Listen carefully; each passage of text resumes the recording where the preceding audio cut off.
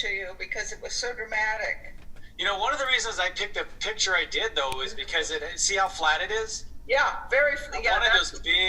I wanted those big flat areas so we can just move around a bunch of paint. Yeah, I think. Well, I'm looking forward to that too. But I spent a lot of time in Yosemite. So is that right? I was a rock climber in my youth. My mom lives pretty close to there. Oh. So we go, and then when we get together, oftentimes it's on the eastern side, but we'll come up through Yosemite on the eastern side. So. Yeah, I love it. Yeah, Over the Cuyahoga Pass. It is. It's a magical place. Yeah, it is. Morning. We're lucky to have it so close. Hello. Good morning. Hi. hello. Hi. Good morning, everybody. Good morning. Yeah, I don't. I'm not sure. Rob, Some people haven't signed up yet that said they were, so I'm not sure how many people we're gonna have in here. Rob, did you spotlight your desk, please? Did I spotlight it? Let me make sure. Yeah, I have spotlighted it. Yes. But I see someone else Yay, you're here. recording. And I see. You see, I woke up with my thinking cap on. Oh, bravo. Yeah. Yeah, I don't know. I could put it on. Yeah, there we go. I have you on the gallery there. Wow. Yeah, now I have a computer. It's ordered finally. I waited for the Cyber Monday sale. You know, I thought maybe I could get a bit better deal, so I held out. But I'm sorry I did. I mean, they're not very good deals. But at least I got what I wanted. I mean, I figured though. I mean, I saw one pretty good deal. It just wasn't what I wanted. So, but hopefully on this next one, I can get a computer that can handle the graphics, and I can do a better graphical thing, and maybe some high res stuff. And I'm also ordering this Wi-Fi deal it's supposed to boost my Wi-Fi and all that. So it costs a lot of money, but it's exciting. So we'll see. Today's my normal quality. Hopefully, I can boost the quality here in a couple of weeks. Rob, this is Phoebe. Hi, Phoebe. Hi, I have a paper, a geeky question. When you do your paper that you use in your final. No, this is let's see. This sketchbook. B paper. Yeah, let's see. Yeah, it's called B paper. Why do they make it so shiny? I don't know why they do that, but hard to read. It's pretty good. I mean, I like it. But what do you do your final on? Like arches? Oh, arches, 140. Yeah. The basic stuff. Right. Yeah. Okay. Yeah, and let me see this here. I got some new paper. Joe from class sent me this. It's mineral paper. Ooh. Yeah. It's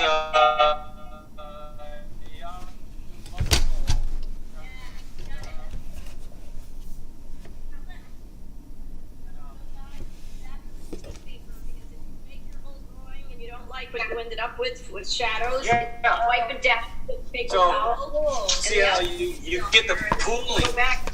The pooling. So you get the kind of ring around the edge there like this. You can see that? Yeah. I'm gonna Kind of give it a try. It was just a wash, and that's where I rubbed it out. I really let it sit, and I rubbed it out. It probably wouldn't stain that much if I rubbed it out earlier. But I let it completely dry like these are, and then I rubbed it How out. is that different from the hot press paper? It's even less absorbent than hot press. Okay. So it's going to puddle more, which means it's going to take a lot longer to dry. So it makes it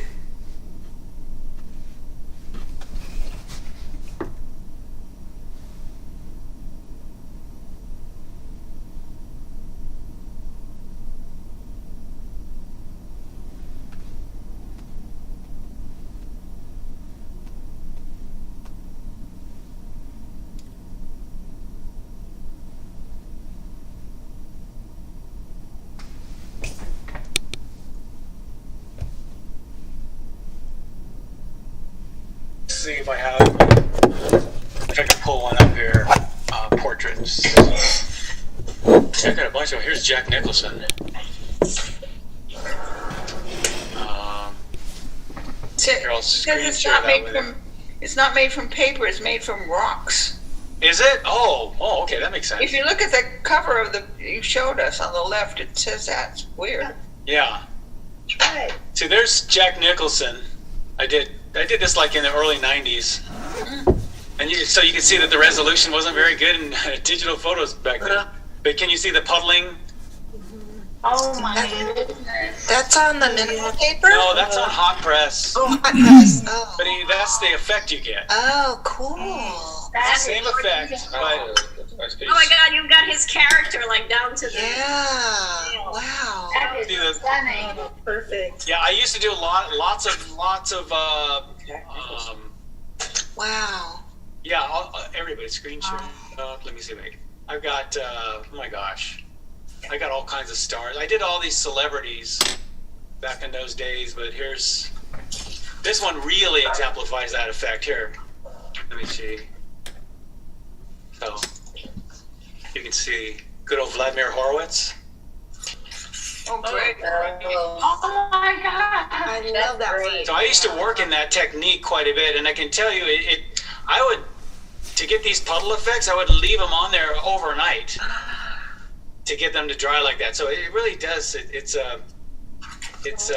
tough. You really capture their essence. I mean, it's not just a technique. You captured like their soul. Yeah, Rob, you should make a book of Wow. your portraits. Publish a book. You know, this right here. This is what got me into watercolor, because what happened was I was taking an illustration class and we had to do a portrait, and I'd never really. I've tried watercolor, I played around with it, but I never really gave it my all. So this is one where I did it from a really small photograph. You wouldn't believe it. I mean, his head in the photograph was probably the size of my fingernail. Like, Oh my gosh. ridiculous. So I made it up a lot, and it was a black and white photo. So I made up all the color. You even captured the veins on the side of his forehead. Yeah. That is amazing. Oh, yeah. And still, hopefully, caught a lot of the watercolor. Oh my God. Watercolor. Beautiful. That's my thing. He has a beautiful ear. He's got big, ginormous ears. Yeah, but He's it's huge. beautiful. I think I gave him a nose job. I mean, he really has a big, big nose too. But who cares? He's also got those ginormous fingers where he just tickles the ivory like no one ever did. It's so sensitive and expressive. I really love that. Well, it's a look. I mean, we could try it sometime, but I'll tell you, it's just so slow. And then if you try using it, because it's so slippery, if you try using a hairdryer on it, it just goes all over the place. But maybe I'll We'll do it on a night when we're drinking and nobody will. yeah. Yeah. We'll have an excuse. Slipping some in the coffee, huh? Yeah, exactly. Something around New Year's and we won't we won't care. Hello. Good morning. Is it like Yupo? Yeah. But Yupo's plastic. But Yeah. so this will absorb a little bit more, but so it does have the same sort of qualities as Yupo. So it's different though. Yupo's really slippery. Ugh. I'll say. Or slickery. Okay, well, wow. We've got a lot of people in here. I don't have this many people in my little sign-up sheet, so I'm sure checks are in the mail, which is fine with me. I was kind of hoping about that because I was wondering, not as many people signed up. Now I can see, yeah, definitely as many people signed up as last time. So, okay, shall we? Now, I just wanted to let you know the reason I picked this photo was because I wanted a nice flat piece. I mean, there's some form in it, but a lot of big flat areas, so we can just let paint just be very painterly today, okay? So thought I'd open up that way, and we're gonna go wet into wet with this thing. So now if you'll notice, I put my little I put my box in there. We'll do the value study like this. For some of you that haven't had the class, it's like this. So I have a value study here that's just black and white, and then we do a color study here. This was from another, obviously. And so that's the way we usually do it. And then sometimes what I like to do is put little markers on there just telling me where the center is. That can help you. Sometimes I'll also put the rules of thirds in there, and you'll see that we do that. And I don't think we're going to need to do that today because it's pretty well composed. I'm not sure I'm going to change the composition all that much. So let me hit the mute, and let's get into this. Okay, got my pencil. Rob, I have a question. Yeah. Is there a Yes. reason why I can't double click on your screen and have it be the only one? Are you doing that in Spotify or Can you spotlight mine? Spotlight? No, I can't. You can pin it. Pin it. Pin it. Can you pin No, it? no, I There's can't. little dots near the top that say pin video. Is she? Robert, She's did got you? an iPad. If you're on an Robert, iPad, you can just tap it twice. I know, and it's Yeah, not I mean- letting me. It keeps going to Ethel Watson. Yeah, Rob, maybe you check you unspotlight yourself and then spotlight again because I had the problem. I had to leave and then when I Okay, I'm going rejoin, to unspotlight myself. I'm going to cancel that, and then I'm going to spotlight again. It might have happened when I took the spotlight off. Now can you do it? No, yeah, that must just be my problem. No worries. I have to leave the meeting and then come back on it. I'm going to do I that. did that too, Did I? but it's just today, I think. What? So in the view section, you want to view the speaker and not gallery? Is that I right? know. Yeah, do I that. know. I do this 3 times a week. So, well, it's one of those little things. In There my we go. experience, you got it? Got it. Oh, okay. Thank you. Thank Great. you, everybody. Great. I wonder what it was. I don't know. Because it helps me when other people have the problem, and then in the future I can just say, well, I know this. Play Mr. Smarty Pants. Okay. All right, let me put you guys on the speaker view. Okay. And let's get down to business. Okay. And so the reason I like to know where the halfway point is here is because, and I can even get into this a little closer. This is a nice thing about having this. This webcam I have is pretty nice. It's the one they recommend for Zoom. It didn't come with a cheap price tag either. Let's see. This software is nice. Okay. And so, if you look at the main line, the main horizontal line, it goes right behind the dark trees in the foreground. If you'll notice, it's about like, if the center points, it's definitely well below the center. I'd say this, if the center's here, it's about here. So there's a good sort of marker to know. And I might just put that on both of them right away, if you like. And then we have this center point here, so well, let's just draw some trees. We've just got trees kind of going up and up and up. And it doesn't matter. This is just a study, so you don't have to be all perfect.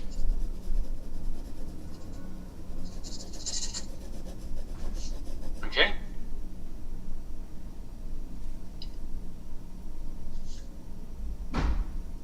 And then this one comes up and up and up.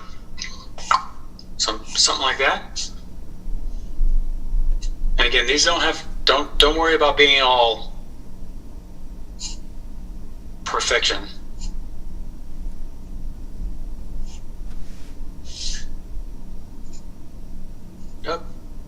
and I'm really high, so I'm just gonna go ahead and I got one in front of that too. I'm gonna go ahead and make this higher. I don't know what happened. I think oh yeah, it's more square than mine. That's what it is.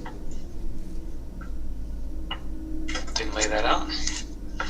So this is why we do the studies, to figure all this out. These are the things, these are big deals. Like, for instance, how much sky you're going to show, that's huge. It could be a major, it could end up being a major issue. Something like that. Pull this in a little further. Okay. And we've got that main line. What you might be tempted to throw the big bush right there, right dead center. So that big bush in the foreground, make sure you get it right off to the side there, nice, and so you're not making it a center point. I mean, for some reason, we humans, we just want to put something dead center. I don't know, maybe even that little tree. Just try to, maybe even draw yourself a light little circle around there and try to avoid putting something dead center for now. There's other times you can throw something in there, but it will inevitably end up putting something in there that's just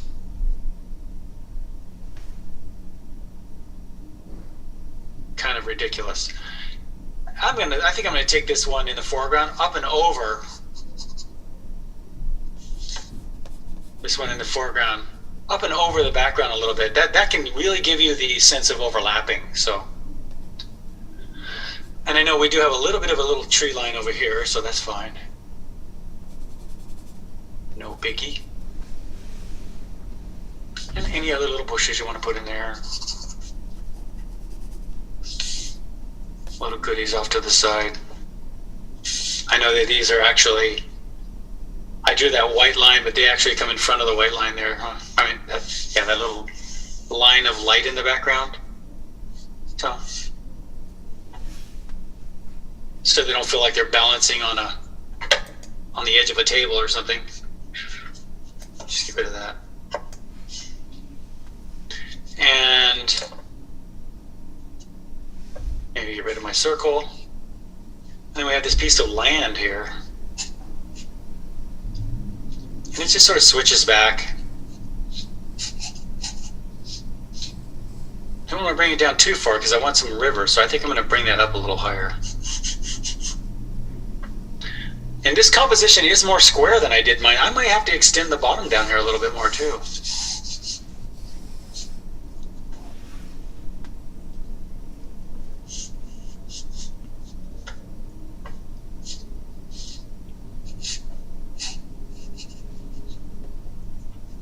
Okay. And we have this piece of land here.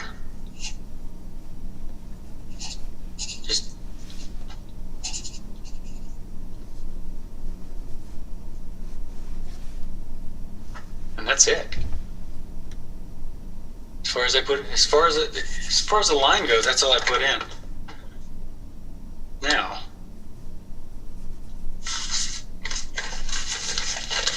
I'm going to take a little bit of ultramarine blue,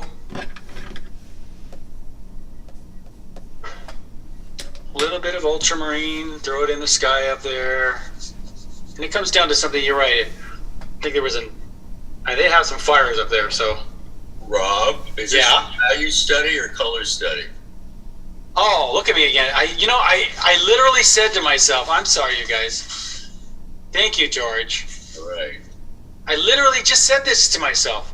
I'm going to do a value study, and I even put my black out here and everything, and I still go for the color. I don't know why I do that. I'm just nuts about color, I guess. I don't know what it is. Okay. I'm sorry I did that. Let's go to the black. If you have black, if you don't have black, use Prussian blue and red, mix them together. In my case, I'm going to stick to the black because I know I'll go for the color. I'm just a glutton for color. God, even when I'm concentrating on it, I can't do it. That's got to be some sort of... Maybe I'll see an art psychologist over that one.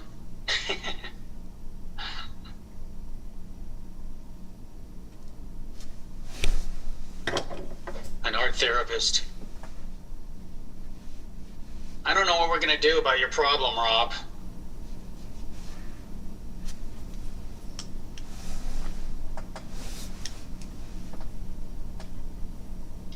All right, then let's just get a little bit darker here. Now that's going to flow out into the background. So, you know what I think I'll do here is give that a chance to tack up a little bit. Hit it with my rag, and I'm going to come over here to this tree line.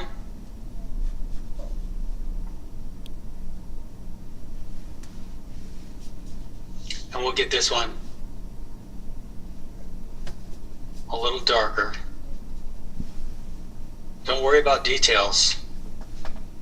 Paint right over the trees in the foreground. And this one too. Just right over them all.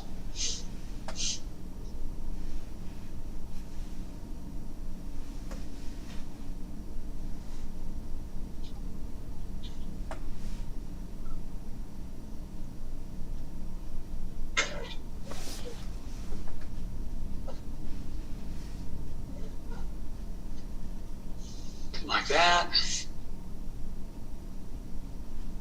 Now, of course, if I do these trees in front of that, it'll bleed into that. So I mean, I think I'm going to take this right down into the land.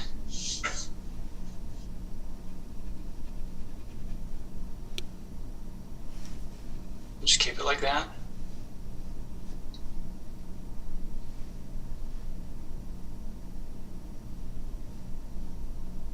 And while that's drying up, I think I'll come over here in the foreground. This is pretty dark. So I'll give this some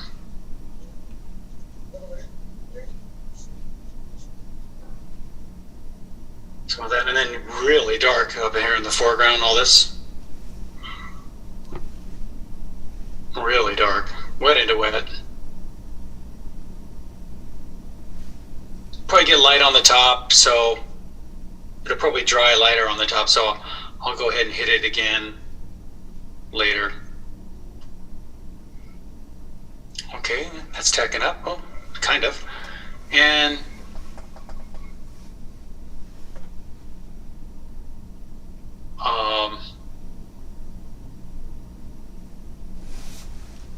it's going over the water. It's darkest over here. And then it gets lighter over here. And really light in the center.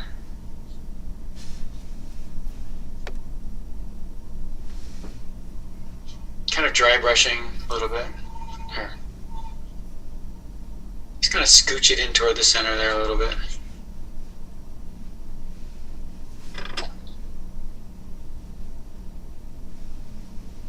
I'm going to go for these background mountains here again. A little bit lighter. Because I want them to be clearly lighter than, darker than the sky, but lighter than these trees. And it looks like the trees are actually a little darker. It's amazing how light things dry. So I think actually, yeah, we want them to be a little bit darker than that.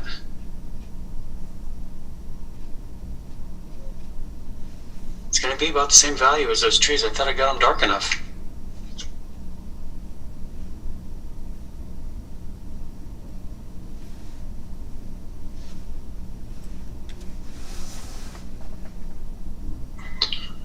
And I pulled them right over the trees, so the only way to get rid of that without having a little ring, like an overlap line, is just to paint it all out like this.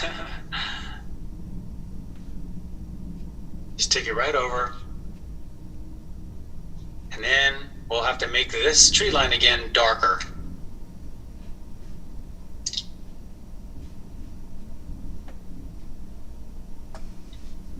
Okay. Now the top of my grass here is about the same value as my water, so I'm going to go ahead and make that a little darker.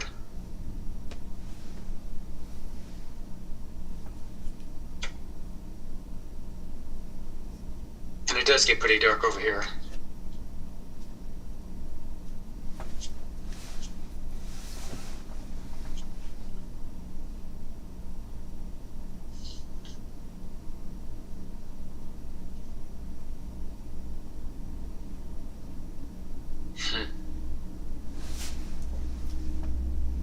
Sometimes I wish I did. I do have a hairdryer right here. You guys might want to invest in a hairdryer.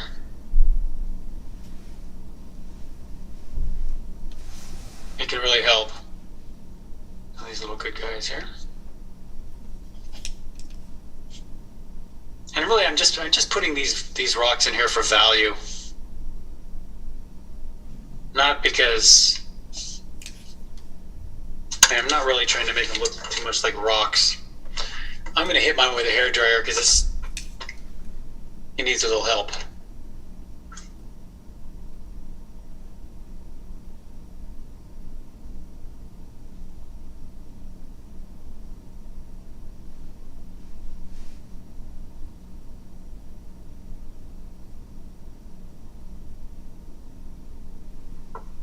Okay. It's not totally dry, but it's dry enough. Right, now, there we go. I want that value to be about like that.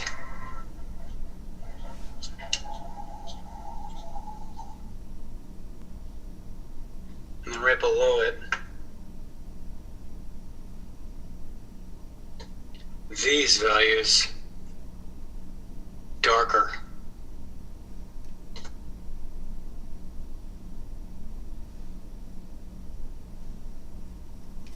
So see, by doing this little study, it can really help. Now, I don't always do the study. As you can see, I usually jump right into the color. But it is a very good idea to do this. This will definitely up your chances on making a good painting. If you're really wanting to go out and make a good painting, do yourself a value study first. You know, the research helps. It really does. I got pretty dark.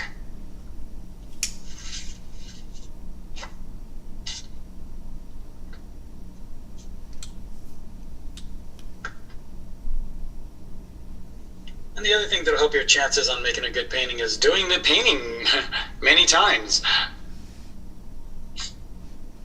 I mean, a lot of people don't have the patience, but you will, as you get further along, you develop that patience.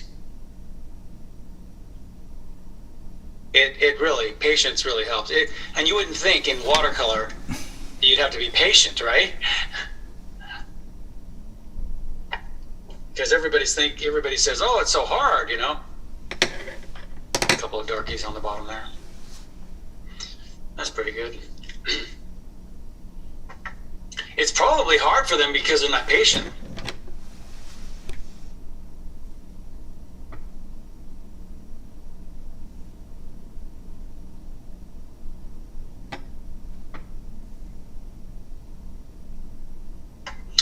It's weird because you just have to have two gears. There's basically two gears in watercolor. It's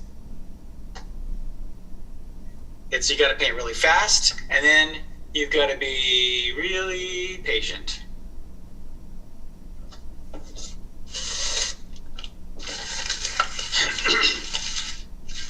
Somebody probably has a really good expression for that. Rob, I'm not sure, looking at the photo, is the first line of trees right next to the water, is that darker than the turquoise blue ones behind it?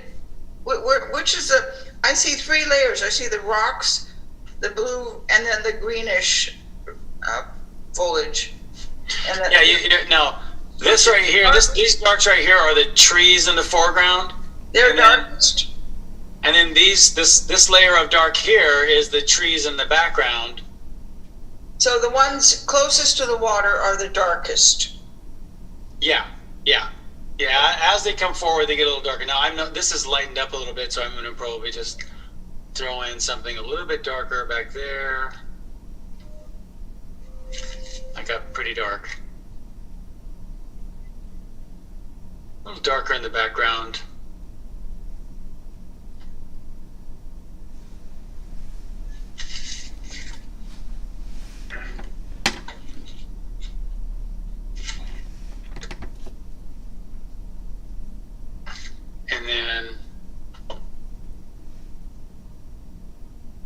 And then to separate them, the tree in the foreground, really.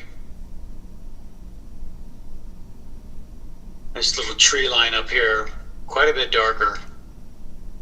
You know, this thing, they'll usually dry at 2 values lighter than you put them on. And then the different papers dry differently.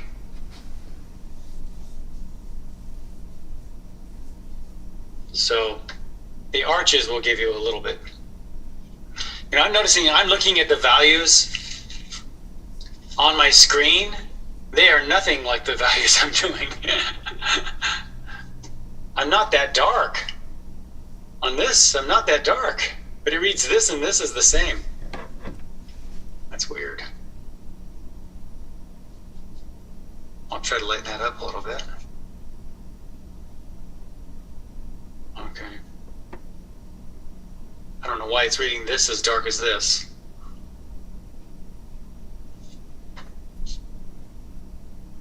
Okay.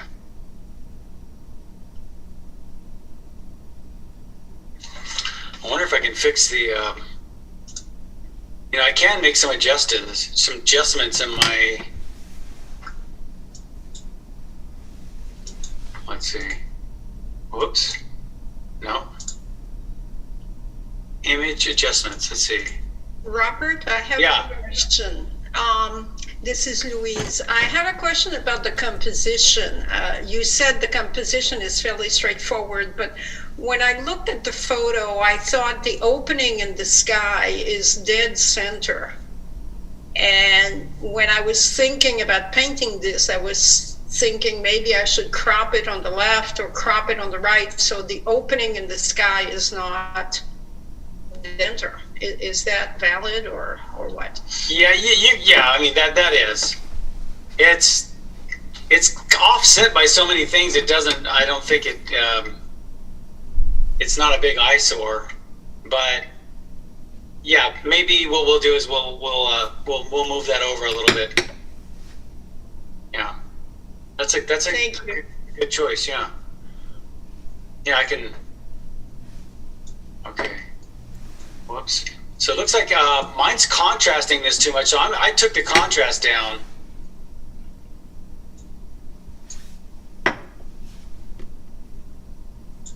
Oh, that's weird. Okay. We'll see how that works. Huh. Okay.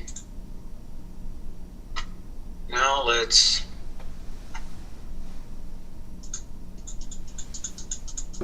go to the color. Yeah, and I need to square this up a little bit more. I'm going to add some to the bottom.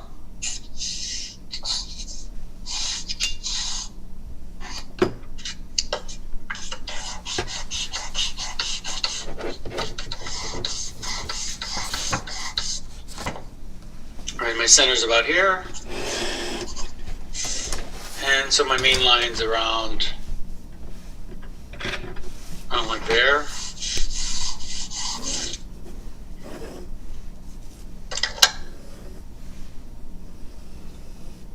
And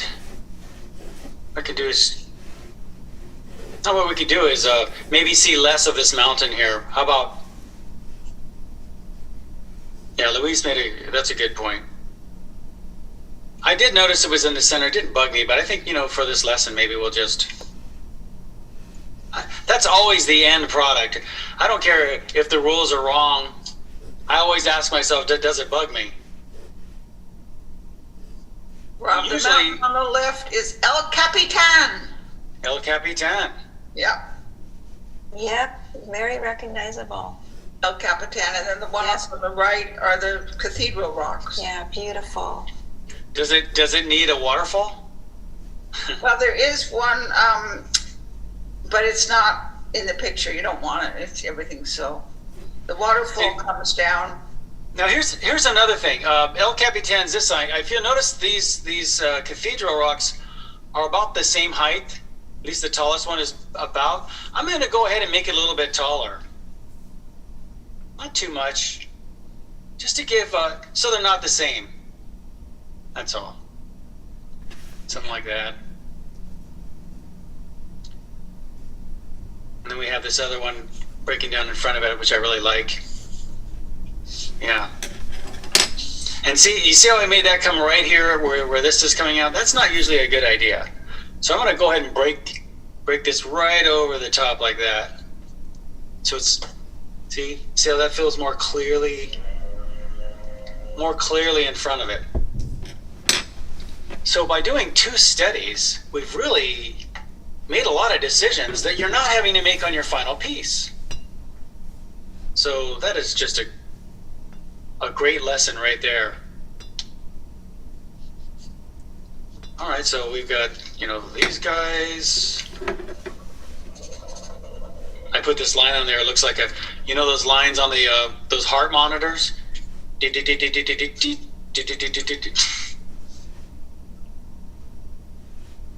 don't know why I always think of that when I'm drawing trees, like especially pine trees.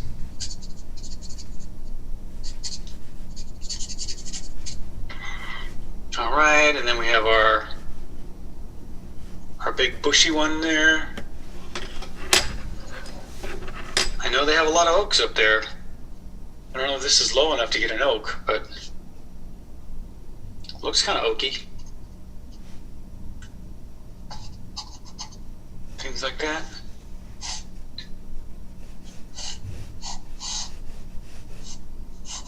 Some land there. And some other land right up in here.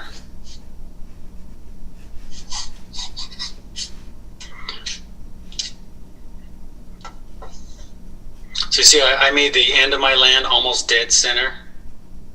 That's usually something I don't like. I don't like halves, or I don't like symmetry, generally. Generally, it doesn't work. Or I should say, even if it does work, it would probably work better if it weren't symmetrical. So I'll pull that back here a little bit, maybe even a little bit more. Well, I think that's about fine. It's just something to think about.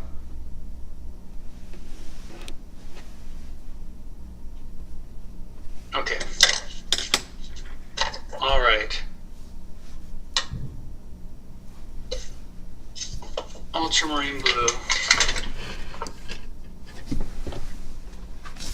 And it's a pretty light sky, early in the morning. I think I'm not going to paint right over the mountains this time, just give myself a little bit of... And then orange, I'm going to make cad red, cad yellow.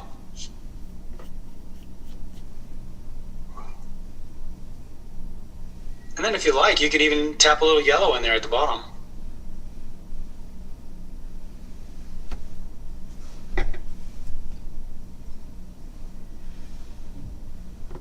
Could make it stronger if you like oops.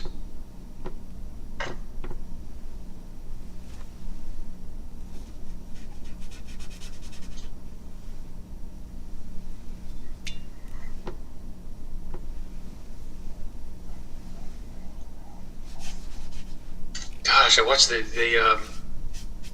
other morning.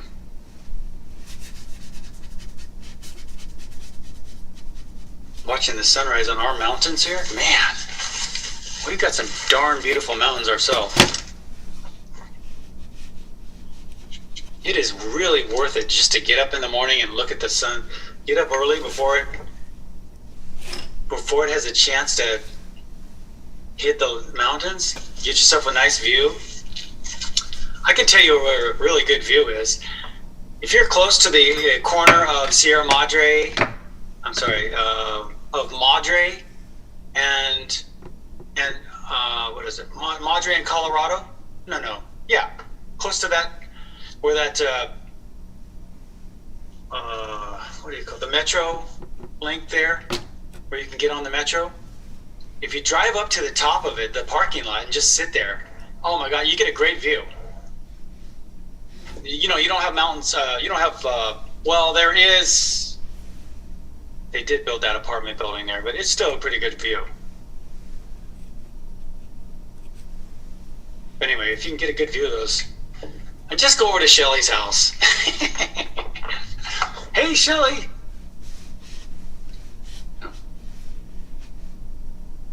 Come on over.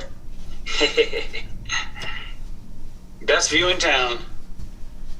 Except you are pretty close up, so I mean, you do get a great view, but it's a more of a close-up view. If you want to get, you know, honestly, I've looked at it from way back, like way back in Monterey Park, or far away. It looks great from far away. So anyway, okay. Now I'm going for the Prussian blue. Just straight Prussian blue. I'm just going to hit that a little bit.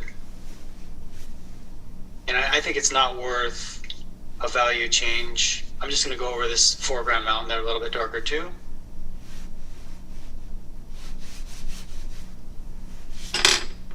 You notice I'm not using as much water as I did on the other one. I had a hard time getting that one to dry.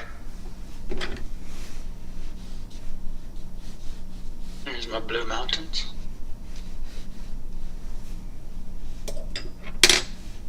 For those of you that might not be familiar, this is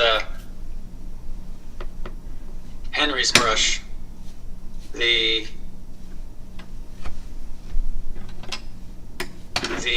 General Wong brush.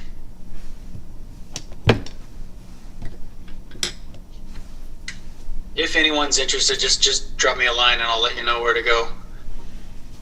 Blue Heron Arts. You know what? Maybe I will hit a little bit of value on this foreground mountain. Just a little bit darker. That's a lot darker.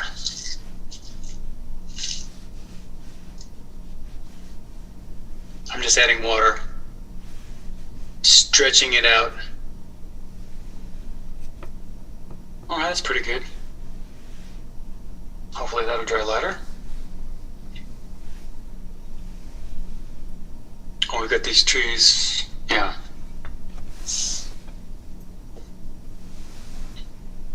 Yeah, I don't want to get too dark on this mountain here. There's just a little bit of a separation between the two. These background trees are still a blue-green.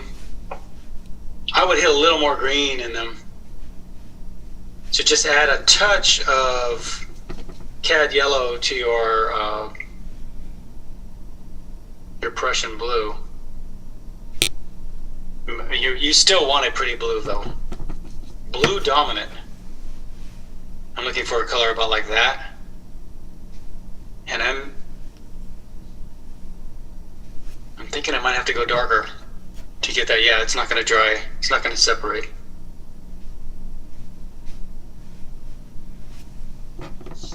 Is that going to separate?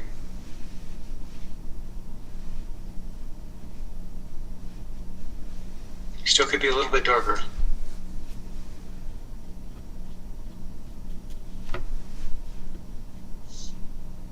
There we go.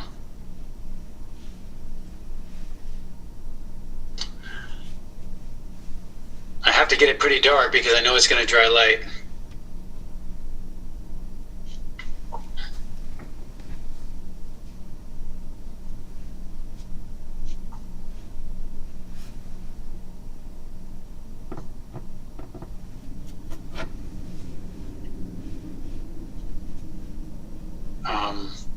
Maybe a little bit darker over here.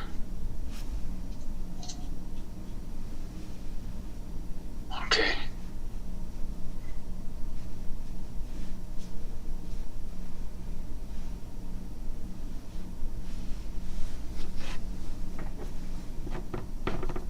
So this way of working, I have more control. If you'll notice, it's not so, I don't have to hit it with a hairdryer. I'm not using as much water. But I'm not getting a lot of the fades that I like. So I think in the finish, I'm going to do a combination of both. The more aggressive wet into wet and this. over the top. So we'll see how that works out. I'm gonna, for these foreground trees here, I'm gonna go darker and add some red, cad red, into your Prussian. See how this works.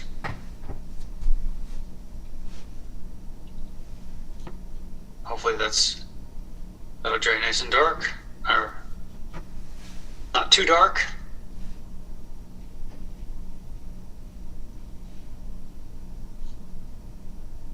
Some land here.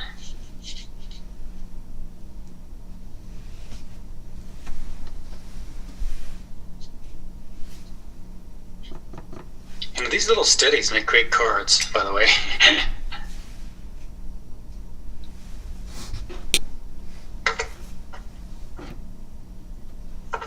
Think about it. It's that time of year. So you're having your own fun time? But only if it comes out good. What you don't want to do is make your steady into like this thing where you now you put all this pressure on yourself that you got to make this card, right? Don't do that. What you want to do is if it comes out good, then use it on a card. If it doesn't come out good, then just keep it as a steady. But you don't want on your steadies to be putting all this pressure on yourself. Because that will tend to not make for a very good painting. You're selling your own time short that way, you know what I mean? You're not here to paint for other people, right? You're here to learn. And you know what? If it happens to turn out great, then give it away or whatever. Put it in a show. Hang it up on your own wall. I'm gonna hit some nice darks here in the foreground. You know what? I just took. I have the same colors. Here's my palette. So I just took the red and added a little more red and added it to the Prussian blue. So, how about that?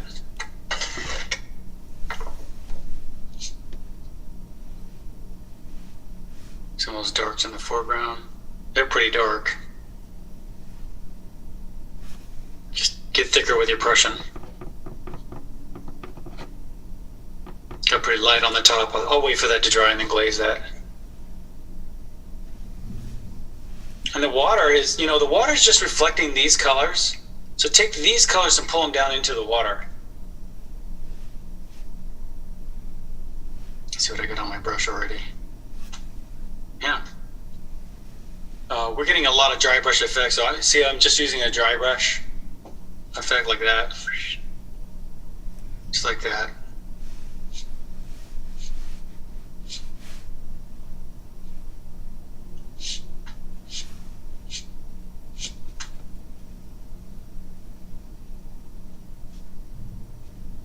That works pretty good for that. I got the orange in the center. Maybe I'll pop that orange in there really orange.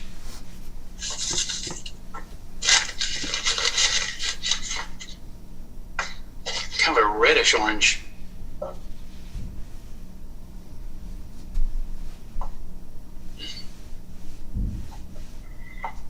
It's really easy to get carried away with that orange. I know I just did.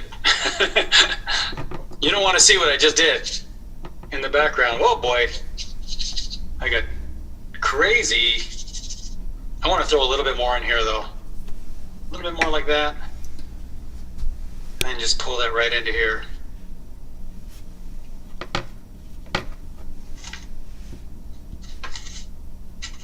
And these other white ones along the edges are reflecting the sky, so I would just use ultramarine very lightly and just take that into those.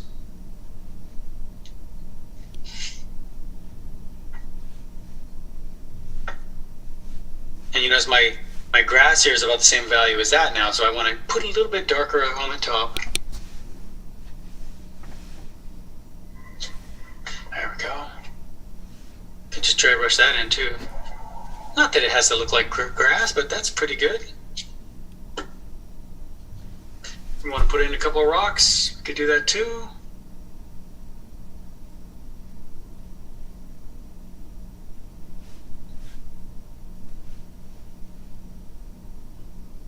Now these rocks are kind of all by themselves, and they look kind of sparse. So I'll tend to overlap a couple of rocks, and then I'll put one by itself, but I'll give them, you know, little bunches here and there. And then just like with everything, usually it's darker at the bottom where it meets, because there's not very much light hitting down there. The light's coming from behind in this piece. That's pretty good. I think we're ready to paint. I mean, we are painting, right? But leave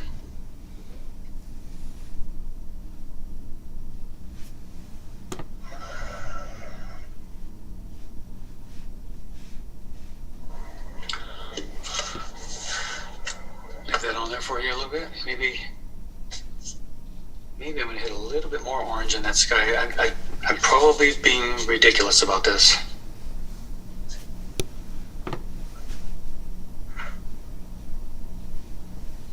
All right.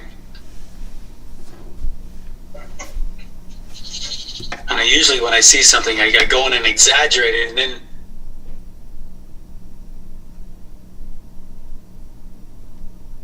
I'll either create a big problem for myself, or I'll like, oh my gosh, that's great. How'd I do that? Usually because I exaggerated it. So it's a chance, you know what I mean? When you exaggerate something, you are taking a chance, but you don't get the good stuff unless you take the chance. It's the truth. Okay. I'll put this one up here. Use it like an easel. That's what I like about one thing I like about this bee, and it has this spiral bound here, so I can put it up and use it like an easel. Just set it up like the letter A, you know, like this from the side, and then it sits up like an easel. Like its own little mini easel, and then I can just use it as a reference. Now I'm going to have to really blow this one out. Really blow it out here. And I'm all off. And we have a square composition, and my page is really... So I'm going to... It's not square, but it's much more square than mine. Something like that.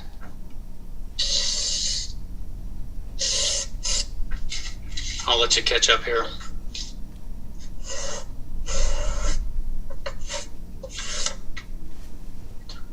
And these lines I'm putting down here aren't, you know, I usually don't paint right up to the line and stop. I usually paint right over the line. These are just kind of places to crop it. So let me show you a little trick. What a lot of artists do, and they usually do this with a ruler, but I don't think it's really necessary here. You just take this line past here, like that, past there like that, keep going.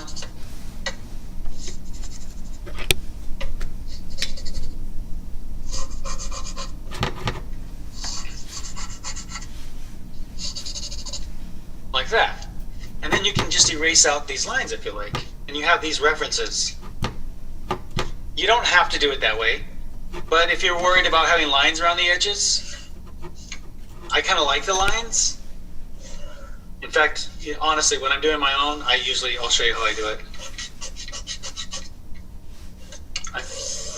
There are so many different ways to do a watercolor, but you can... The edges, you know, for some reason in watercolor, edges is a big deal. I mean, the frame edges. So when I put down my lines, I'll put them down like this.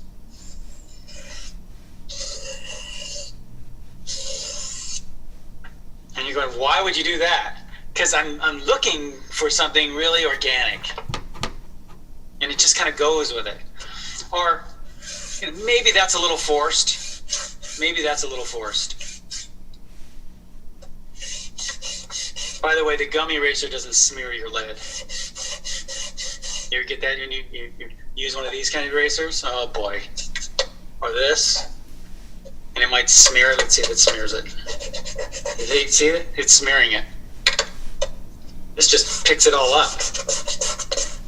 The gummy erasers, I would say 95% of the time I use a gum eraser.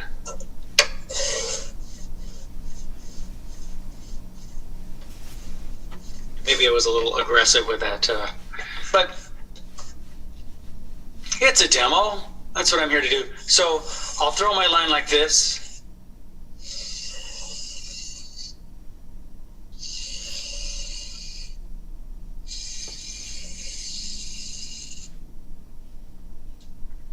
To get kind of organic edges. Now, I know my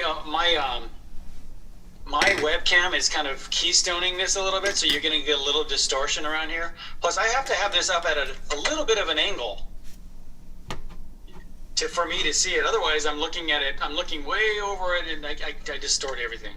I still distort it, but this is my happy medium right here. So it is a little bit of an angle. That's why you're getting a little bit of a distortion of this line. It is actually flat, totally 90 degree. So this can be a nice way. You can paint over the edges if you want your painting to go behind the mat. Okay.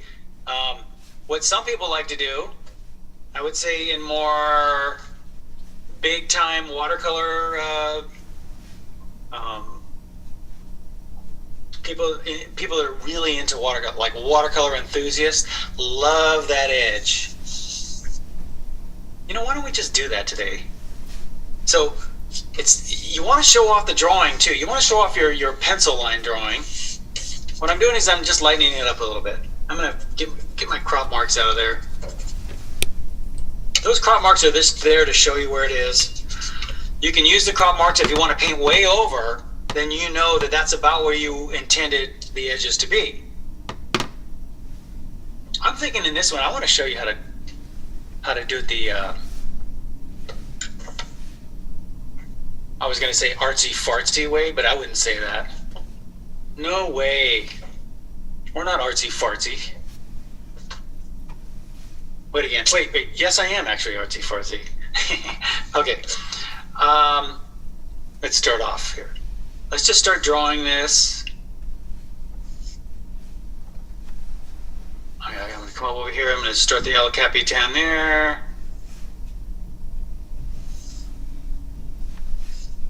So I really pulled it over to the left. You notice I cut out a lot on this side. So we can... This is for you, Louisa. It didn't bug me that it was in the center, but I just for references there, I think it's a good idea. There's a background mountain, and then there's this one coming up. It really goes really steep here. Wow. In and up. And you know, you don't have to do an absolute portrait of this mountain. Now, I will say though, if you were wanting to do this piece for, like, I used to do a lot of illustration jobs, or I used to do murals, things like that. If I were doing this for, like, let's say, the park, Yosemite Park or something, I would want to make sure I got all this perfect. These contours are very, because everybody knows these mountains.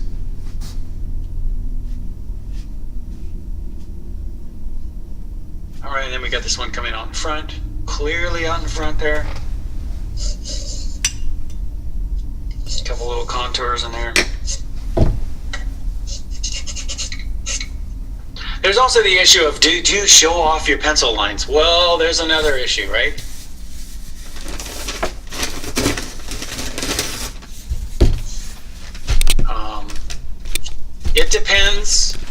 talking to. Some people cover them up. I would say more of a classical painter would like to cover them up. There's the center. Down about there. The more the modern painters would like to show it off. I like to do both. So, if you want to cover it up, you just, if you lighten this line up like this, you can still see it, and it probably won't show. Now, I've gone the other direction too, and done a really hard outline, like that, and that gives you another look. It just depends on what look you like.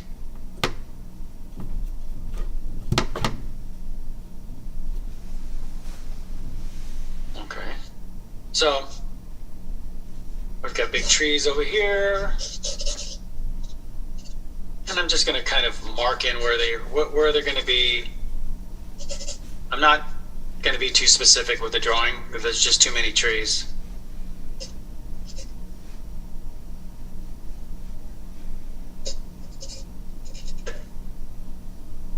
I'll draw a little darker though so you guys can see it.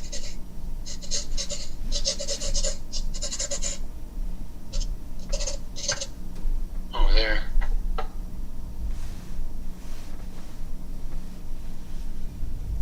I kind of like that background mountain way over here, so maybe I'll pull that up a little higher. This one in the background will be kind of nice. Give us a little more distance.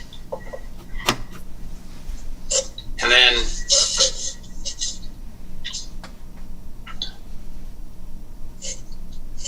got this sort of oaky tree here. And honestly, I just put it in kind of like a ball, but I noticed that if I put it in there like a ball, sometimes my students will just paint it like a ball. So how about we do this? Put it in there like a ball first, and then give yourself some funky edges like that.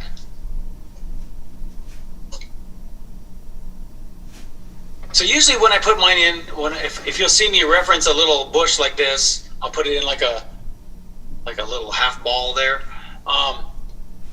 That usually means that's about how big I want it, and then I'll come back in and play with the edges. But I know people take me literally with this, and they'll just paint a ball in there. So I'll meet you halfway. This is what I actually mean. So Rob, why don't you just do what you mean? Because nobody does that. All right. See, in other words, sometimes kind of a ball shape or whatever, a big simple shape can kind of help you grasp it. So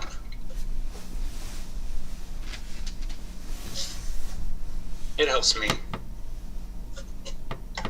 Okay, and then we've got a couple in here, which I'm not going to get too detailed with because we'll handle most of this with a brush.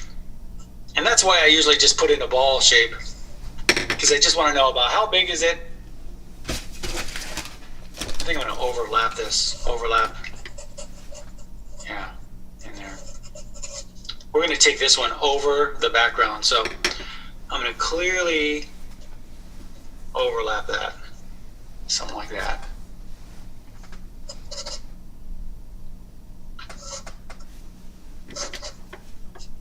We do have some little trees over there. Okay.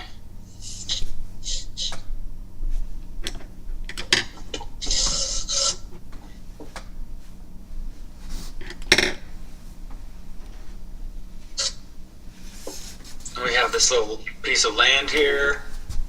Maybe I should bring it up higher.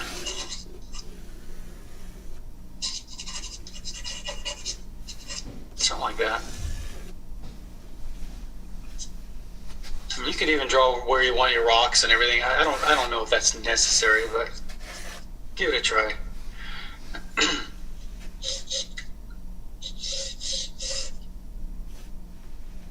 And if you'll notice, when you're drawing like the side of a river, paths do the same thing, by the way. You see all the little switchbacks? You see it kind of come in and then back, and then it switches back and switches back. You get all these little switchbacks. And that's where you have a big piece of land sticking out over another piece of land. Like that. And over here it almost switches back the other way. Just gets a little thinner in there. So pay attention to those switchbacks. What'll happen is you'll do this though, okay? You'll do a switchback and you kind of go like this. And then it looks like the land, instead of laying down flat, it almost feels like it's going uphill, right? Like a golf course. So when you're putting that down, pull the land in, and then take the other land right over the top,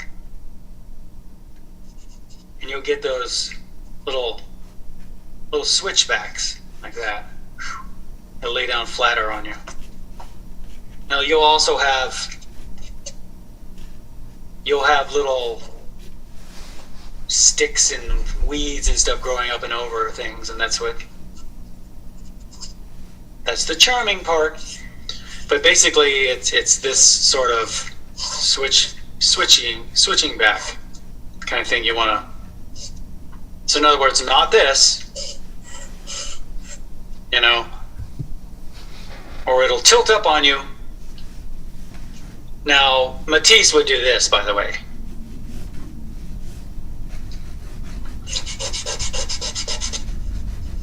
And if you want to stylize it, go for this.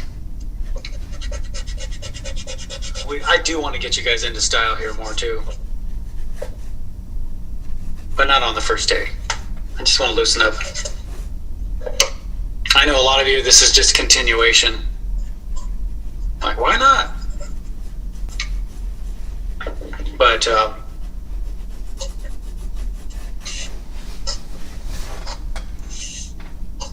we don't do enough style stuff in here, and I want to change that. Okay, I'm just putting in a couple of reference lines of where my light edges are. Like maybe my light edges are right in here. In other words, that orange blaze kind of comes down right around here, and it kind of is in the center. If you want to make it off the center, it's fine. Maybe it's more over here.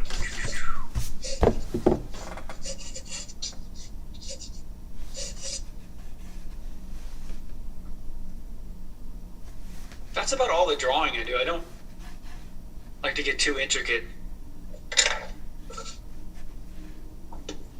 But this will be great. I can't wait to show you this. Now, when you do a piece like we're going to do, usually what you do is you mat it, like the edge of the mat. Let me get a piece of paper here.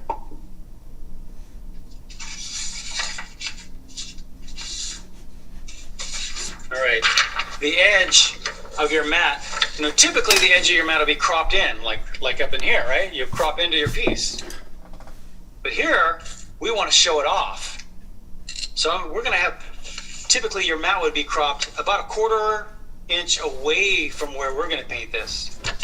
So I'll show you what I mean right now. Take some ultramarine blue.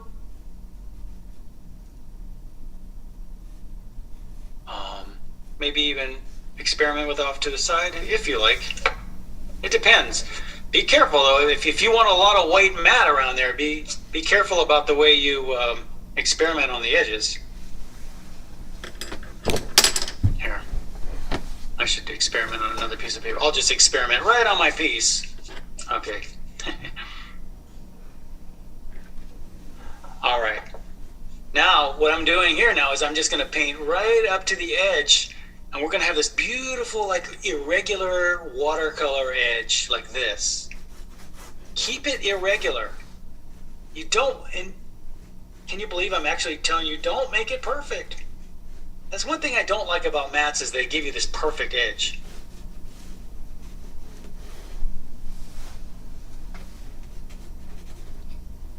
Like that.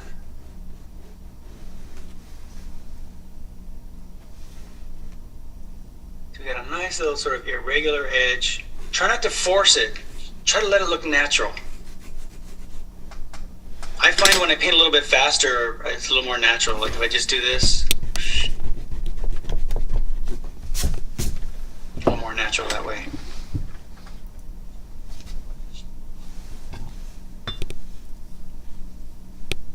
And see, now I'm getting this really nice irregular sort of edge.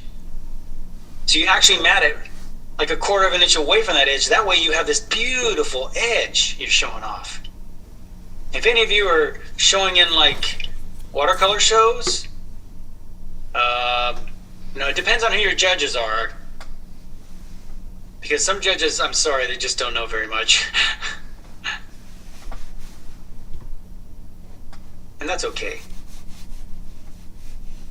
But for judges that really know what they're talking about, they love that kind of thing. Or at least, even if they don't love it, they know what you're talking about when you're doing that. They see what you're doing.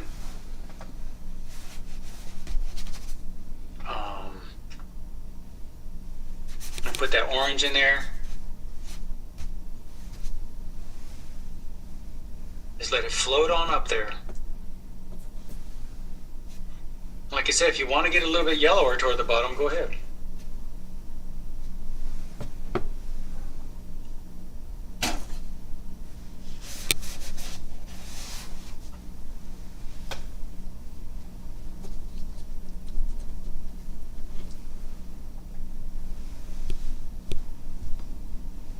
Wet into wet.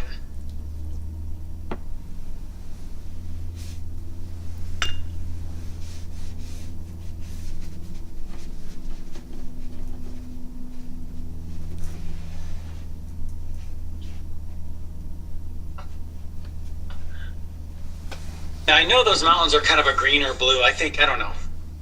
I do like the Prussian blue. So I'll throw that in there first, and then I think I'm going to throw in some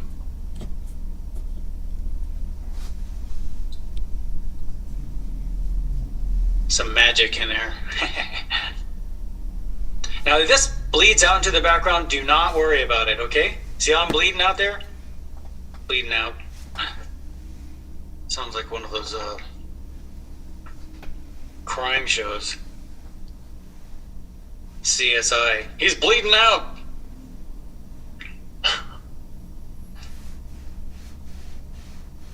Just let it bleed.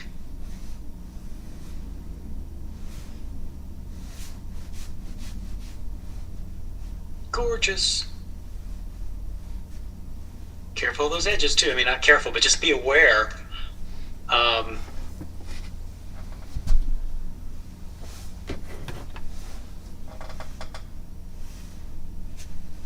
if you want it all perfect, you could wait for it to dry, but I'm not really wanting it to be all perfect. Let that bleed out there. Oh, that really tacked up on me quick. It's gonna bleed out into the orange. I'm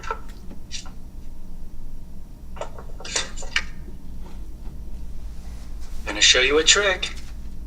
If I want this to look more like that, bleeding out a little bit, I can just add a little bit of water. There. That kind of goes along with that, even though it's not perfect. This didn't bleed out over here as much either. There we go. Because when that dries, it'll dry light, and then we'll come back and go back into it.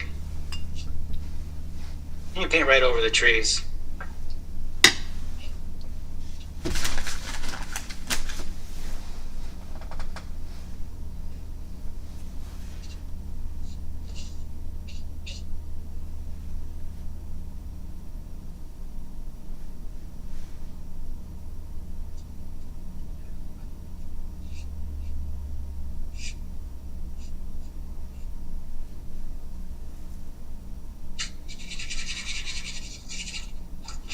Now within that color, I'm going to hint in a few other colors. So I'm going to come in with a little bit of magenta. See? Just touch it. Little hints.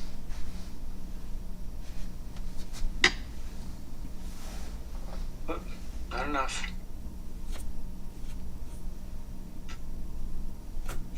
As you're throwing it in, just little hints of little different colors, and maybe a little bit of cad yellow. Very little because it's so far away, but you do want a little touch just to make it, just to give the color field some variety.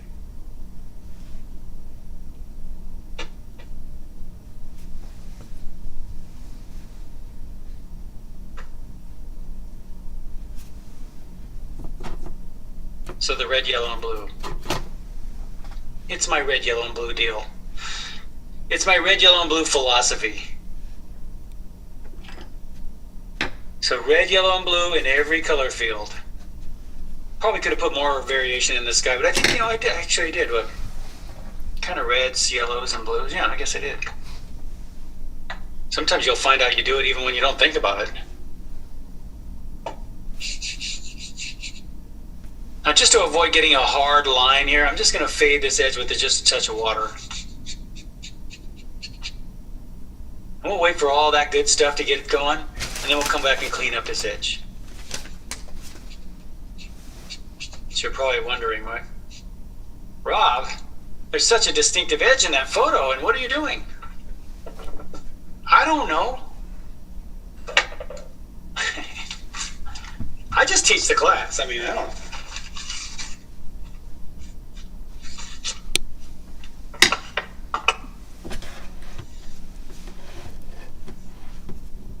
That works for me.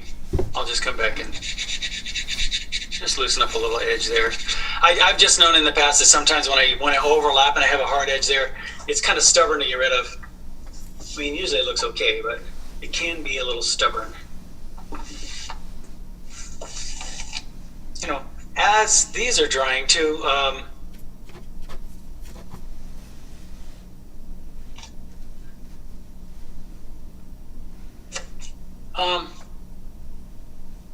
we can go for that tree line in the background.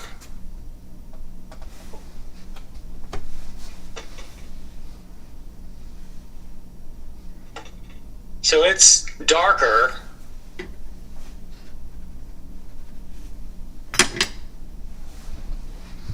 And just like this too, you'll have wet into wet stuff happening. That's the beauty of it. Let the water wants to do the work. See, the water's just taking it.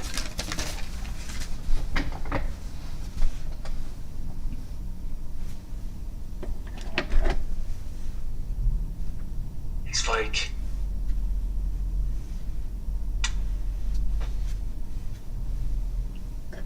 letting it do what it wants to do, or allowing it to do what it wants to do, really.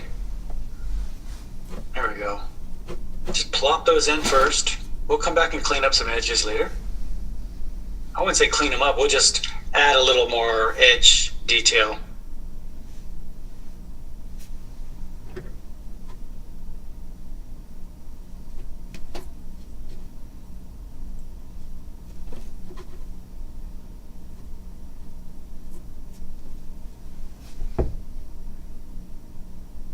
Kind of right across this bush right here. There. And then it is awfully blue, so I think maybe I want to add a few little variations of color.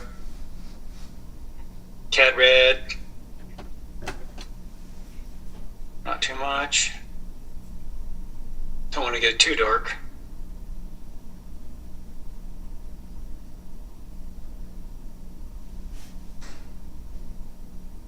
Maybe a little cad yellow. The other way to do this color fill too is to just kind of, as you're putting them in, put the red, yellow, and blue as you go. I'm kind of, if you'll notice, I put in all the blue, then I came in with some red, then I came in with some yellow. So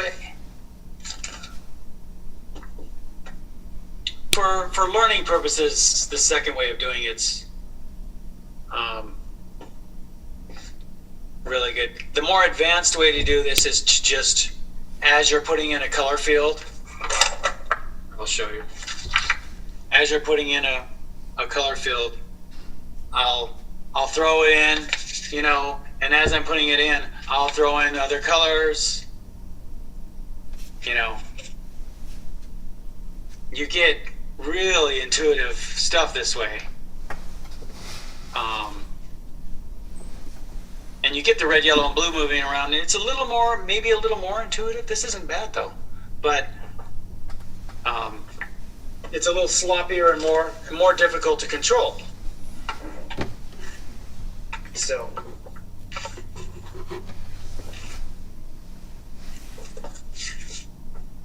I'll show you the controllable way. There we go.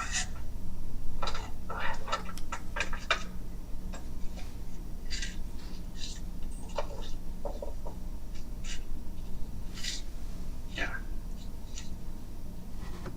We have some of these darker ones in the foreground here. They're browner too. So what you do is you add a little more red to your Prussian blue.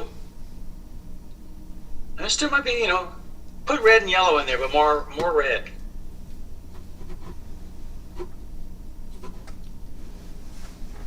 Give you that kind of brown. Also, the red will make things come forward.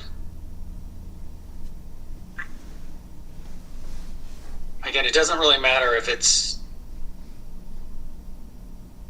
bleeding into the background or not exactly the right value.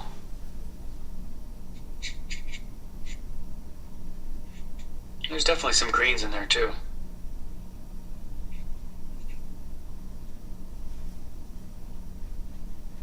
Because this is just our first go around. This is our first rodeo. As I want overlapping it in the foreground.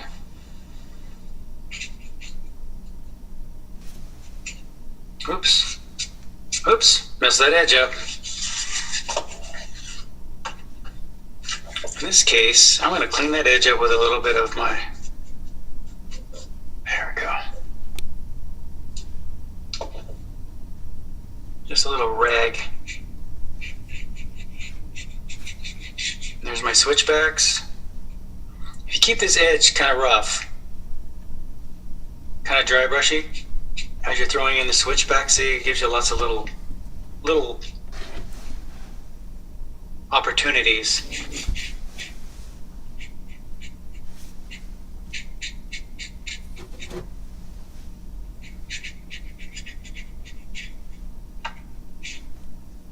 And there's greens in there.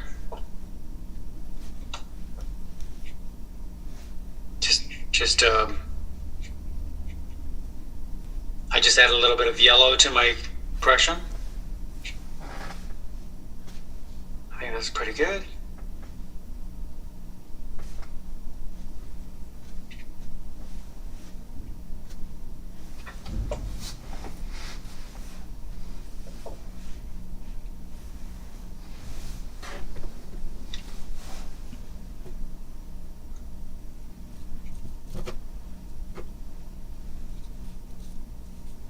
Well, that one's dry. Maybe this one up in the foreground, which is much greener. So a lot more yellow into my Prussian.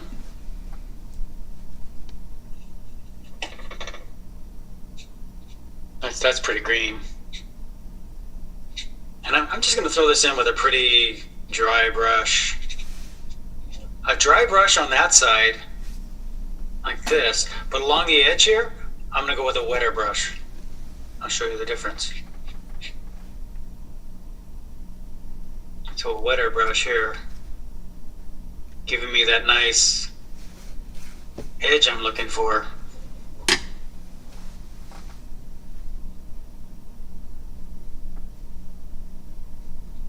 Okay. And then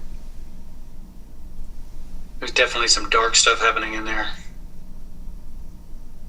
Prussian blue. Cad red, give you a nice dark. Prussian blue and magenta also give you a nice dark, which I like that. So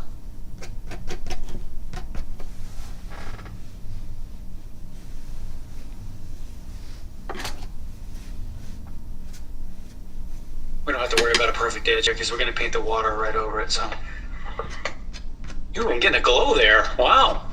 Hey, gotta like that. Neat watercolor effects.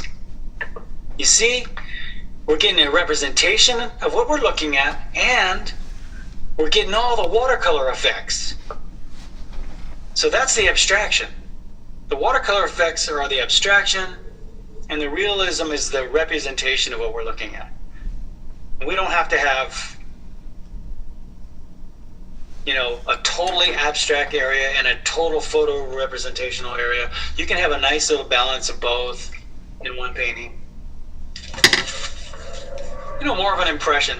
The impressionists were sort of after that.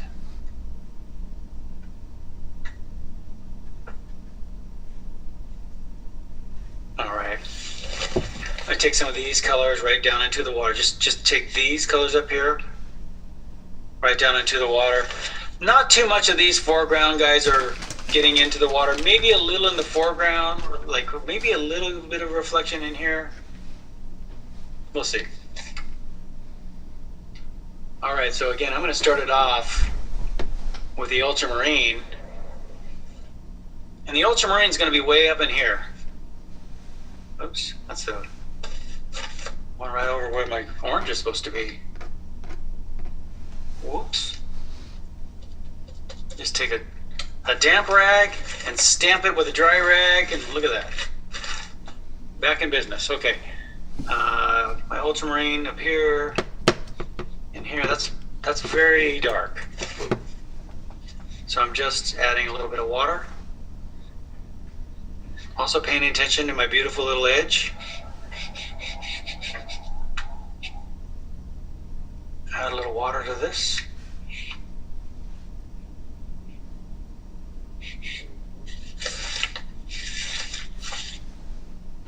Then some of these colors of the trees get in there. It's a little greener.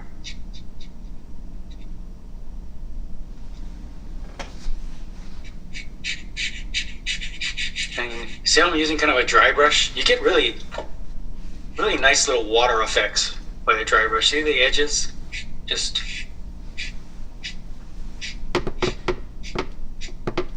a great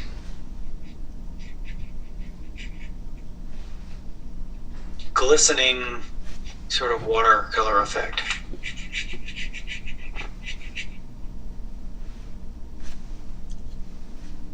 And some of these trees color right into here.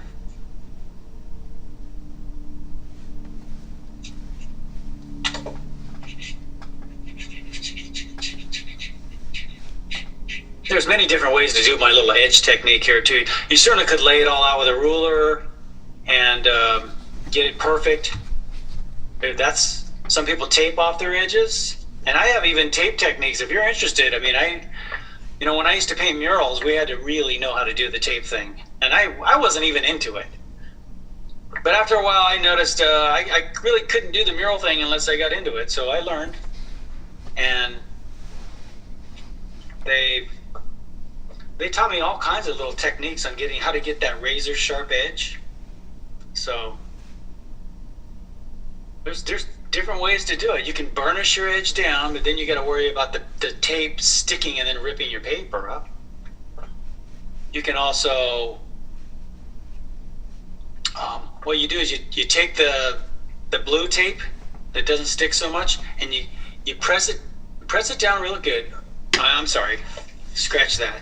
What you do is put down your lines, put down some mascoid over and totally let it dry.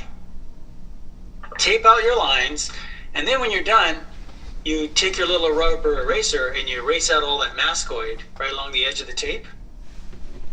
You know, maybe we'll do that. I don't have any mascoid on me, but and so what happens is, you know, your paper has little hills and valleys in it. So the mascoid gets down into the valleys of the paper, and then when you erase it out, you get this perfect edge. So when you paint it, it really won't be able to penetrate that mascoid. And then when you totally let it dry, then you rip it all off, and you have this razor sharp edge. So that's another edge technique. Oh, this is looking fun. Let's throw a little orange down into the magical orange down into the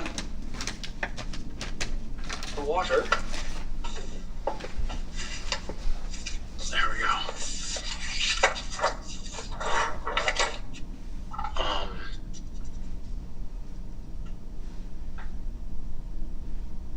All right, there it is.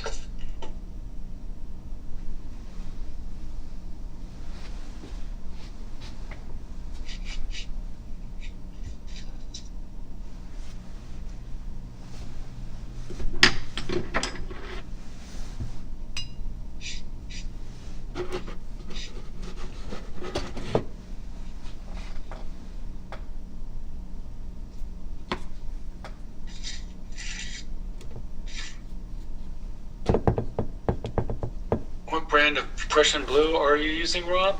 Mine is Winsor Newton, and it's much duller. Daniel Smith. Those are good brand names, so you're fine with those brand names. This is Debbie. Oh, okay. Good. Sorry, I didn't even see your chat there. Let's see.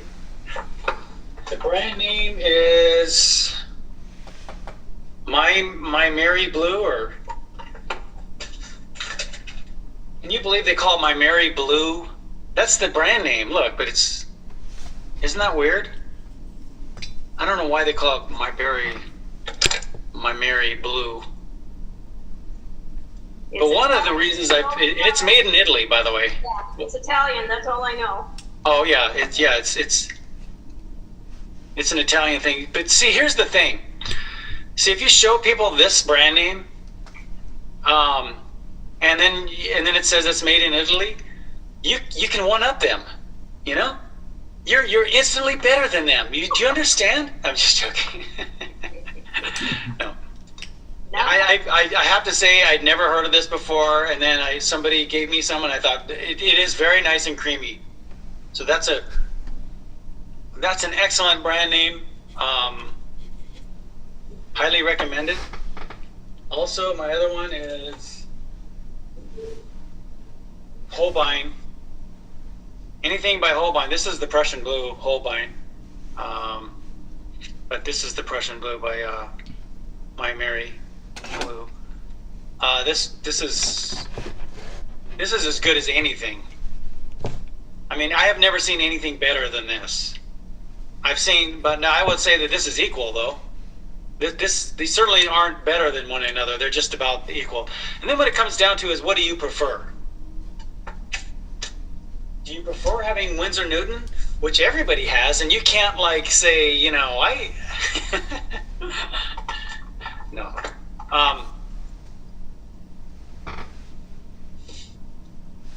I find the Winsor Newtons to be kind of hard. So I have to add more water to them to break them down. So I don't know. It's okay.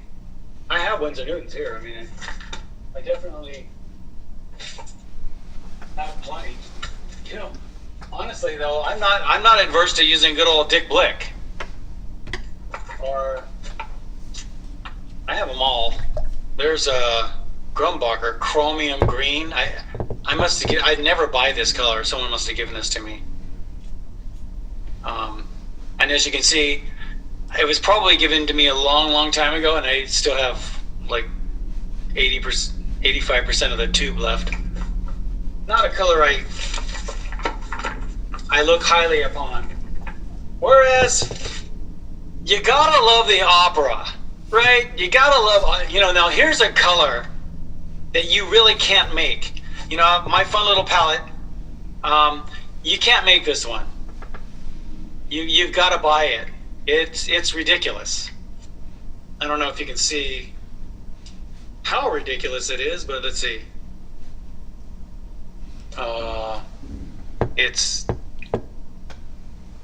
It's really pink. So now for extra colors, you'll want some colors that you can't mix. Yeah. Here's another color you can't mix. turquoise blue. Yes. Yeah. And hope I mix a nice one, but see? You can get something pretty close though with a Prussian. I can get pretty close to it, but not exactly this color, so you will find some colors you just can't mix, and they've got extra stuff in them that we don't have in our palette, so. But I love the opera when I'm doing roses. It's fantastic. I mean, here I am looking at that color in a real rose, and I can't make it with my actual palette, so I have to. I mean, I wing and I always come up with something pretty good, but it's always good to have the opera. Okay. Now, let's come up back in and clean up these edges a little bit. I'm going to come back in with some ultramarine blue, a little Prussian blue.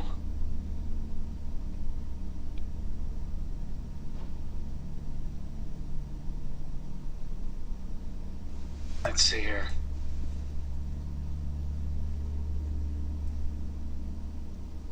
I don't want to get it too dark, so that's probably enough paint to do the whole thing. I'm using a lot of water though.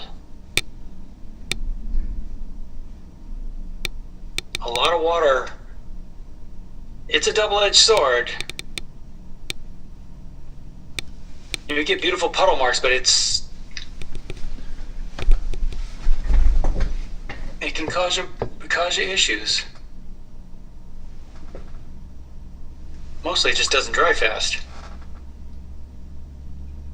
I'm just cleaning that edge up. There's that one in the background. I think I'll just leave it. I just pull it right over the top there like that, and I just go like this.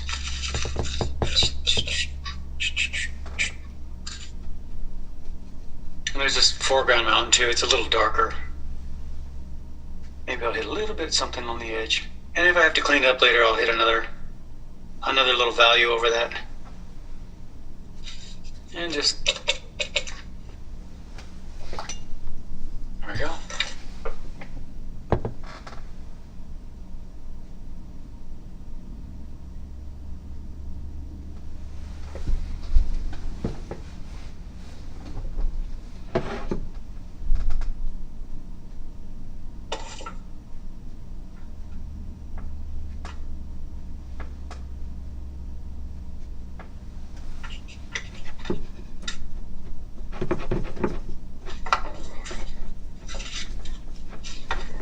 You can add other colors to it if you like. But you see, you already have the background colors coming through the color I just laid down, so you don't necessarily have to. This is a little bit more of an angle, isn't it?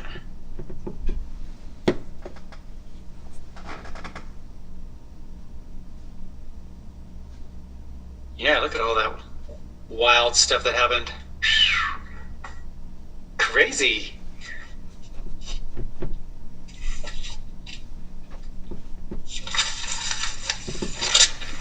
That's watercolor.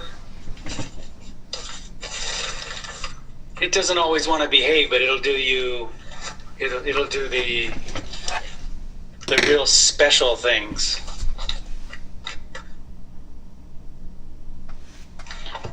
All right.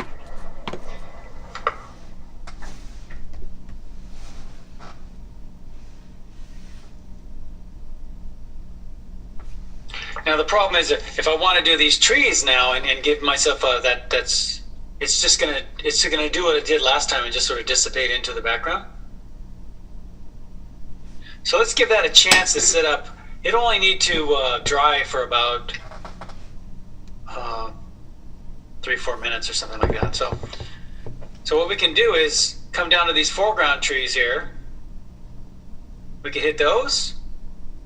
I'll tell you what. Why don't we start it here in the let's put a little bit of detail and a little bit of detail in the water, and then I think we'll have enough. That'll be good for this. Okay. So, how about we do the water first? Because I'm noticing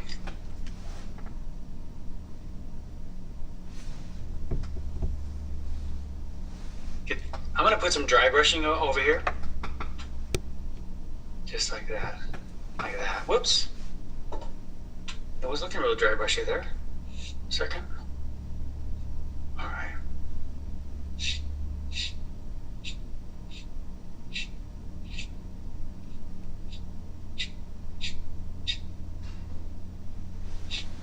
And it gets awfully green in there too, so you go ahead and get some green if you like.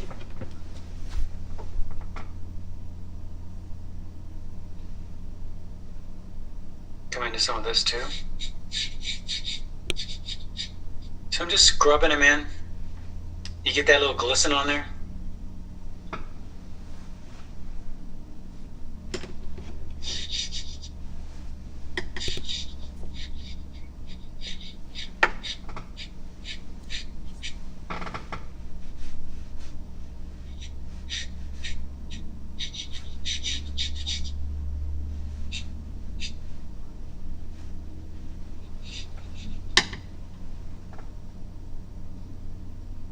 Isn't that great? We're doing wet into wet, dry brush, and some glazing.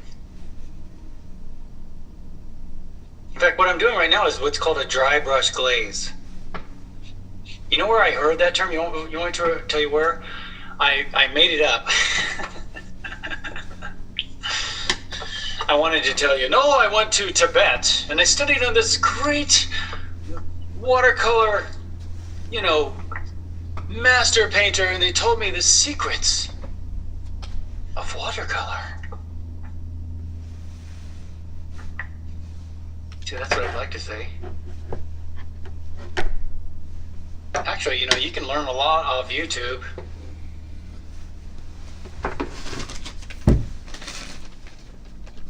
I travel to the ends of the earth. Okay, notice along the edge here how you get some dark. I'm using a very dry brush edge. Look how far back I'm holding my brush. Very dry brush edge. See how dry my brush is? It's falling apart. And just tickle. Just touch it. And that foreground, what's happening is that the grasses are overlapping this and creating a shadow over this edge, and so you're getting a lot of dark along the edge, which is oftentimes the case. You want to give yourself a little dark edge there.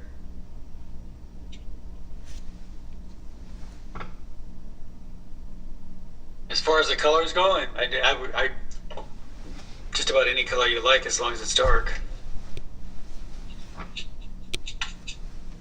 It's hard to see the color in that anyway.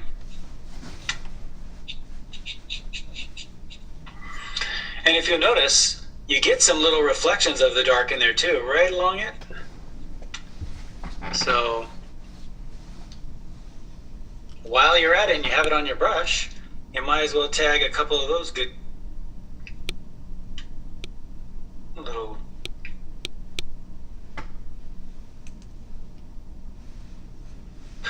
why did what word came to my mind and I thought, I don't want to say that, but now I'm thinking, yes I do. I was going to call them little party goers.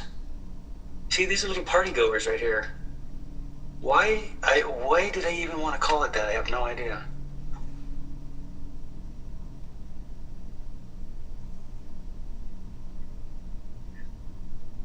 They want to join in.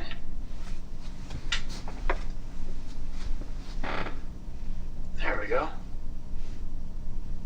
So you don't want this one line that's absolutely the same consistency over the whole thing, but you do need something dark along that edge. And you notice I leave little light spots too.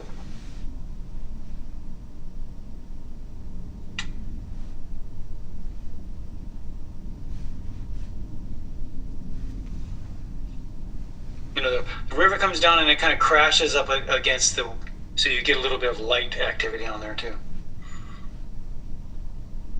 Okay, now see, we have plenty. Mine's dry along this edge back here. So plenty of time for that. And I'm going to go ahead and add Prussian blue, a little bit of ultramarine blue too, and just the slightest touch of, let's see what I got here. That's a little brown. I added red to it and it got brown. I want it to be a little bit greener, so I'm gonna add a little more yellow. Here, you know what? I'll show you how I make this color. That's what I want. That's one thing I want to solve with my new computer here. So maybe I can get another. I'm hoping that this computer I got is pretty powerful. So I'm hoping it can handle the many webcams going at the same time. So there, I use Prussian blue and yellow, and I got this green, and then I add a little bit of CAD red to that just to gray it out. Now, I'm looking that up there, and the picture wants to be a little bluer than this. Maybe I'll save these greens for more on the foreground here. I'll go a little bit bluer because I agree with that, because as things get further away, they get bluer. So I just add a little bit more blue to it. And if you'll notice, I kind of smash my brush down there and move it around like that so I get that edge. You see? That gives me that edge that's falling apart. If you have a hard time getting that the way I did it, just do it with your fingers. Just going to go like this, like that, and you get the same edge. So, all right. Then as I put those up in there, that's pretty dark.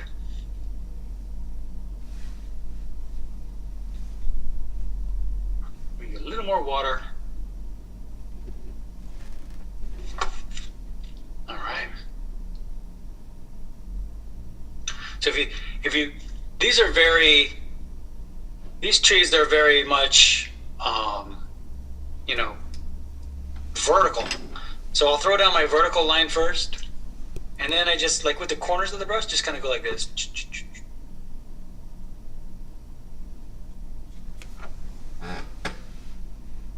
That kind of thing. And it's almost, again, it's one of these things where it's better if you're going faster. So watch, as I go up, I just kind of go up like that.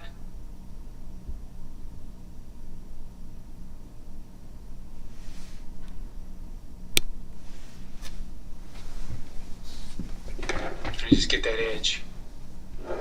You don't want them all the same distance apart either. You want some in between.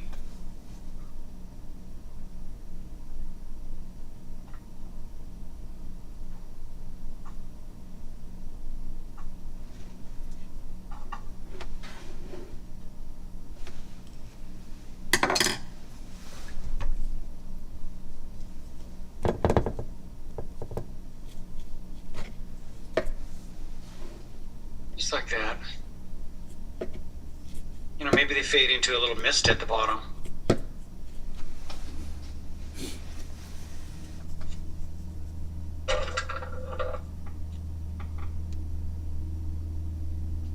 I'll just use a little bit of a damp brush at the base. Like that.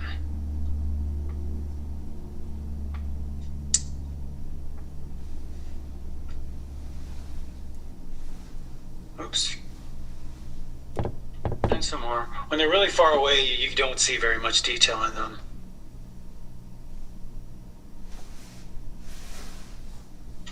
They also might get a little bit lighter. And just take your rag and boop. Whoops, that was too much.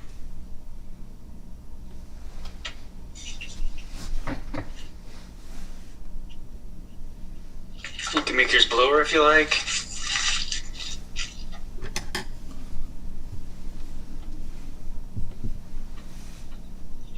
Probably could have gone a little bit bluer with mine.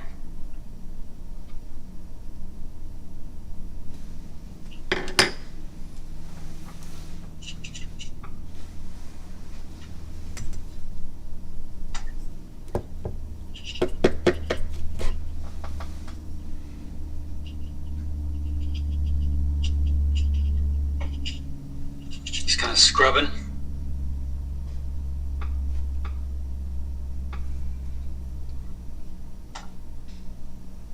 So there's that vertical, and then just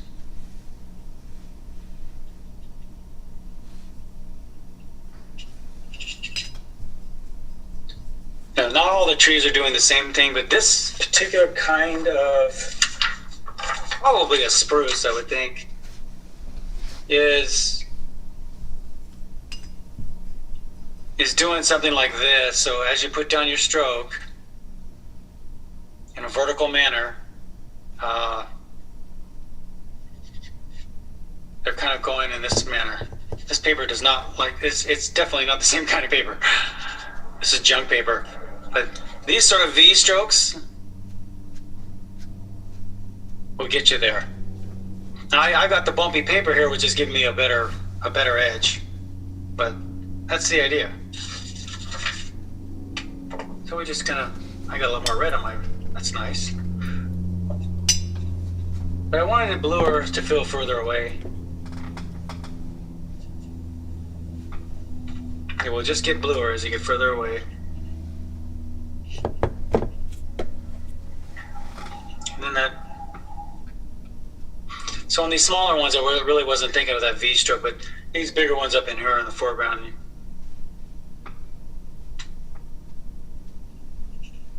I don't think I've ever said V stroke before. Maybe that's a new one for my vocabulary.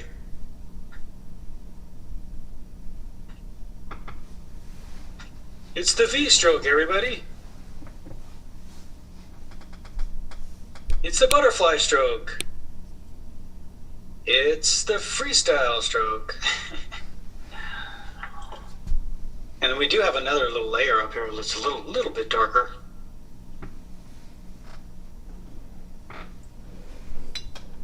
Whatever you like. That got a little bit dark on me right through there. If it gets a little dark on you, just take a wet rag, and this rag is a little damp. Well, no, actually that rag was a little too damp. There we go. Just dab it. So I'm getting that varied light and dark. It could be like a mist, which happens down there in the Yosemite Valley.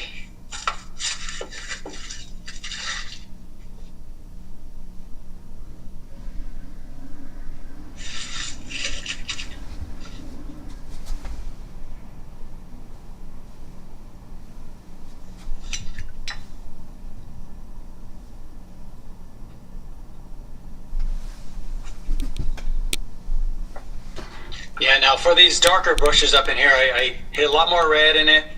Prussian blue with a lot more red. Want them to come forward. The red will come forward.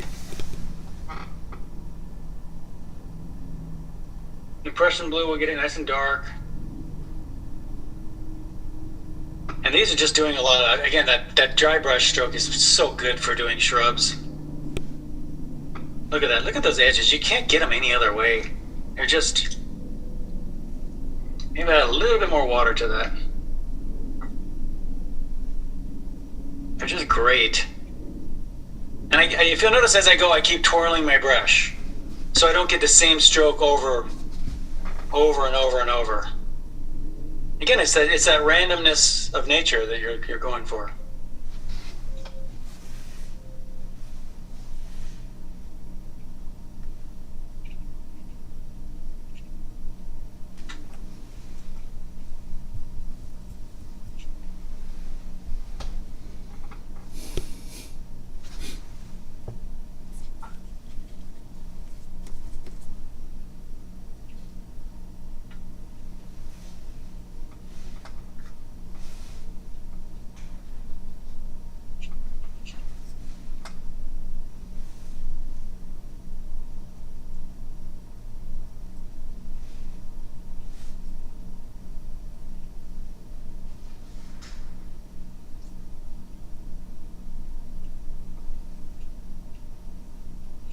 Keep twirling that brush.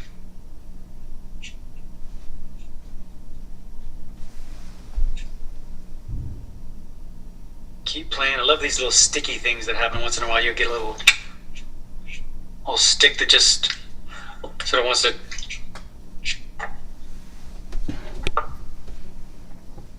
it wants a bird to perch on it or something.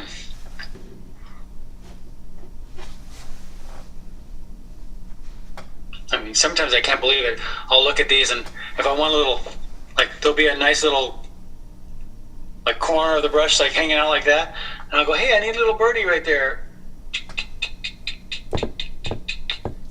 Didn't get it. But sometimes when the water's just right on there, kaboom! You get a little birdie right there. There he is.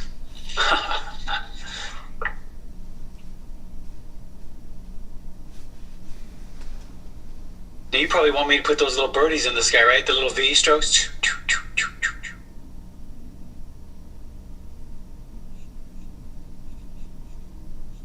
I won't do it.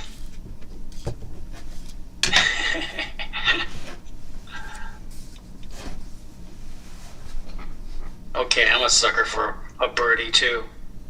I don't know if I can put a birdie in this one. Majestic, I'll bet you they have bald eagles up there. Once in a while. I know we have a bald eagle family over here in Big Bear. They have the little bird cam on it. You know what I see lots of up here is osprey. And osprey are just beautiful. They have these big white bellies. So when they fly over you, it's like, wow, what is that? Because that's way too big to be a... Oh, I mean, it's not an eagle, but they're big. They're amazing too. And occasionally I see an osprey down here. Usually over at the, what's it called? The Santa Anita Park. What's that place called? The Santa Fe Dam. When we're over there, I'll see an osprey once in a while. Okay, and then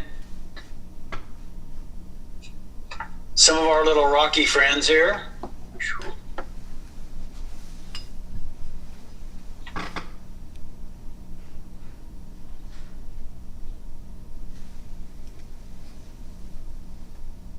Just here and there. I like to give them some little, like a little one off to the side there, like that. Rocks usually hang out in groups.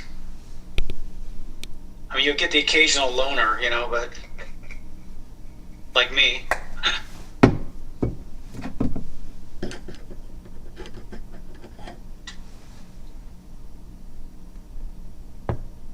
I'm a loner who likes people.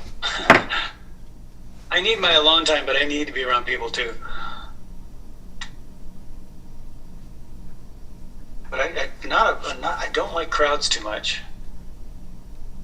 And as I'm getting older, I don't like crowds even more.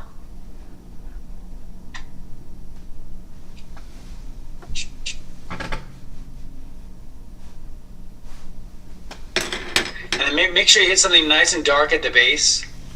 You may even get a little bit of reflection, like if you just do like a little dry brush thing like that. Something nice and dark at the base.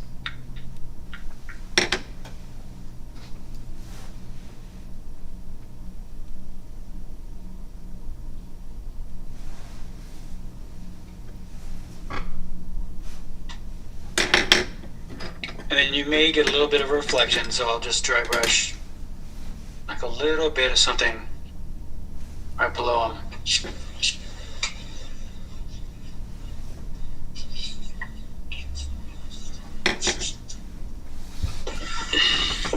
Well, these ones really show up, don't they?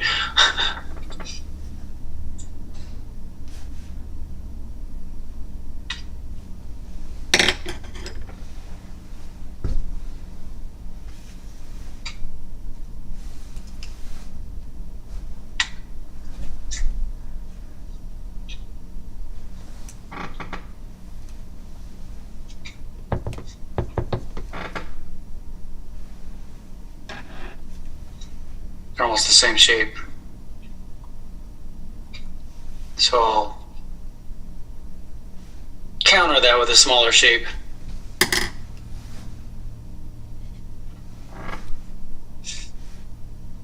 Or Or sometimes what I'll do is I'll just make it into one shape.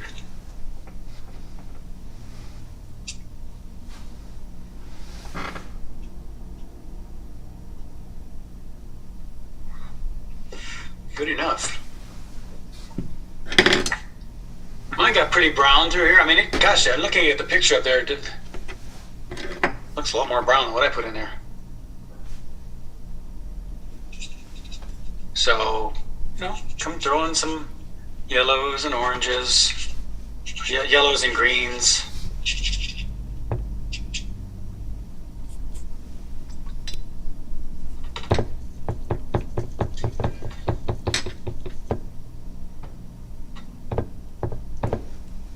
And sometimes I'll just hit a couple of grassy things with a dry brush edge there.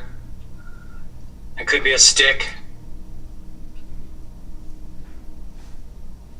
I mean, I don't want this to be too attracting to the eye, so I'll just put in a couple of little sticky things.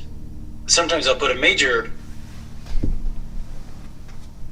stick going up there. That's pretty good. And we got these neat little edges, see? Kind of going dry brushy here. It's getting really wet over there. But love those edges. They're a lot of fun. So when you actually mat it, you'll get this, it'll get close to your mat and it'll get further away here and there. But you get this really irregular edge, which I have to say, in watercolor circles, and I'm talking about people that really know watercolor, or actually, it's not really watercolor circles, it's painting circles. It's people that are really, really into art. And I'm not talking just artists either. A lot of people you wouldn't believe, or maybe you would, they know quite a bit about art. Read about the history of it. Get these intellectuals that are very, very, very knowledgeable. They can't paint, but they do know a lot about painting. They'll question you on technique and all of these things. And you just kind of, half of me wants to say, well, like if you know so much, here's a brush, do it. Because you kind of want to shut them up.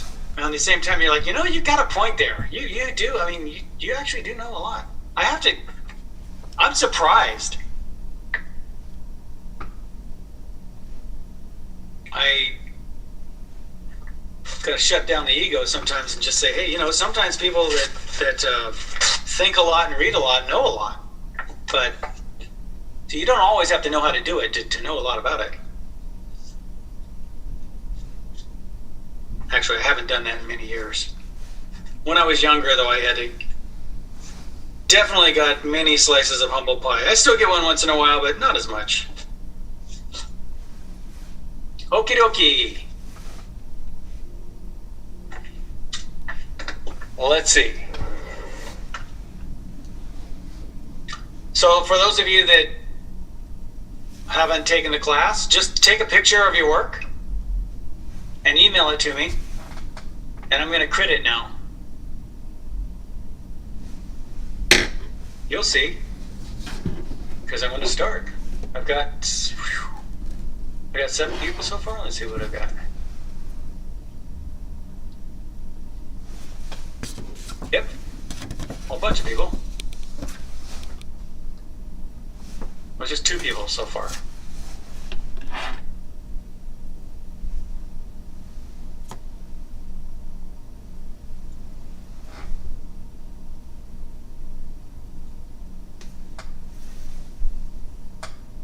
Whoops. Oh, I'm seeing some nice work. Now, just again, for the people that haven't had the class, you don't have to turn it in right now. You can work on it a little bit. Some people work on it while I'm critiquing it and then get it in toward the end. Please don't.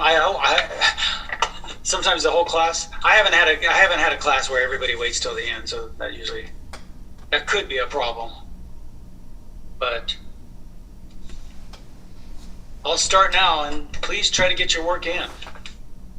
And try to take your photo to where it looks upright, because I can't actually rotate your photo in here.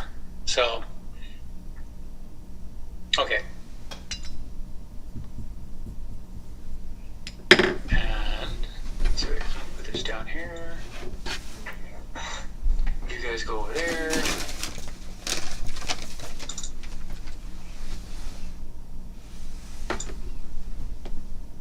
What happened? Screen sharing has stopped. Huh. Okay, let me try it again. Oh.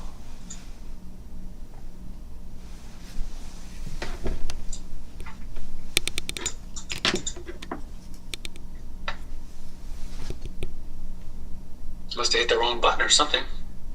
Thought I did it right.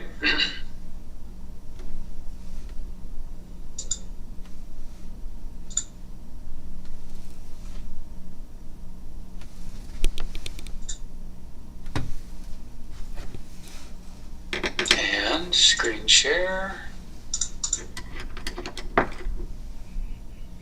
Okay, good.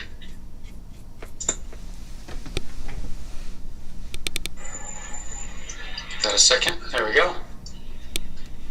Louisa. Yes. Aha. Very blue. Isn't it interesting how maybe you weren't setting out to make a cool situation, but you did. I mean, in other words, cool colors.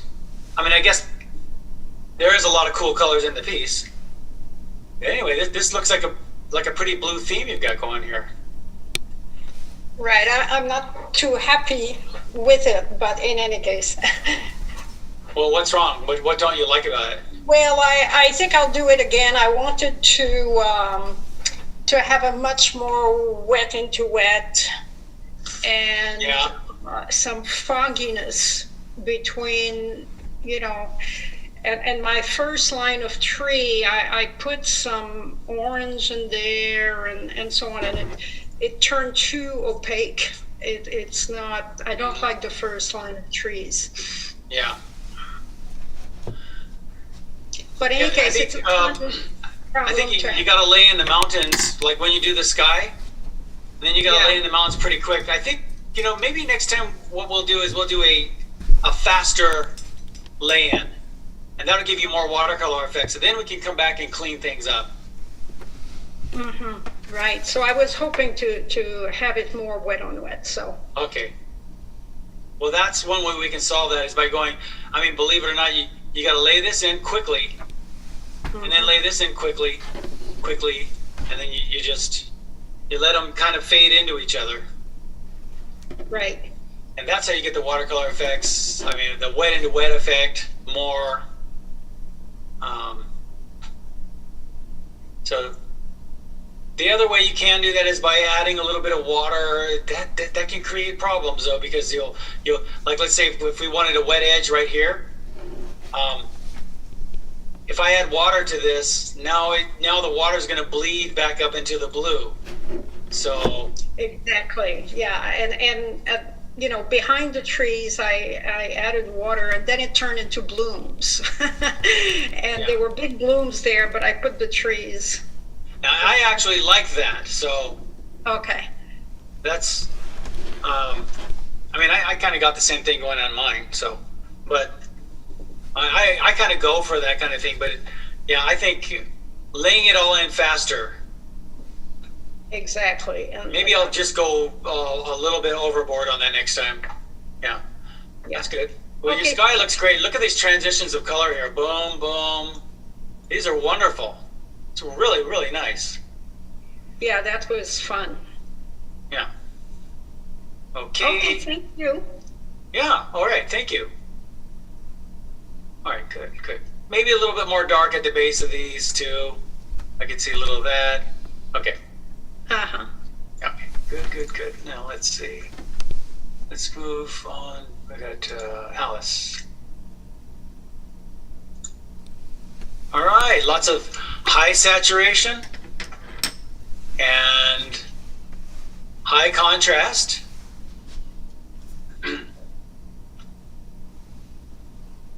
love this. Let me see. This line right here. That's interesting. Because it looks like your oranges kind of stop there, and then you go into the blues. Yeah. I mean, it doesn't matter. It looks cool. Yeah. I was trying to make it more kind of stylistic. Yeah. And just block different shapes, and, Right. Yeah, you can see how you're really isolating shape groups, shape groupings. Ooh, I love this non right here. Look at the so there's your blue, your yellow area, and your red area.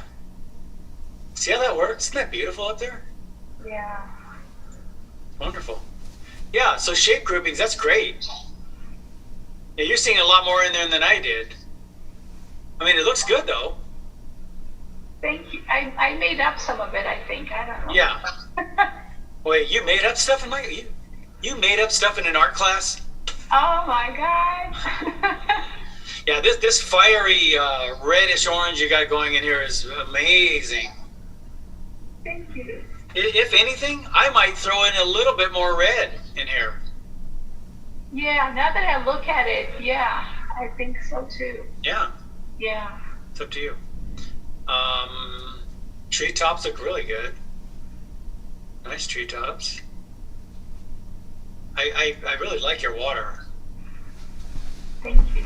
Not easy to do either.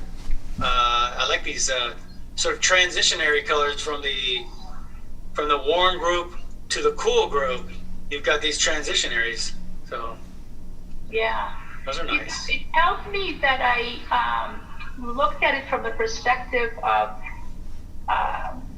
shapes. Yeah. It's moved me away from the other way of doing it, and by looking at shapes, it really helped me a lot to look at it differently.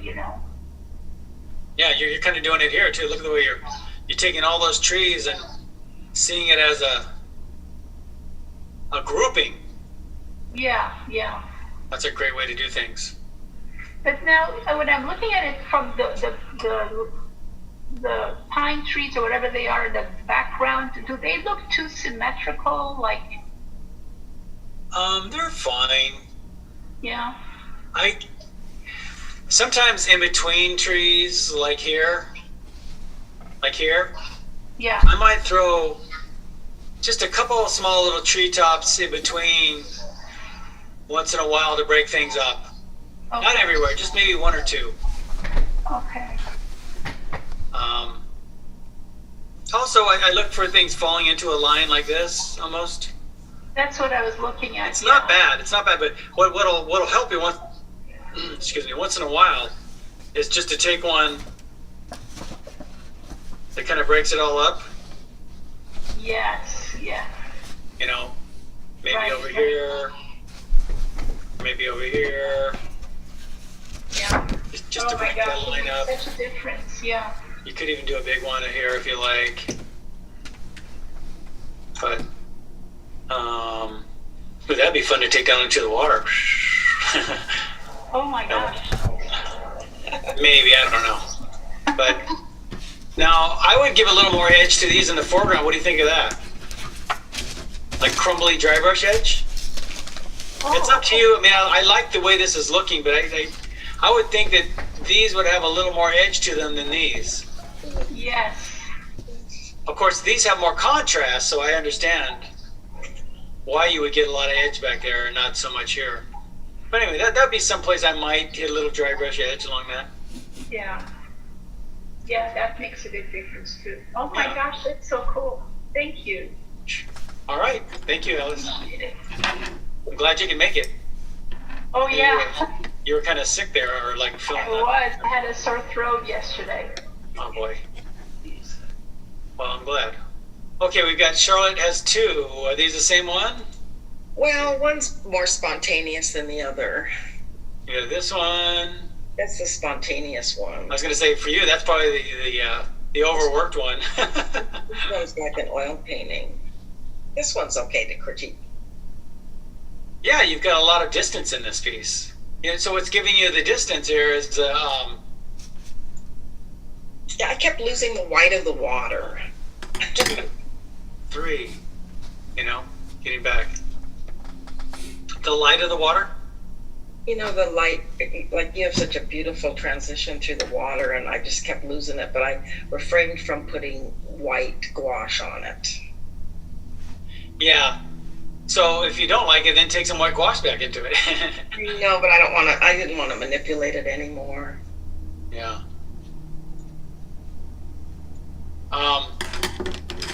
What if you got a little darker out here? Well, maybe. Yeah. But then that would almost require you to get darker up here. I don't know. But then you have to start. It needs a whole transition of the white going down through the water. Yeah. Let's see.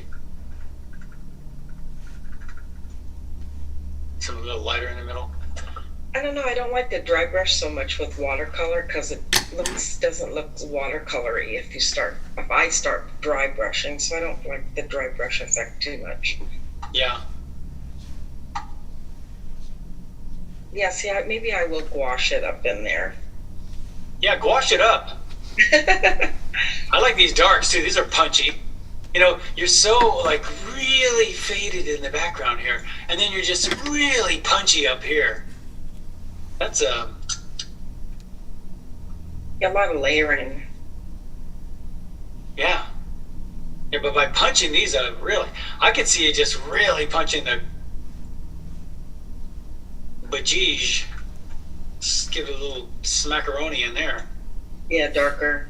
And I put phthalo green, dangerous color on my palette. Me too. And so it's like on my hands, it's on my clothes. Oh, that kind of dangerous. I'm sorry. Yeah. But it takes over every other color, and it's such a Viridian would probably be a better choice. Viridian's a nice one. Yeah. It's not phthalo green. You know, the Prussian is a little less potent than the phthalo is for that dark green blue. I know. I think I'm going to take the phthalo off my palette. Yeah, I always tell people if you're going to use that, then use it very sparingly. I mean, I don't think I'll ever get it off my hands. Yeah, if you get it in your clothes, well, a lot of these colors, but if you get them in your clothes, forget it. But it does get a pretty beautiful dark if you can control. I like the dark down below. I think I will put some gouache in here and add a little darker to the left side. So thank you for the demo. It was very nice. Thank you. All right. Wonderful. And there's Francis.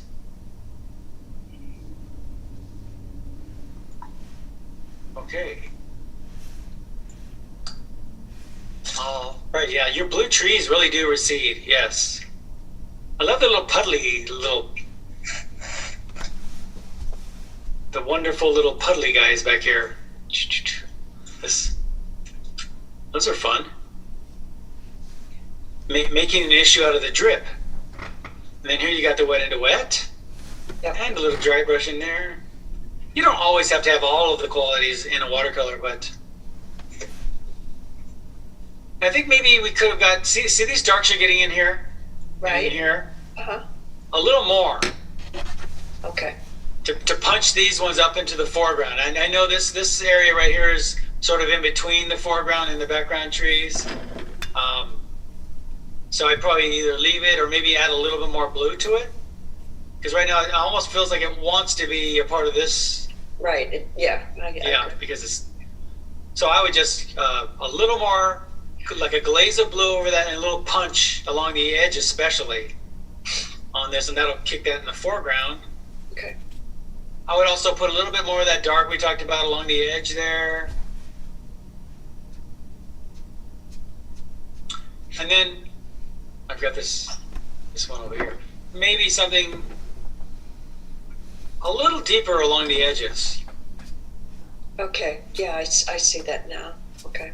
Just a little bit. I'm probably pretty dark there, so I would get a little bit darker along there, and then definitely pop some dark in the front. Yeah, really, really nice, and especially down in this part where maybe the top can be lighter, but the bottom. Okay. And if you hit this really dark, you'll probably find that you need to darken the top a little bit, which is a good thing. Okay. All right. Okay, You're looking thank good. you. Maybe also a little bit of dark at the base of your rocks there. And we talked about maybe I did a little bit of dry brush reflection, just a touch. So that's about it. Okay, thank you. Thank you, Francis. And Debbie. All right. Now, this is an issue I didn't talk about, but she's got, see the white edge? You can't do that. No, I'm just joking. It's illegal. No. You'll see lots of artists leave the white edge. Here and all over, you've just got it going all over. I mean, that's a very, very free way to leave the paper. And what it shows in the work is it shows the freshness. So you get all this white paper being left. It shows that, you know, I put this wash in and then I just left it. It shows I didn't wait for adjacent washes to dry, basically. Yeah. Yeah. So it's an ease. It's an ease of watercolor. You know, it's an ease of technique, and it becomes an aesthetic. You know, it has its own participation in your style. So not only are you playing with the wet into wet and the dry brushing and the glazing, but you've also got the white edge. These are all qualities and all highly looked upon. You know, after a while, you know, you don't even try. They just come natural because it's just a spirit and a way of going about a painting. And so I do like that. I probably should have left more white in my page. Darn it. I got white speckles in there. All right, but anyway, I always use your guys' paintings to evaluate my own painting. That's why I'm always saying, I'm going to rip you off here. I'm going to rip you off there. So yeah, you're leaving a little lighter at the bottom. That's a common thing to leave.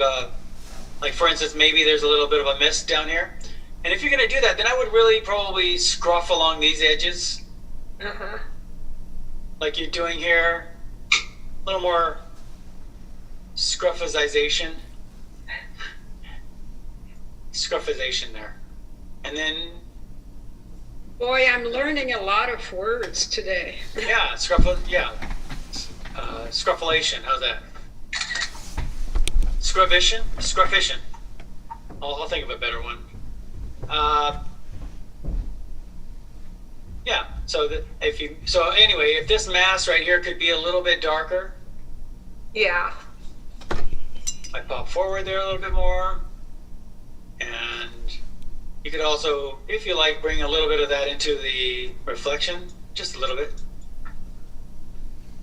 I could do a little bit more of that in mine too. And other than that, see the way you did this? I call this the broken look, or the in pieces. You know, so you got the dark, the light, you know, the medium, or should I say the dark right here. The dark, the medium, the light, in a broken manner. That is a very confident and highly looked upon way of doing watercolor. Take a good look at Winslow Homer's ocean scenes, you know, of the like Bahamas and things like that. This reminds me so much of the way he handles water. Very broken and very abbreviated. That's the word I was looking for. Abbreviated, yeah. Yeah, no, mostly I just kind of don't want to overdo things. Good. That's a great thing. That's a great quality. Don't overdo it. You know, you can overdo not overdoing it. I'm just joking. I can overdo the joking too. I'm just joking. No, I can, and I won't. I'll shut up now. Yeah, maybe a little dark at the base there, maybe a little bit of reflection on that. Other than that, I think you're looking really good. I love this broken look right there. Wow. Right, understating everything. Using as little, you might want to put, I should say, more time into, not you, but just in general for everyone, more time into the thinking about what you want to do and less time into the painting. And so you get that understated look. Very nice, Debbie. Thanks, Rob. Appreciate it. You're welcome. Okay. All right, Katie. Hey, Katie. Ooh, a lot of contrast. Hello. Hello. Lots of this area. Look at this. Doesn't this look like a painting all by itself right there? Look at that. Yeah. A painting within a painting. It's pretty. It's pretty. Yeah, oftentimes you'll find that paintings that are working, you'll find, you might even find like a vertical, like something like, you might even find a vertical painting within a painting sometimes. Mm. So that's always a good thing. I think your sky is looking pretty darn good. Mountains are looking pretty darn good. I love this little silhouette. This happens a lot when you have a little light area. What happens is that now that you've scruffed this over the top, you get this little focal point. Yeah. Now, of course, this is your main focal point. That would be a secondary focal point. And any other interest area, like maybe here, might be a tertiary focal point. And so I could see maybe a little bit more blues and greens from this dark stuff back here. Mm-hmm. Maybe a little bit more in the water. Maybe I should have just used black. I don't really have the right colors. And then I would play with this edge here. A little dry brushing along this edge will be really snappy. Really punch it up into the foreground. Okay. So you got the value of it right. Now, you've got the value of these rocks right, but can you feel like they're floating? Okay. So what do I do? I mean, even if there were a buoy on there that was floating, you would have a reflection. Oh. So then what you do is this will be very simple. Just take something dark at the base. Something dark at the base of each of them. And then, I can't dry brush on this thing, but I would dry brush something a little bit below it. A little bit below it. Just some little dry brushy things. And that'll make them feel like they're in the water instead of, Same with these guys over here. They won't show up as much because they'll be darker. And what do I put on them to make them stop floating? Oh, You just walk up to them and you pop them with a pin. I put the shadow on them. Okay. Yeah. So it's not so much because the light is coming from the background here, so it's actually in shadow, so you're fine with the shadow. You do need a little bit of something darker underneath, so that you're right, that is a darker shadow at the base there. And then a touch of a reflection. And I just did mine with a little bit of dry brushing. And that just sits them in the water a little bit more, that's all. Okay. Yeah. Other than that, I think it's looking really good. I really like these colors you got going on the mountains. Yay. Values, looking good. Yeah, this was fun. Good. Thank you, Rob. Thank you. Yeah, thanks. Yeah. Okay. Rob? Yes. There are 4 of them. 4 different ones? Yeah, do you see 4? I mean, 4, I put more dark into it. Oh, If not, don't worry. wait, where am I? It's Yosemite number 4. You got Jane. Oh, you got way up here at the top then. Okay. There's Jane. Jane number 4.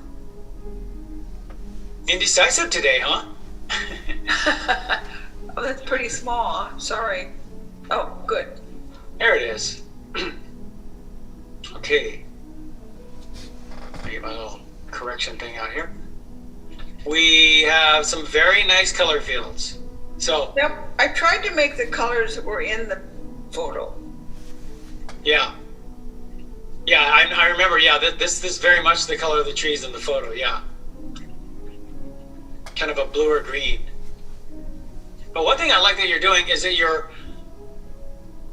seeing this as one big mass, all at once, just one big, without too much variation into it. It holds together very nicely as a mass.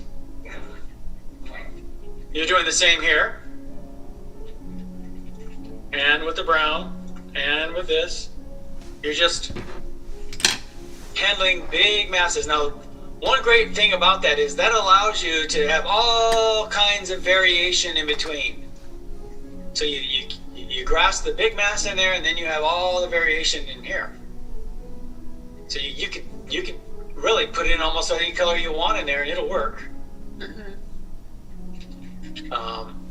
So anyway, your handling of the paint, your handling of the way to go about this painting is very well done. Yeah. I love this water right here. Right. Did you like doing that? Yeah, that was the last thing, and that wasn't there on version 1, and I decided it needed it. And did you just kind of chuck it in there? Yep. Yep. See? Real fast. You can tell because it's so fresh looking. Yeah. It's all pretty much one color, and it's the way you put the strokes down. Boom. I would recommend maybe trying. This side doesn't look as confident. Right. So what I might do is maybe a little bit lighter values than this. I'm not sure, but a little bit of that idea of just a few little will give you that Right. confident look right there. Good. Yeah, that'd be helpful. And right over the dry brushing, I think it would look just great. Okay, we'll try it. Yeah, right over your rocks too. Don't even I just go right over it. Just. Do you think the turquoise or the blue trees, should I do more with the that section? Should I do more? It's sort of messy. You mean more trees or more? No, more like definition of the shapes of the trees. Well, now, if that's something that's bugging you, then yeah, you want to. One thing I'm noticing is that they're kind of. See the tops. I mean, not the tops of the trees, but where they end. Oh. So you don't have any deep valleys in between. Yeah, trees. you're right. That's true. Occasionally. Yeah, occasionally you'll want a couple of those. Yeah, definitely. Or, so what you can do is, if you want, is to bring a couple of them a little higher. Right. For sure. Definitely not all of them, because you want some. But that'll give you some deep gaps in between the trees. And so oftentimes you don't get any deep gaps in between the trees, but I like a couple here and there. Well, they're certainly in the photo. Yeah. So a few of those can be nice.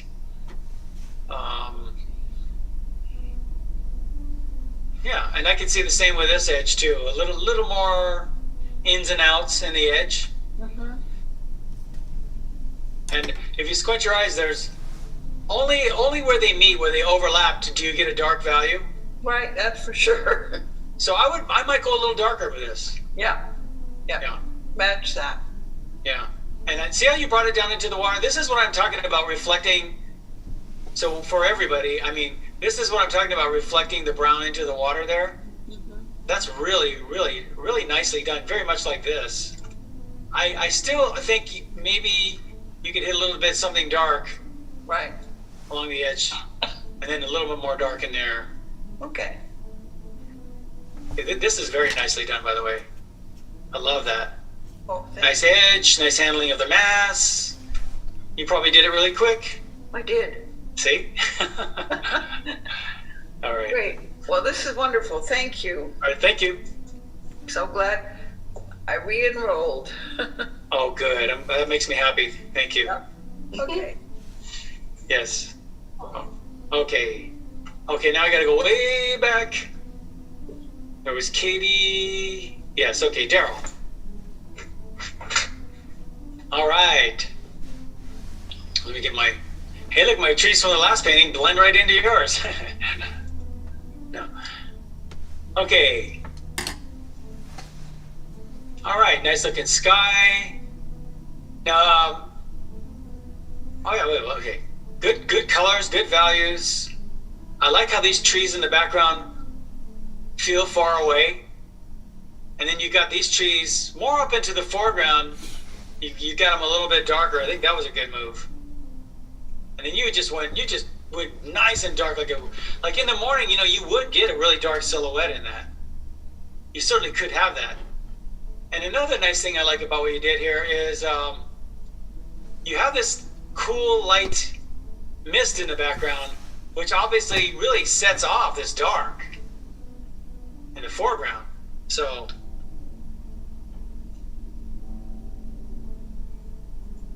that's an old landscape painter's trick, by the way, is as you bring down the mask down to the bottom, you'll want a little bit of mist.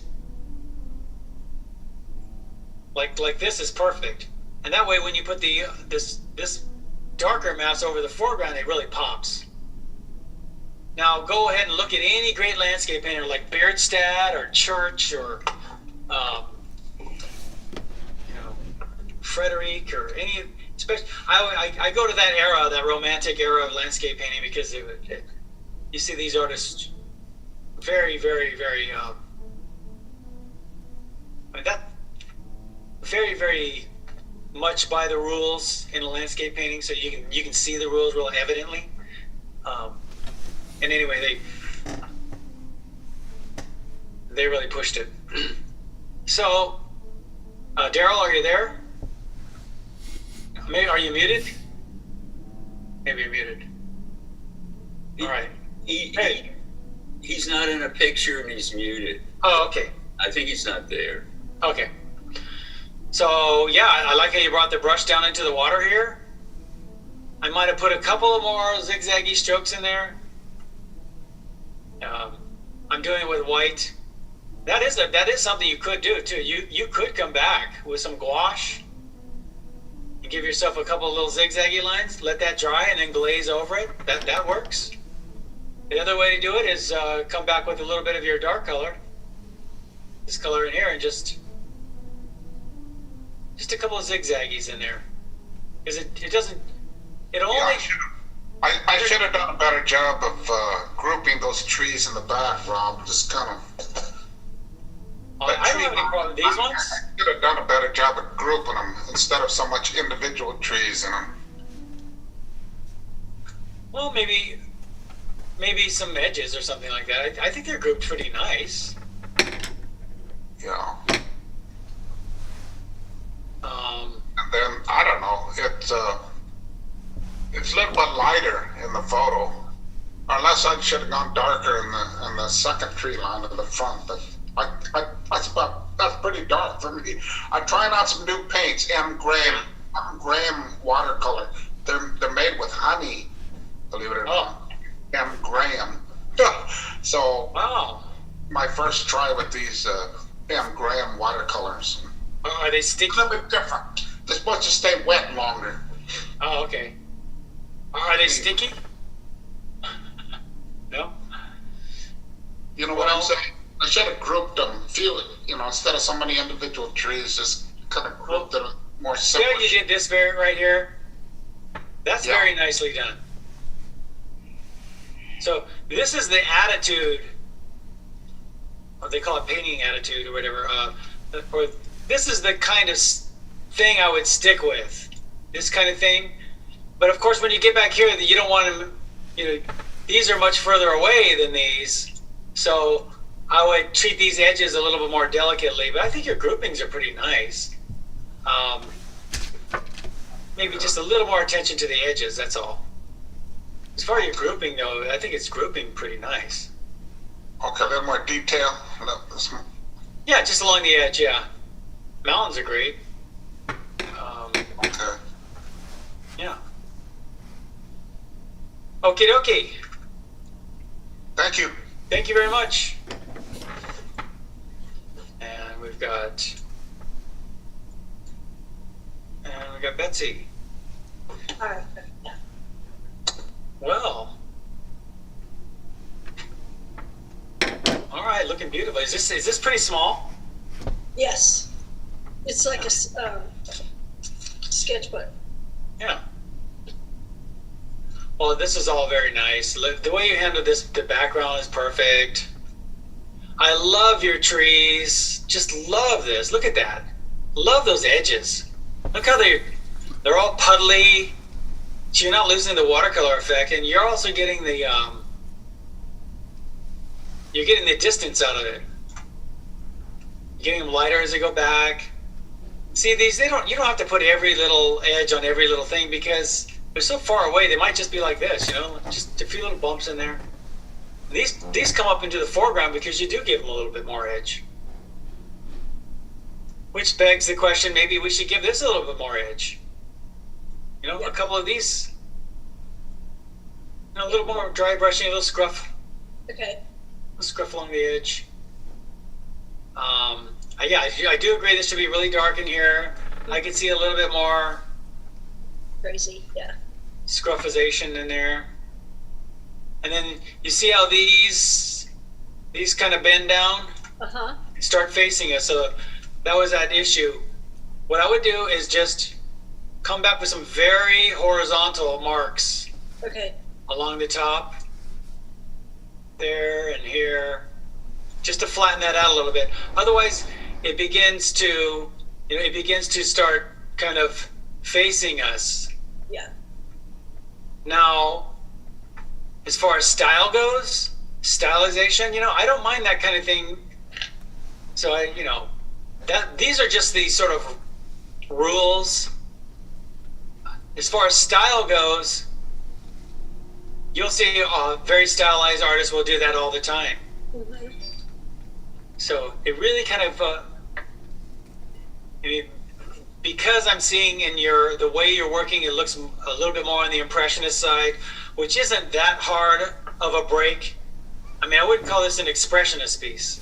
It's more impressionism, which they're really actually holding on to the rules quite a bit. It's not till we hit expressionism with Van Gogh and such that you really see a tossing aside of all perspective and all that. But you're showing me a lot of perspective in there, and so that's why I'll comment on that. Straighten those out, okay. Yeah, just flatten them out. Yeah. Other than that, I think we're looking pretty darn good. I can see how you dry brushed a little bit on the water there? Mm-hmm. I could see a little bit more dry brushing in here, possibly. Okay. A couple more dry brush marks in there. Oh, I like your little rock with the little reflection around there. Nice.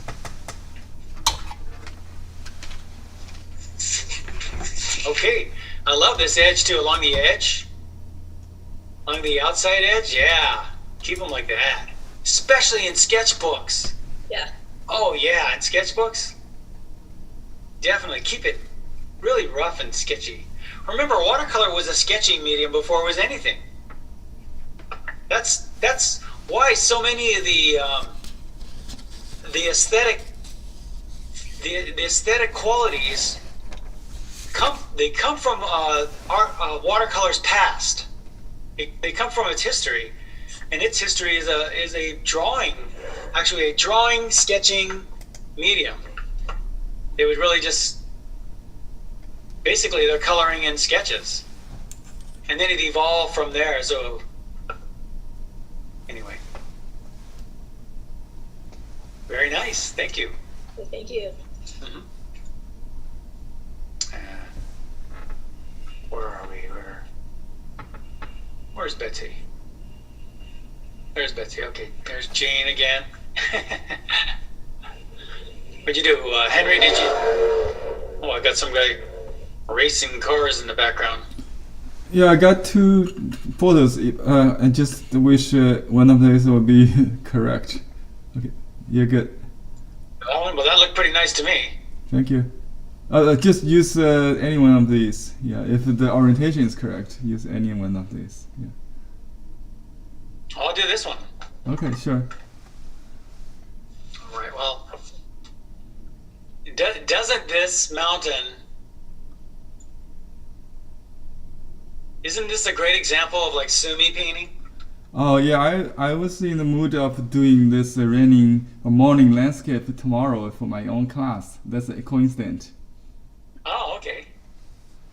That makes sense. This is just, for that style of painting, this subject is so perfect. I mean, it just really works. It just come in time. Right. And was this more like this, and then you came back with another wash over it later? Yeah, I did wet into semi-wet. So just like a stamping surface, I added a variation of color. So when I accumulate layers, I always vary the tone or the hue or the wetness. Maybe dry on wet, or could be. Well, that's why this mountain feels a little further away, especially back here, because it's lighter with with less detail on the edge. So we go back in space. Yeah, I didn't do more than one wash. I think that's just one. Yeah, no, I like that. I mean, I would just leave it. Yeah, that's perfect. I don't think there's anything in this painting I would change. Thank you. Are you having any problem with it? I don't think so. Yeah, I think I added the shadow under the stones, the border, and I leveled the currents a little bit with gouache, just a little bit in the water. I did during the critique you did on others. That's about it, I think. What do you think about a little yellow in your water? Actually, the color looks much yellower here. Okay. This photo just faded, I think. Now, this is for everybody. Just take a look see how calligraphic the trees are here? And then he goes again over here and gets calligraphic with a dry brush stroke. That is so beautiful. Thank you. And then, so look, we've got glazing, a kind of glazy puddle effect. We've got a dry brush, really sensitive, really, really light touch here. And then he comes over here with a wet into wet, juicy approach. Just showing you 3 different ways to approach tree edges. Actually 4 really when we come over here, because this would just be a hard, pine stark tree. It's like a edge. bonsai tree. Yeah, bonsai. So, wow, many different approaches to doing tree edges, and they all work. I love the experimentation and the just the freedom. Yeah, I think again by keeping it that different, it keeps the eye interested. It's basically an ink and color play. Is that right? You're doing ink too? We when we play with the raining landscape, we have more of the kind of room for accidental effect. Yeah. That's misty, capitalizing on the accident. Yes. Misty landscape. That's why in the East we favor mist, a raining landscape than sunny or So we cannot do the light as good as the. Maybe tomorrow I'll try to explore contemporary artists who combine the Western lighting and the Eastern raining style landscape. Maybe I could be one of those artists. Yeah, I think we should call this class East meet West. Yeah. I would love to. I mean, as I've said before, I TA'd for that class in college the class was called Comparing Eastern and Western Art. It was my favorite. I think it was my favorite art class I ever had, even in painting. Yeah. In fact, she liked me so much she made me her TA. I was her TA for a year and a half. I think that makes you very attractive to me. Your opinion, your style. Yeah. It's not against the law for you guys to do a class together sometime. I know. I think we're doing it right now. You know what we did? Good idea. Remember that time, Henry? Remember that time we did a painting together? Oh yeah, that's at Panera joint. Yeah, sure. I'll share that that video with you guys later. You know what? That would be a blast. I'll sign up for that. Yeah, when we reopen, we should do that in the in-person class. That would be I would love to. I always learn so much. It always makes me looser too. Okay. Thank you. Thanks, Henry. Thank you, Rob. Thanks, Henry. Another idea for a workshop. Yeah. Okay, George. Hey. Oh, beautiful, beautiful colors. And you know what? It looks like your style. Yes, I just unmuted. Thank you. I like your aqua mountains in the background. And that does look like a fire going on there in the sky. I know. I've seen some fiery skies. And that is a fiery sky. Yeah. All right, nice colors. And now I would say in these trees here in the foreground, what do you think about making these a little darker? Okay. Just now, here, right over here, it's separating. You're getting some good separation. But I'm just wondering, maybe you get a little more separation if you went a little darker in the value. All right. The way I did it, this is hot press paper, and I wet the paper, and then I put the basic color of every field down. Yeah. And then I took it out to the sun to dry, and then I came back and went over the field with the same color, but with less water in it. And so that's why it looks the way it does. Yeah. Now, are you using a fan brush? No, I spread Henry's brush apart. Oh, okay, there you go, right there. So you're getting a dry brush effect on there. Yeah. Yeah. I wanted more texture in the mountains. Yeah. And I used a different color there. I think that's cerulean. Cerulean. Yeah, I never know how to say I always say cerulean, but I don't know how to say it. Yeah. Someone would tell, there's a lot of art words that I butcher and I don't know the correct pronunciation. Like, how do you say phthalo blue with a P in the front? Is it phthalo or phthalo or what is that? It's like pneumonia. P pneumonia. Pneumonia. Yeah, then, I typically like a little more because your shoreline's kind of straight, I typically like a little bit more ins and outs to it, but this is cool. It's got a lot of style. What do you think about taking some of this brown from the trees, at least into your water a little bit? Okay. Yeah. Maybe, here I have a brown here. I don't know if it'll work too well, but like up here, just a little bit in the foreground. Okay. Yeah. Just to give that feeling. And I think this is fine. You don't have any rocks. No. In fact, I didn't even see them. But isn't that funny? Yeah. I'll do the same thing. All and right. It looks like the reflection of the sun looks like the water is parting. So we need Moses. Oh yeah, there you go. You need a big silhouette. Right here. with his hands off to the side saying, Follow me. "Follow me." Never mind.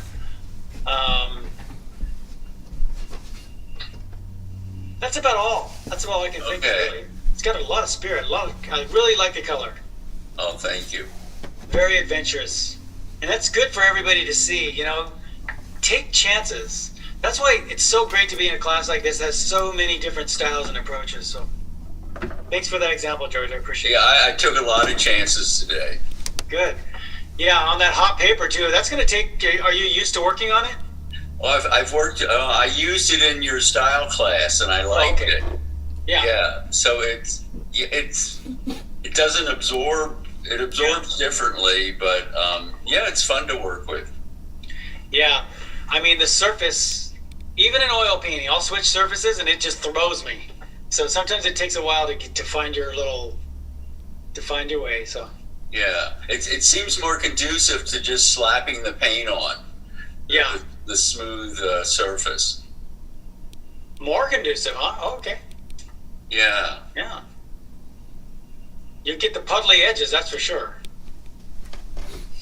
Okay. Right. Thank you very much. Thank you.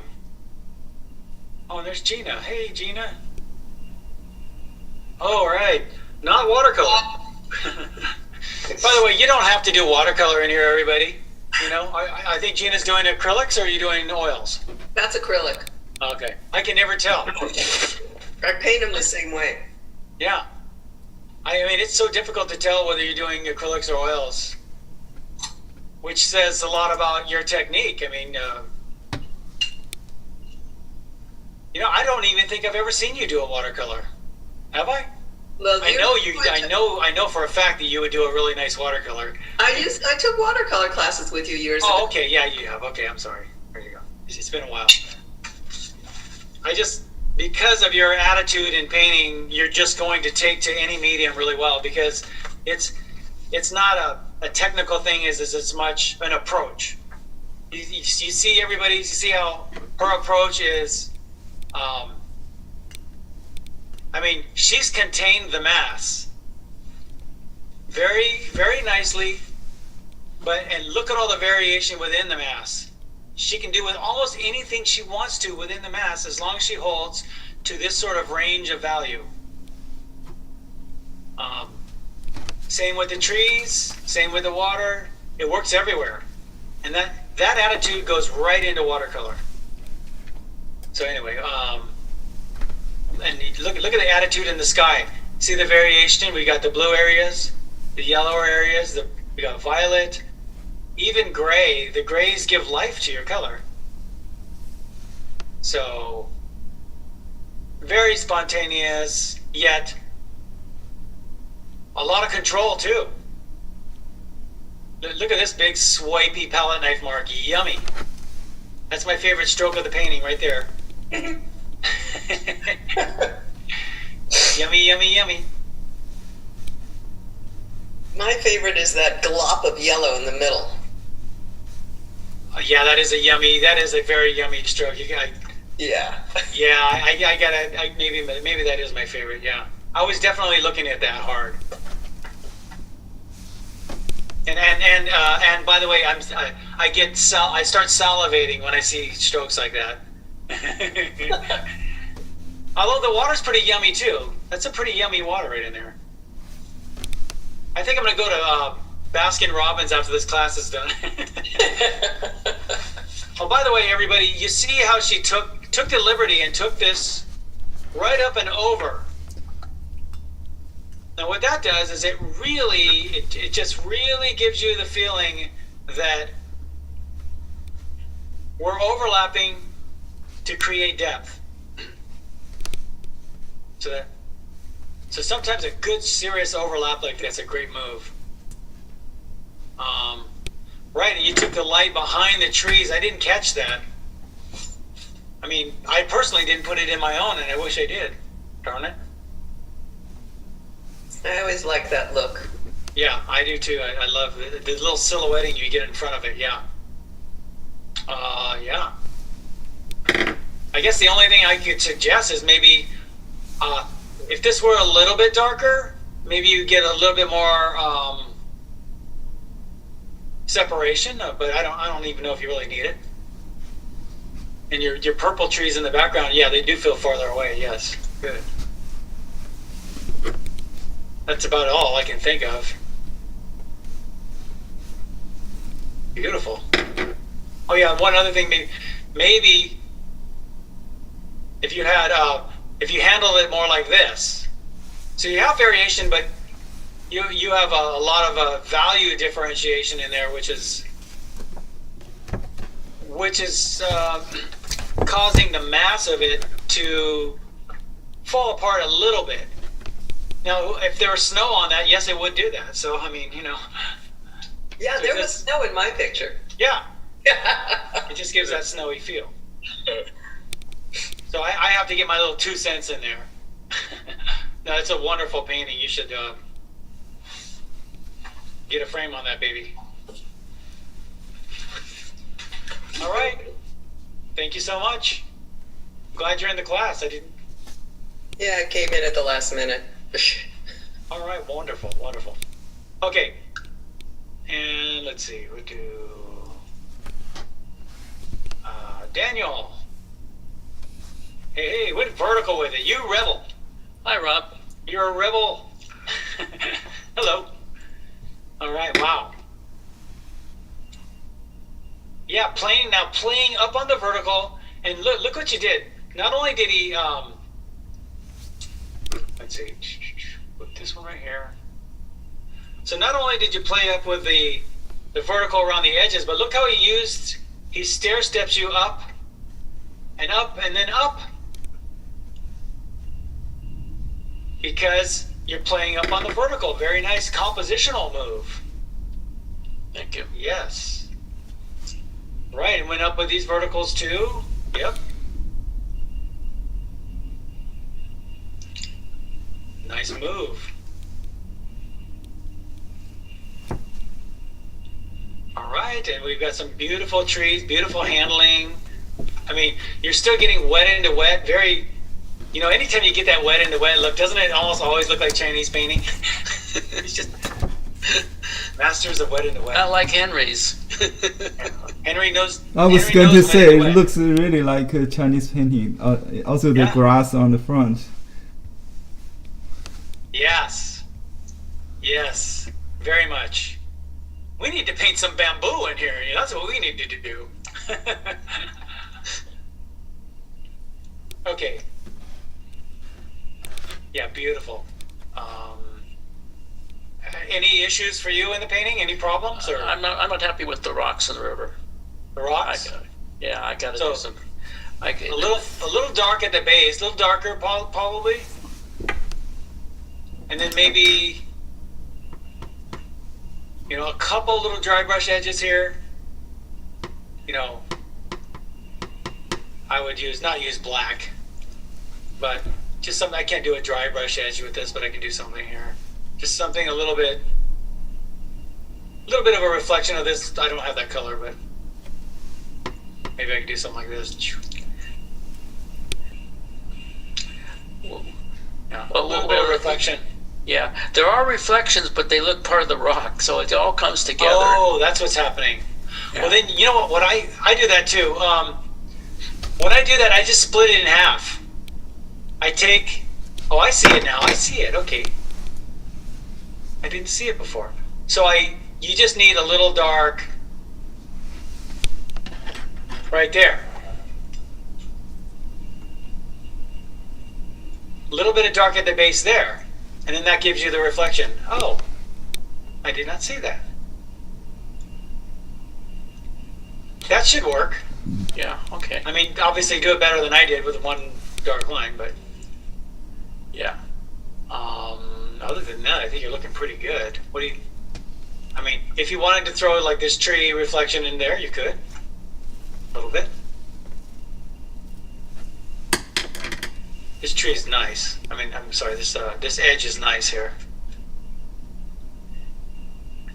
My new sword brush.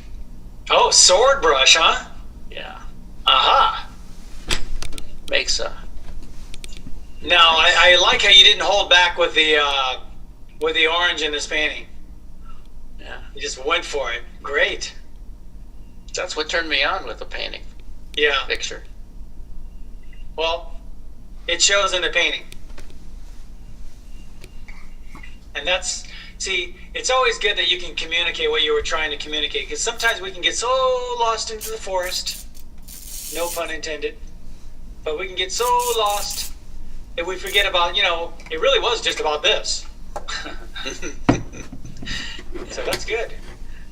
I know this view. When I was younger, I rafted the Merced, and that's the Merced River looking into Yosemite, kind of east. You rafted that? Yeah. That is so cool. I never did any of that.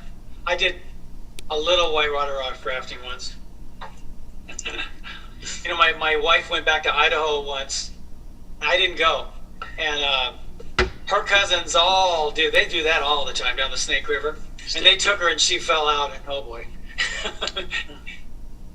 I thought I was going to get the call. Yeah.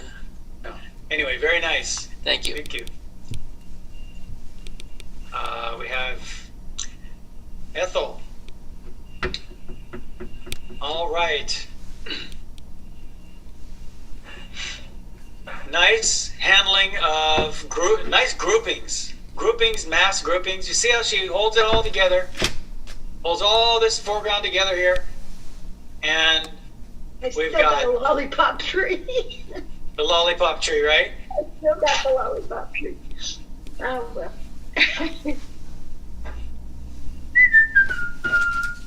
Yeah, maybe a little more variation. Yeah. Yeah, I put a little bit in, but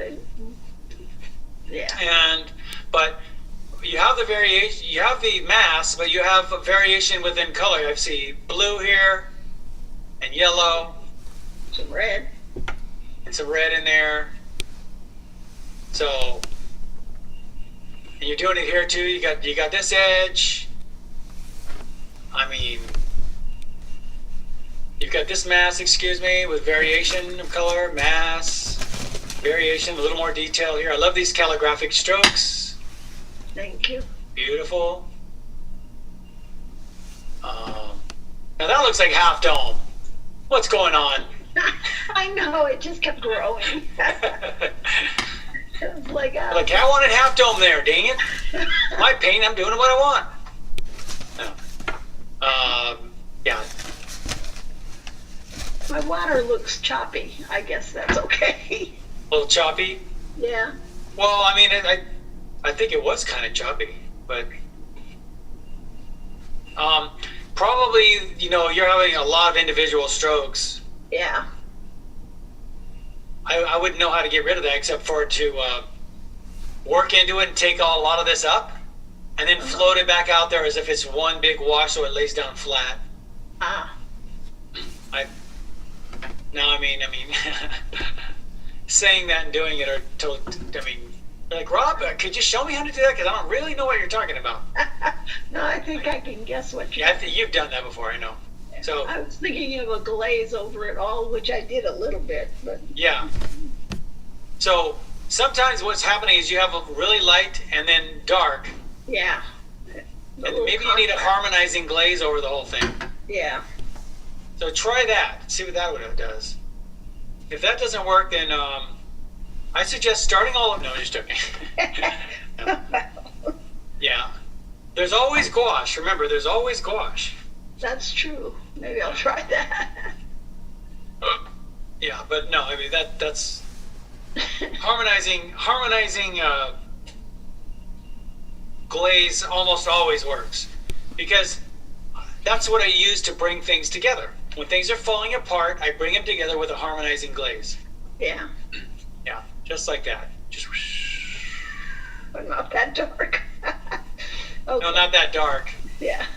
That's the idea of it. I wouldn't know. I mean, I can't really get the right color on this thing, but yeah, something on there. Something, yeah. Yeah. I'll try that. Okay. All right.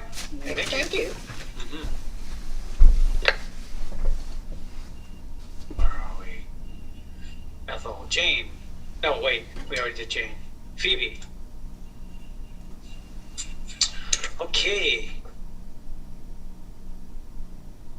All right, nice handling of masses. Let's see. Thank you. It got so muddy. So when you say muddy, what do you mean? Too overworked. Okay. When some people say muddy, what they mean is gray, and I don't see that.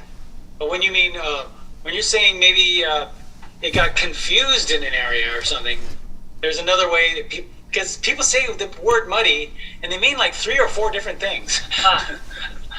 Well, I'm seeing it in the darkest foreground. Here. Well, that too, but no, the one on the other side of the water. Yeah. The one where I went in and put some straight horizontal lines. I had a real challenge with the texture. I'm barely getting to know the General Wang brush, but I mean, it's wonderful, but whoa. Yeah. Yeah, it'll give you great dry brush strokes. Now this tree right here looks a little like it needs to be attached down here at the bottom or something. Floating, yeah.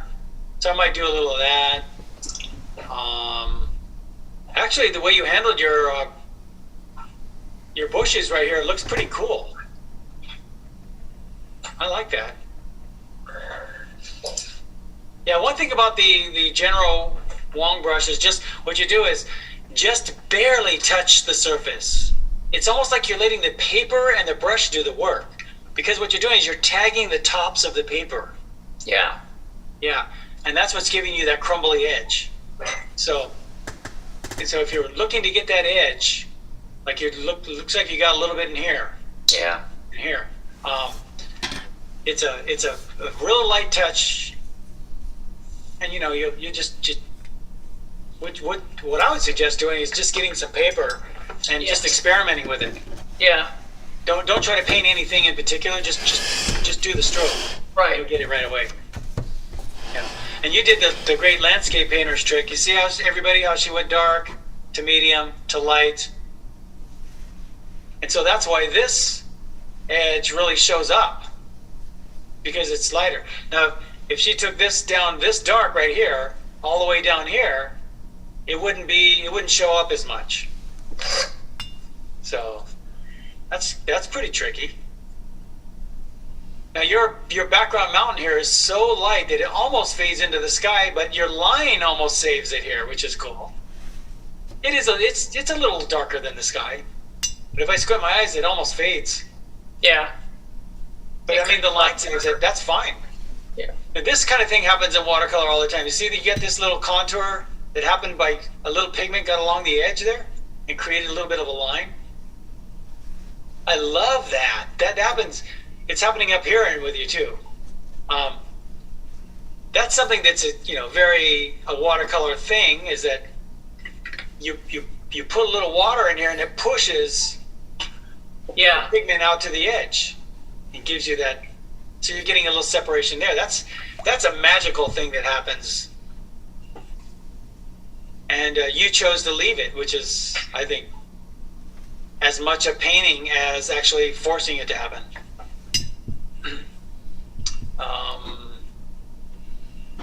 Right, you went back, nice looking edge there, like nice puddly edge, not too much information. I think that's fine.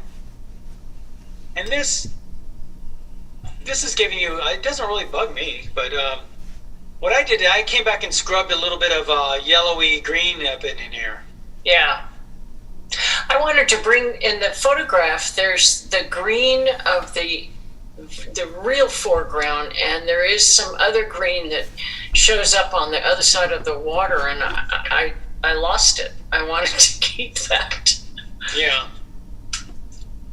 Well, ties the two sides of the river together, and I would, if I did this again, I would keep that, and I'd also capture that raw sienna horizon line, Yeah. It's in the photograph that I really like that Yeah. it's not there.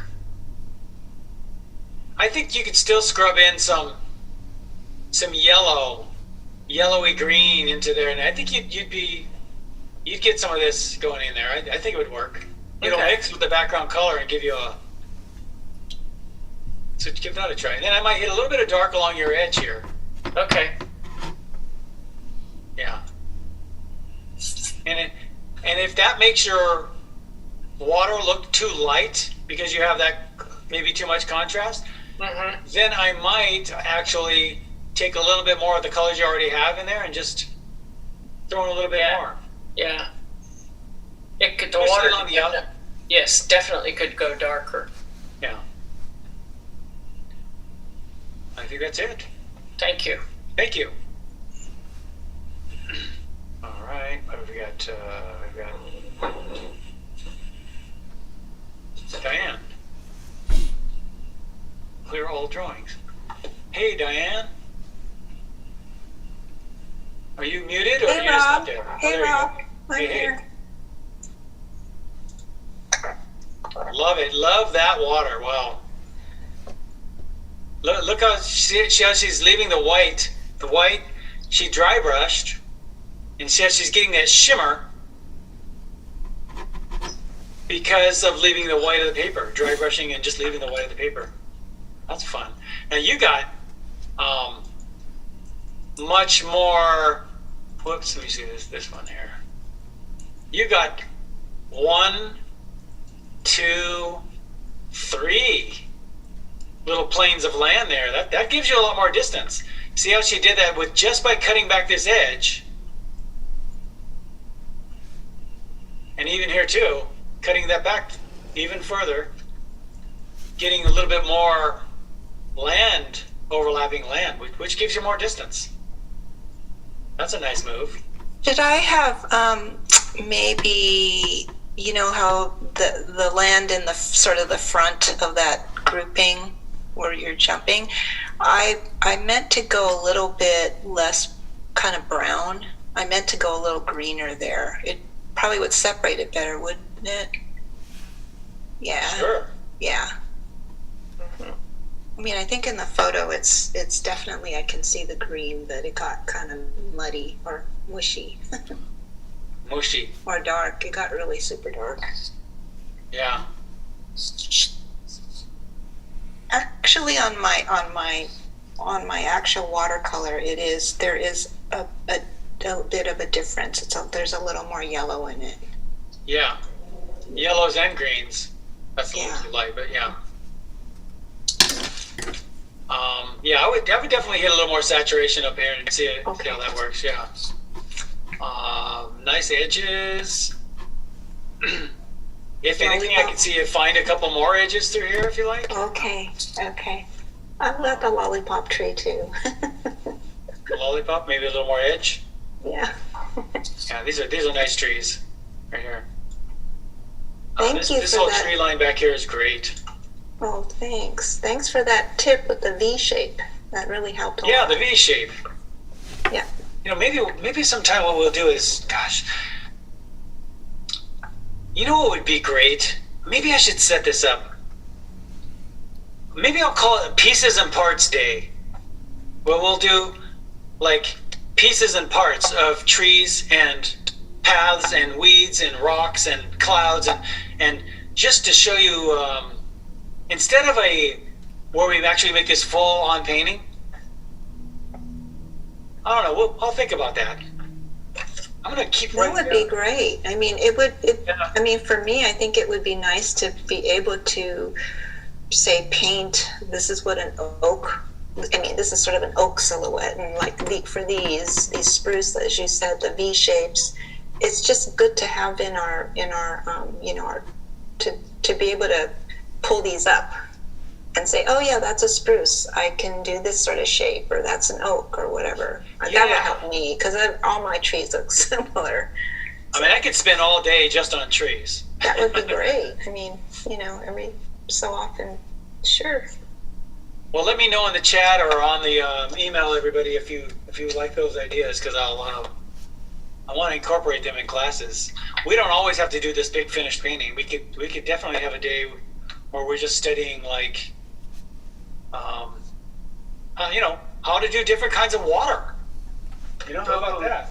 Yes. Yes. Yes. Like you got river water. You've also got ocean water. You've got flat water. You've got like real wavy water. I mean, waterfalls. You have waterfalls. Yeah, definitely rain, water reflections on the sidewalk kind of thing. Oh boy. Okay, so I mean,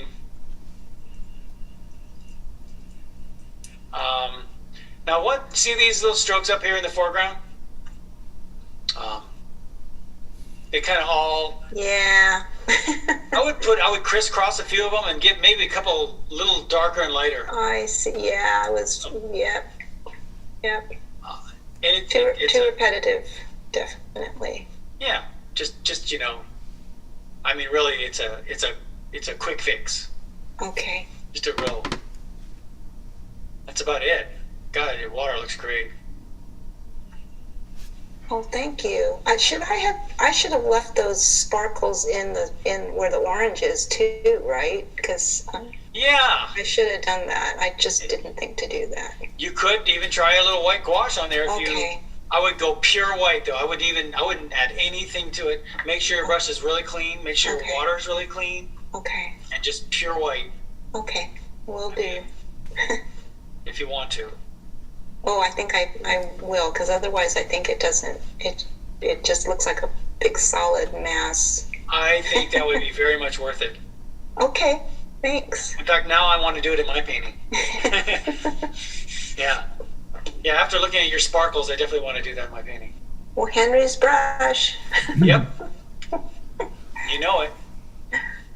You do anything with that brush. Okay, thank you. Thank you. Barbara. All right, whoops. Is that it? Get a little bit smaller. Let me see if I can make this come down a little bit. A little bit smaller. There we go. Okay. Let's see. I love the color of the sky. Very nice. I think your mountains are great. This one got a little round on you. I mean, mine doesn't look quite amazing either. Mine looks kind of... It certainly could be that way. If anything, I might add a little there. This looks magnificent, by the way. On the other hand, look at that. Oh, thanks. And look at the little variation you got in there, but it doesn't break too hard with the mass, so it really holds together. Really holds together. All right, now let's see.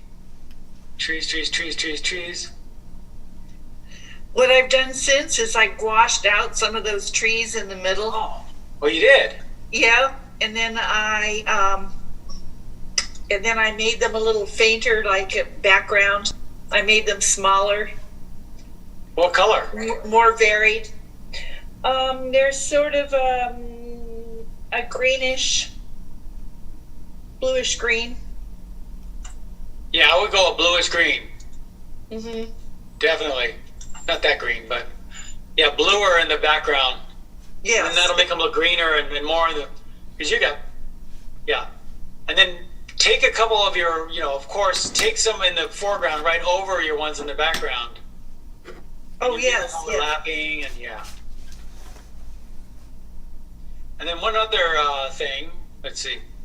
It's not perfect, but you see how we have this right here. Whoops. We got this and this kind of looking a little equal. So what I would do is pull one of them up higher. Oh, okay. Yes. One of them up maybe a little higher. Maybe even have a little, just to offset that a little bit. Mm-hmm. And I might go really contrasty with with a shadow up in here. A little bit more of a dry brush edge. I mean, I pull a little bit of this together, that's all. Just a little bit of dry brush edge in that. Really dark in here. And I like the water there. I can see maybe bringing some of that value over on this side, a little bit darker. Oh, yes. Yeah. I've Maybe been more doing that. colorful. Yeah. Okay. And then if you like, I mean, we'll see how the rocks look after that, but I could see hitting a little bit of something dark at the very base. Just a little bit of something dark. Oh, okay. Yeah, because I did like the way those rocks look. I would like that class on the different objects too.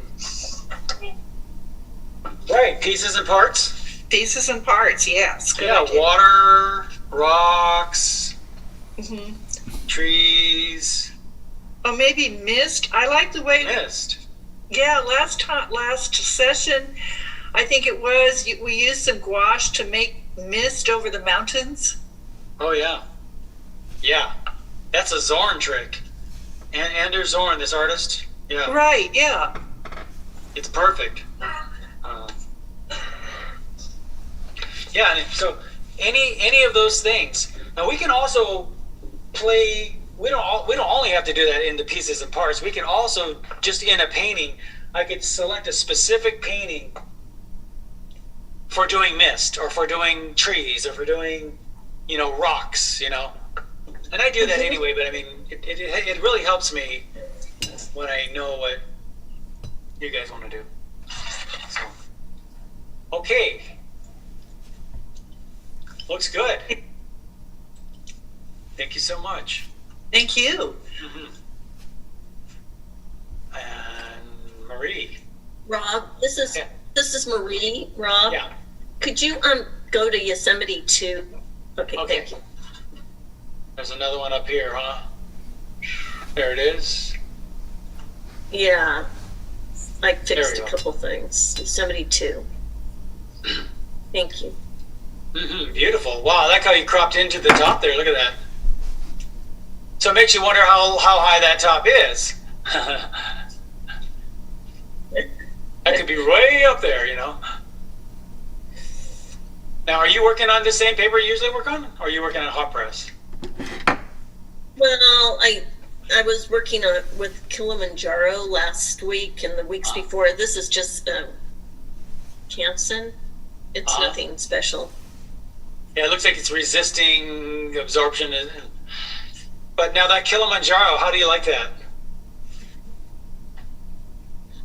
I tested a whole bunch of papers and I liked that one when I did I tested about maybe 8 or 9 papers and I liked it, but then when I bought it, I thought, no, it's okay.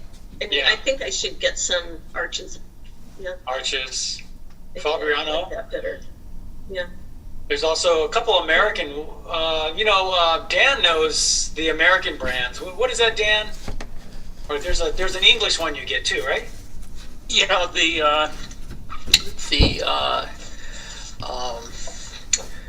it's out of Saunders, Waterford, and you can get it or it's a St. Cuthbert's Mill, I guess. Wow. Cuthberts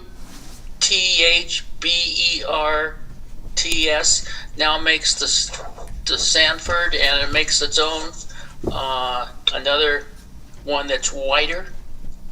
Is that American? That's Southward? No, it's England. Oh, okay. English.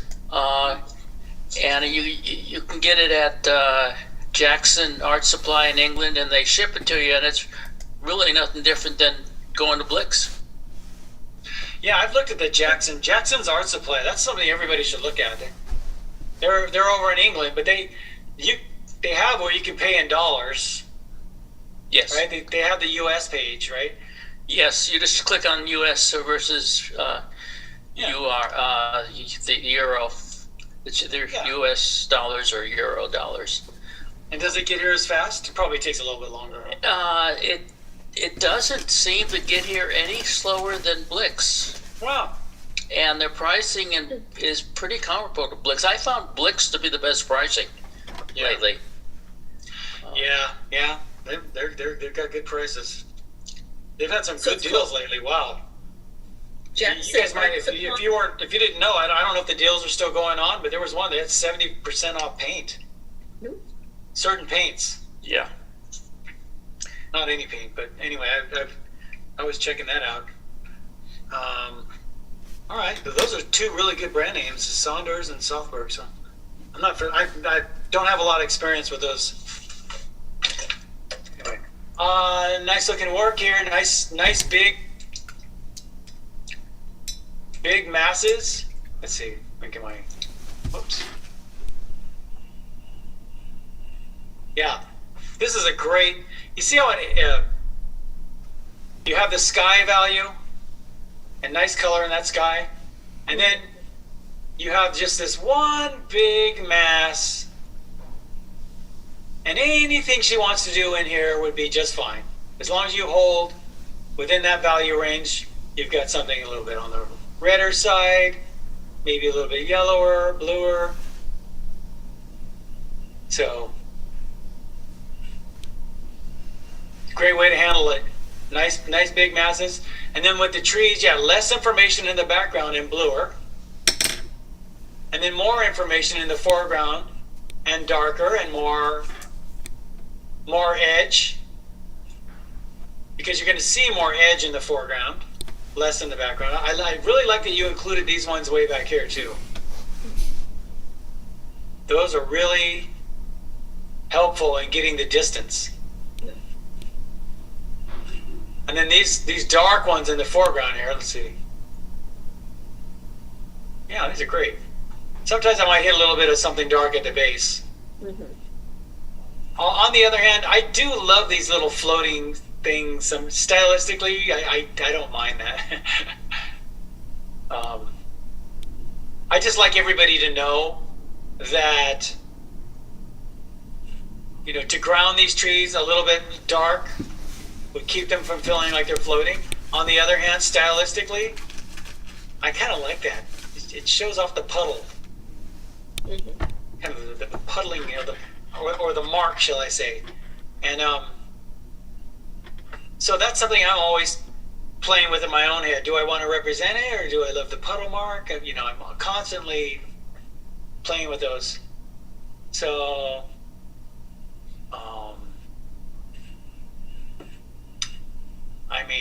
are you having any issues with this painting? I'm not. The only thing, I wish I paid more attention to the values of the trees in the, that mid-value kind of, behind the dark. To me, I think it would have been better to have it a little lighter back there.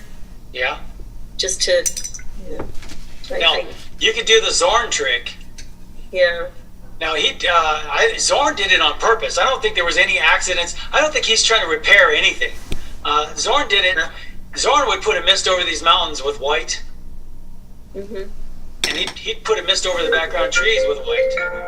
And then he'd come back over that with something a little bit darker. But and there's no the confidence in the way he painted just shows me that there was no. I don't think these rules existed back then. I don't think they existed. I think back then it was such a new thing to do really finished watercolors and sell them as artwork, because before they were just done as preparatory work. You didn't really, and maybe people would buy them as a sketch or something, but really. So I don't think any of these little ideas about using white came into play. Yeah, I might miss a little white in there. I don't know. If you do that, shoot me it over. I'd like to see how you handle that. Okay. I'll think about it. I did pull up some of the dark already, just by watering it down. But, yeah. Okay. I really like this little rock too. Well, thank you. It looks kind of unfinished, and I love that. Like understated and unfinished, and It's not screaming at you. Beautiful. Okay. I was just going to say, I had two more rocks to the right of that rock, up in kind of where the blue is, and that didn't turn out. And it was a mess. And I finally put glue over it, and then I put gouache over it, and it kind of covered it up enough. But wow, I would have never known. That's a good repair job. I never would have known. It was really bad looking. So anyway, I love your idea of gouache. Thank you so much. Yeah. Okay, thank you. Mm-hmm. All right, Shelley. All right, very nice. Oh, you really got the height of these mountains. I think you brought this down when something very magical and majestic. That's the word. Yeah, you caught the height and played up with it. See these big giant verticals. Really played up on the height of this and came into the foreground, blasted this dark up here in the foreground, which really gives us some 1, 2, back into the background and back. You're getting 4 or 5 layers of depth in there. I like your little edge right here. That's kind of interesting.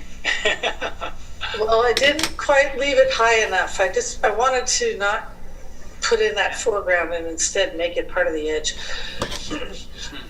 You know what I want to do too is, here's another thing I want to play with in your maybe next week too. We'll do this. See what she's doing here, everybody. This whole bottom edge here, all of this. It doesn't really fit into a preconceived idea of what a frame should be. It's more of what we call a vignette. And I want to do some of that, some vignetting. So we get a beautiful use of the page. And the way the piece can sit on a page without this square thing around it. Yeah, but that can be really nice. Okay, so you got a lot of depth. Yeah, water looks great. Well, I was really inspired by Diane's water, so I might go in and add some more white highlight. Just I liked her shimmery. Mine got a little heavy. Anyway. So I think maybe adding some of that in there will lighten it up a little bit. Yeah, be sure and dry brush it in there. Yeah, exactly. Only you get the shimmer. Yeah. Now I wish I would have done that. Darn it. Okay, I'm gonna do that. You know what I think we ought to do? Maybe we should have a Zorn day, where I show you how to do a Zorn type of watercolor, because it's a different type of watercolor. It's more gouache. It's a gouache type watercolor, and they are beautiful. Rob, I think that's a great idea. When we did it wasn't Soroya. I'm sorry, I'm losing my memory. Sargent, when we did Sargent? Yeah. I'm sorry. When you did the Sargent day, that was so interesting to take it apart and just... That was great, yeah. Try it in our master copy. Hand. So anyway, I think that's a really cool idea. Maybe we should do, I only did one master copy. Maybe we should do 2 master copies or something. Sure. I like master copies. I like self-portraits. I like, what else?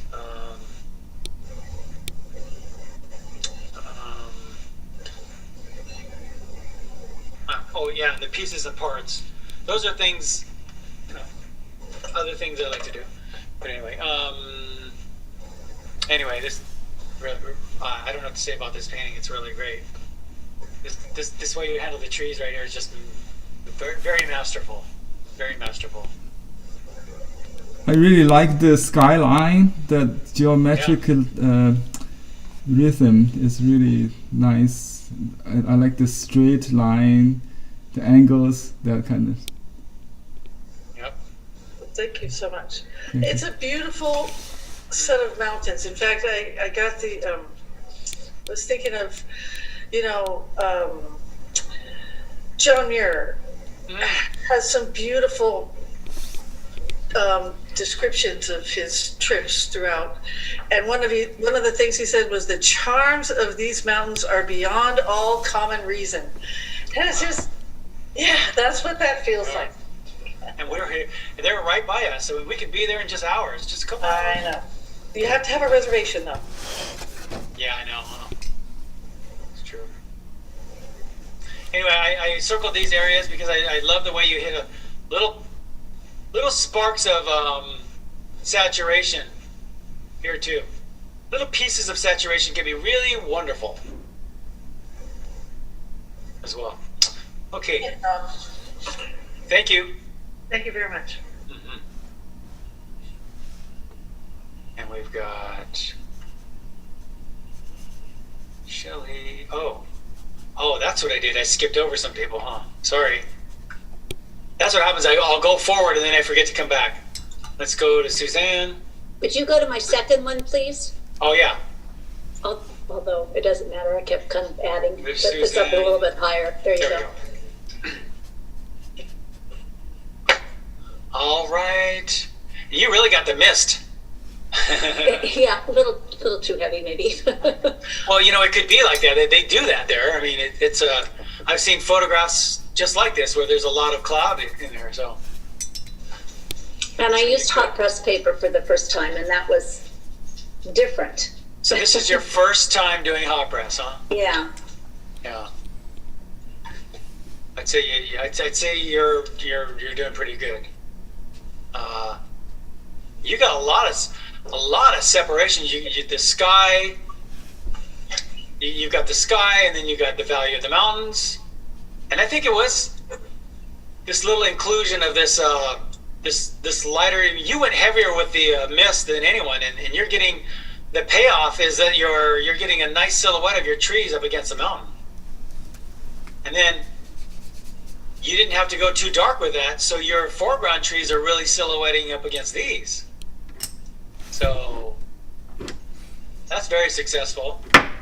You really got the puddle effect going on here. Let me get in here. Look at the puddles, you guys. Wow. Puddleation. Let me see this. Oh, whoops, that's not the right one. I guess it's this one. There we go. Thanks for zooming in. That's really neat to see.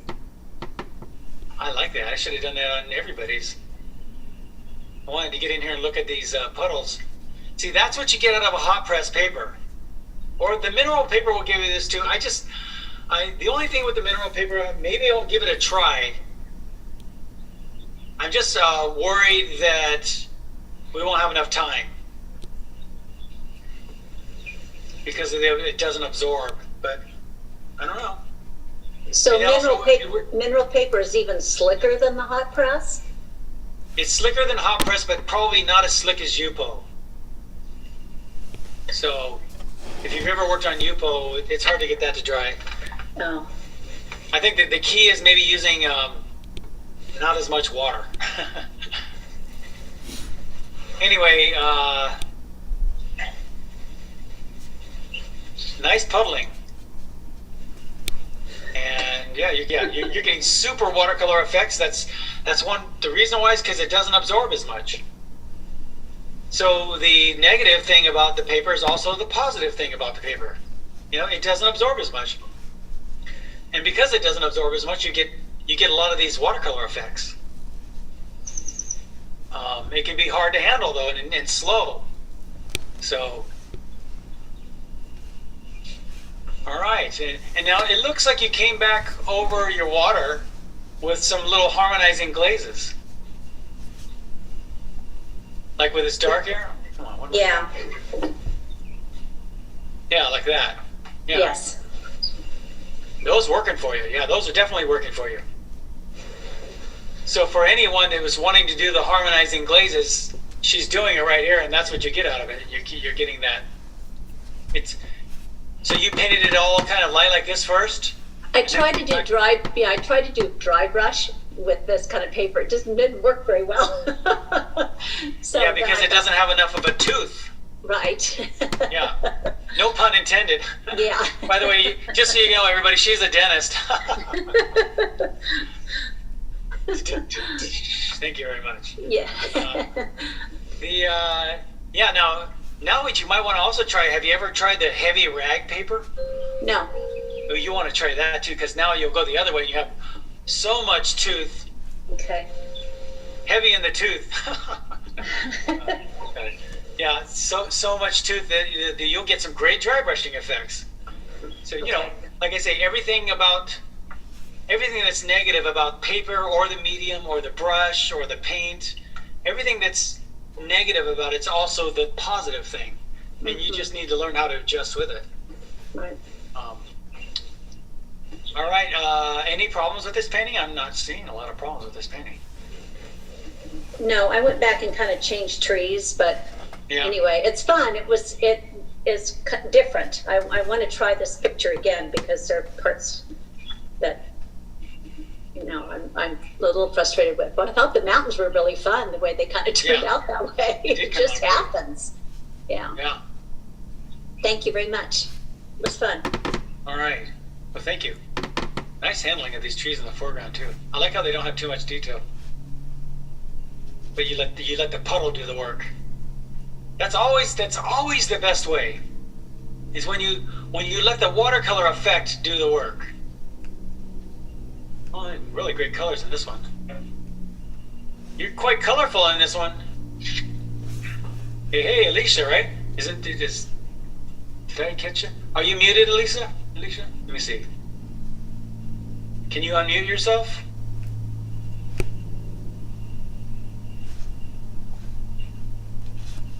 Just go up to the mute and unmute yourself. Okay. All right. Well, anyway, nice looking colors. This is the work of a colorist. You know, a lot of people will. In other words, a colorist will interpret the color and I think the only thing that makes someone a colorist is that they prefer the color over everything else. You know, and they'll oftentimes. There you go. I see Alicia over there. That's interesting. Did you mark into it, Alicia?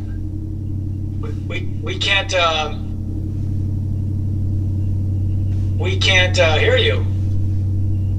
Maybe can I? Okay, I finally figured it out. Now you sound like you're on now you sound like you're from an episode of Star Trek.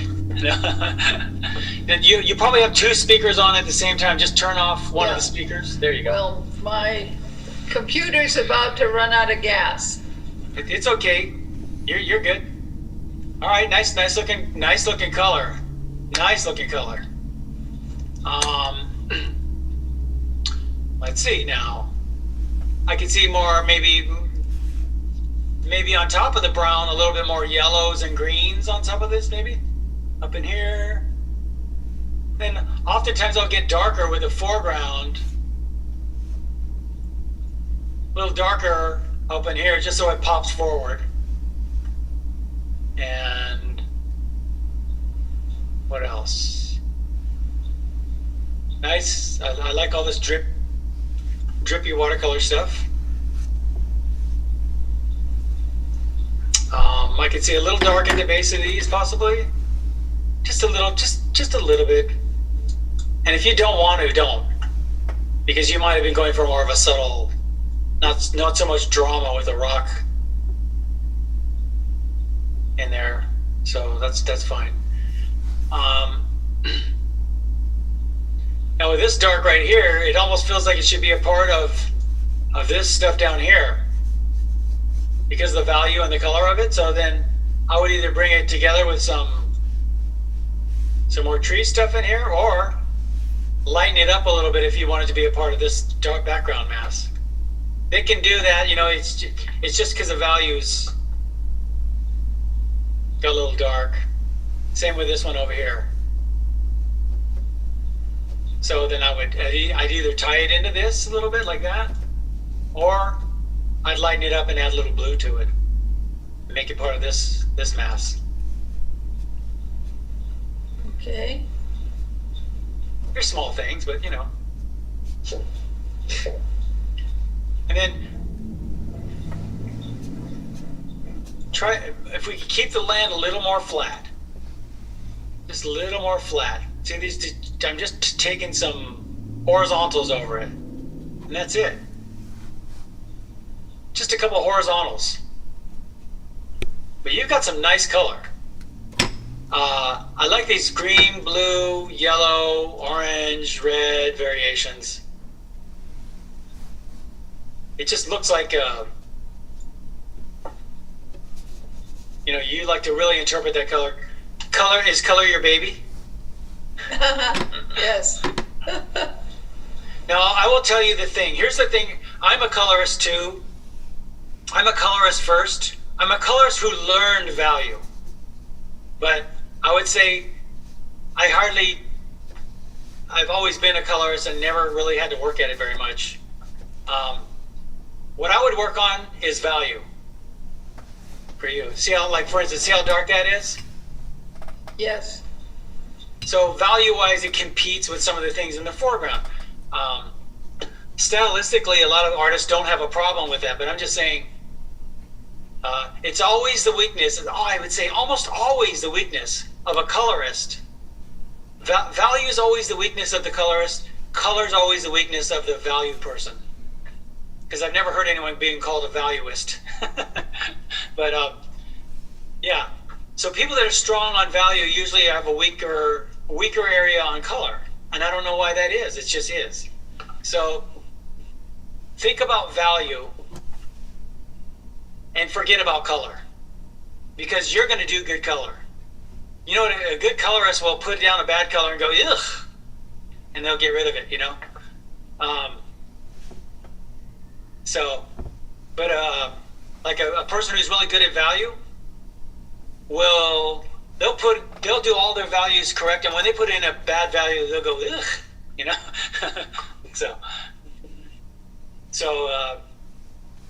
And I know this, what it is about watercolor just it really attracts colorists. I don't know why that is, but it's a constant. I don't know why that is. So anyway, that's about it. You know, for a dark like this, I would just attach it to the foreground, and this too. And this drip right here will probably end up being too dark. So I mean, it's a little late. Just pat that down a little bit. That's about it. Any questions?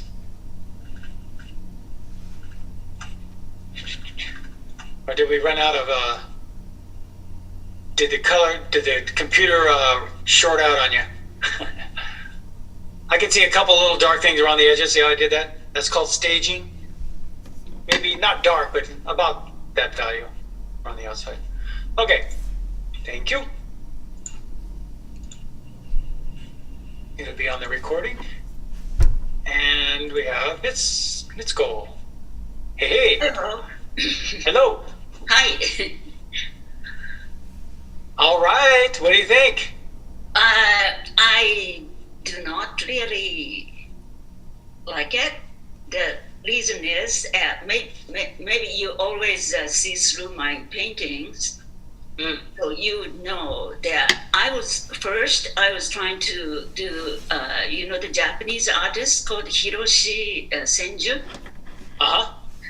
He it's a different kind of painting. It's a Japanese painting, so it's mineral paintings, but he usually does this kind of illusionary paintings, like the photo. So I wanted to try to kind of like imitate to doing it.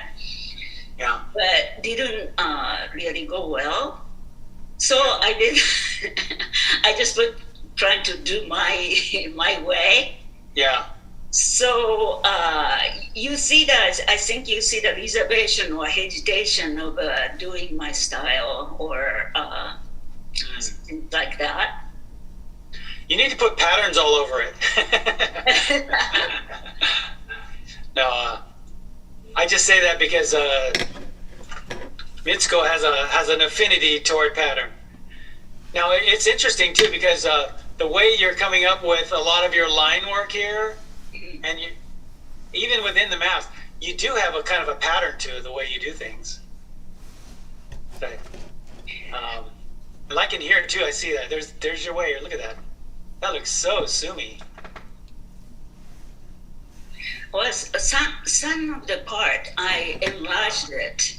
Love that. Yeah. And looks like a very nice abstract paintings. So that maybe I can cut off and make a abstract paintings out of this. Oh, now you know what? I have done that. Yeah. You know what I would do? I would bring together this foreground a little bit.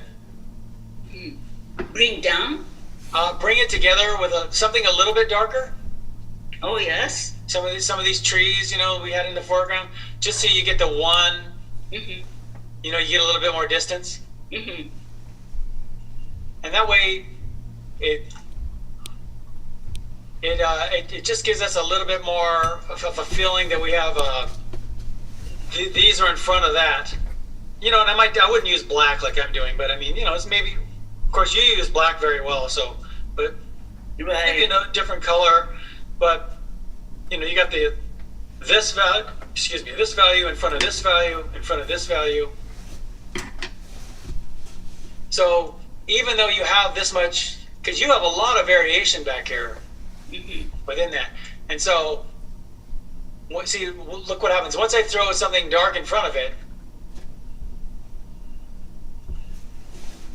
It kind of makes all that. Makes all this hold together. Right. So I already kind of messed up with black that area too much, so I didn't touch it. Oh, you did? Oh. Yeah. But the other things I like to ask you is that, so I try to make it like my style. I put like a contour line over the mountains. Yeah. And I love it. Yeah. Oh, you love it? Good. I love it. I even didn't trace the edge of the mountain. I just did. So some of the things I kind of drew on the sky, or some of the like the line, not really fit to the line of the mountains. You think do I have a permission for that? I love it. I would love for you to do everything in line. Okay. I would love for you to take all of these and come up with tones made out of line. Tones and tones and tones made out of line. You already do it. Yeah. I'd just like to see more of it. Okay. I think it's awesome. I mean, I think it's a great style. It's a fusion of Eastern and Western ideas because, I think so, yeah. But yeah. It just I didn't try to make it Eastern or anything, but it just comes out. Yeah. Because it does in all of us. I mean, the world's getting smaller too. The world is just becoming a smaller place. Which is great. I mean, there's just going to be more of that. I mean, they say the intellectual thought is about 150 years ahead of the time. So if you go back 150 years, you'll see that was the time when the East met the West pretty much for the first time. You'll see it in art. You see Eastern ideas are affecting Western artists, and also, there's an Impressionist movement in Japan too. A lot of Western stuff was influencing Eastern stuff even back then. And so we're seeing it come into fruition now. So it's just really a great, interesting time. We live in a strange time right now, but it's also a very interesting, and we'll see what comes out of it. I hope it's all good. Sometimes there's some bad to get through to get to the good, but getting back to your line issue, I love the way I love that you use lines to build up tones. I'd love to see you do more of that. Okay. I will do that. More and more. You could even do more of that on this piece. Sometimes a piece of artwork, runs its course, you know. But I could see you totally doing more of that on this piece. Mm-hmm. But in the future, I would like to see more of that in your own work. Okay. Yeah, just developing things out of tones, out of lines. It's a great, it's just a great thing that you do. Yeah. Other than that, I would say my favorite part of this painting though is this contour right here. I love this. I wanted to ask you if it's. Yeah, that's my thing. That's you coming through right there, in my opinion. But not only that, I just like it. Period. When I do the line, I usually do in the left hand. Yeah. I'm left-handed. You're kidding me. But when I do, when I can do both painting side left and right. But when I use my left hand, it's more like clear. Yeah. For some reason, you're ambidextrous. More abstract. Because maybe I use a right brain. Yeah. Ambidextrous. Thank you. Thank you so much. Mm-hmm. It's so great to see all the different styles in here. You guys are really pushing it. All right. Then some green mountains, yes. Rob, I have another one, and I subdued the mountains, so can you find it? It says mineral, use this one. Okay. Came later. If that helps you find it. There it is. Okay. Did I just see it? Mineral, use this one. There. Okay. Wow. How did you like the mineral paper? Oh, I love mineral paper. It's just really fun. Like I had those really green mountains and I wiped them off and started over. So okay. I took all the demarcation out and then started playing. Oh, great. Which I haven't done to the bottom yet, but you know, it's just forgiving and fun. You know, I'm still learning how to put depth and perspective. Uh-huh. Yeah, you know, a little bit of this is cool, by the way. I like all the drippiness, these kind of edges you're getting right in here. All this drippiness in here. That's what you get out of this paper, you guys. And I'm thinking maybe the value of your mountain can be a little darker. I would put another drippy value on that. Okay. You know, in the blue area, in the blue category, maybe. Yeah. I mean, I don't have the right colors, but something like that. Sure. Doesn't have to be that blue, but I mean, it can be a blue-gray, but I mean, but I would go a little bit darker so your mountains separate a little bit more from the sky. That's fine. And the trees seem to be separating just fine. We did have the darker trees in the foreground. If you choose not to put them in, that's fine. But,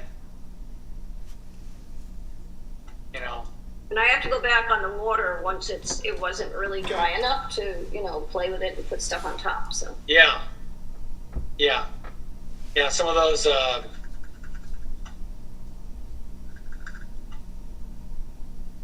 it'd be hard to dry brush on this, but I haven't dry brushed on this too much, so I'd have to play with it.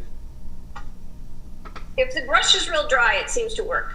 Yeah. You have to have the paper real dry too, which takes a little bit longer. Yeah. All right. And I could see maybe, you see how your treetops really read here, but they fall into like a bunch right there. What I might do is take a couple of these treetops and treat them a little bit, you know. Yeah. Okay. That'll give you a little bit more tree toppiness. I don't know. And so I say, if you wanted to hit this. Oh yeah, put another line in. Okay. Another line of trees in. Yeah, with a dry brush edge. Maybe something. Yeah, you hit that dark on the base there. That's good. Is somebody keeping track of the Roberts vocabulary? I know. I should write them all down. Right, a Robert dictionary, toppiness and. Toppiness. And puddleation. That was a new one for today. Okay, toppiness, puddleation. Puddleation. Toppy. And I think you said puddleage also. Puddleage.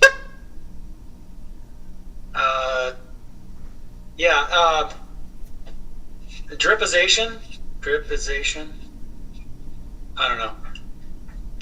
Yeah, I never write them down. Let's see. So you should. I just did. I know there's a whole bunch of them. I think it's what do you call that at the end of the word? The Asian. The puddleization. What do you call it? It's a suffix or something? Or I forgot. Whatever. It's all in the suffix. Right, and then I would stage it a little bit on the outside edges like that. Okay.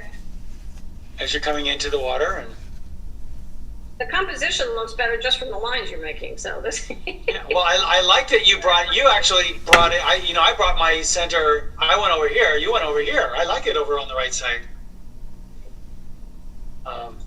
Yeah, as I say, generally speaking, as long as it's not in the center, you're okay. And sometimes even if it is in the center, it's still fine. But it probably could be better if it were off center. So, and it is. So that's good.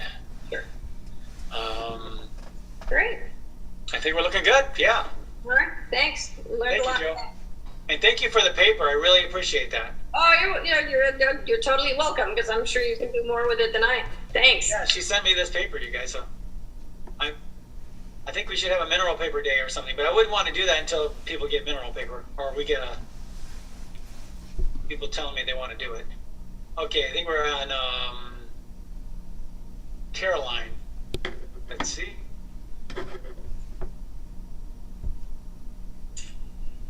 Hi, Rob. Would you please look at Caroline Yosemite?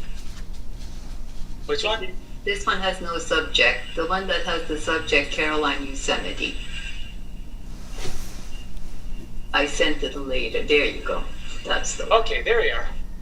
All right. Okay, nice color. Nice looking color. Now, as you can see, it doesn't bug me that this is kind of in the center.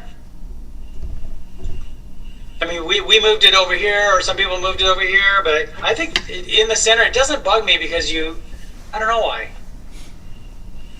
And the photo didn't bug me either, so maybe because there's enough stuff in front of it grabbing the attention that it didn't matter. But I'd say, now this is what I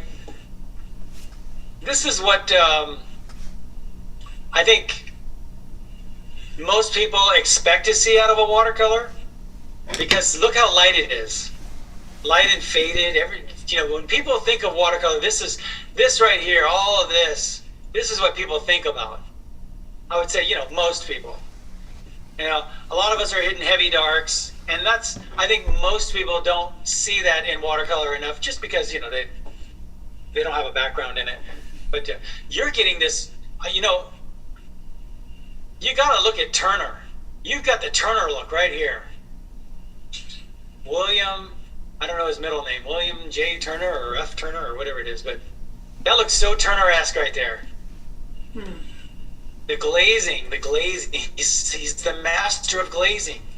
I mean, he did it in his watercolors, but he's really, look at his oils too. I mean, you've got that all kinds of depth you're getting out of this glazing. And even though you're getting, see how she's losing these right into, this value is getting lost right into the background? Who cares? It looks great. I was trying to paint these taller background trees somehow I couldn't paint them, and then I tried to negative paint them, and that didn't work either. I don't do landscape, so I'm not, very experienced. Oh, that's okay. I tell you what, I didn't do landscapes before. I thought because I painted the figure pretty darn well, I figured that landscapes would be a snap. And woo, that was a piece of humble pie I had to take a big old bite of. I mean, landscapes will help your portraits or your figures or still lifes.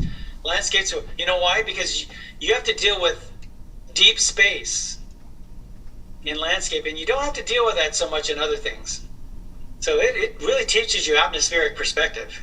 And you know, it's funny you say that because you're getting all kinds of atmospheric perspective out of this. I mean, if you didn't tell me you don't have a lot of experience with landscape, I wouldn't know. Because look at the depth you're getting, 1, 2, 3, 4. I mean, you're getting all kinds of depth. So, anything bugging you in this piece? I like it. I find it kind of boring. This piece of work? Yeah. I don't know. It doesn't, make me happy about it, but. So maybe it needs a little punch. It needs punch, yeah. It definitely needs punch. It's just repeating a lot, and I don't like that. So I would punch up some of these foreground trees. Leave this all in the background. I don't think I would mess with those. But, we have that center landmass. Mm-hmm. I would put a little landmass, a little bit more in here. And then I'd punch some trees up a little bit darker in the redder, browner areas. Mm-hmm. And you'll get some zap out of it. It's contrast. Contrast is what you're after. Exactly. Yeah, I agree. Or maybe more up in here, contrast up in here. You notice your plants are actually lighter than the water. So I would actually make them darker than the water. Yeah.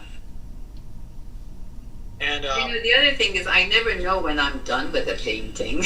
I know. I can work on this another 5 days, Well, you're in company. You're in good company with that one because neither do hardly any of us. Just go with the old saying, paintings aren't finished, they're just abandoned. Yeah, now I hang them on the wall and I just stare at them while we're having dinner. Then I can see whether I like it, I don't like it, what I don't like. I go back and forth and add things until I say, well, I think that's okay now. Or I just completely mess it up, one or the other. That's same with me. I do the same thing. Yep. I've had many good paintings that I thought were going to be really excellent paintings. Just go back to the mediocre. I have my mediocre painting file that I don't know what to do with. They're not going to go anywhere. Anyway, nice painting. That's what I would do with it. Okay. Well, yeah, looks good. I think I like that idea. And I also really enjoyed your class. It's my first class with you. Thank you for having me. And by the way, I detect a little accent in there. Where's that? I'm from Iran originally. Oh, cool! I love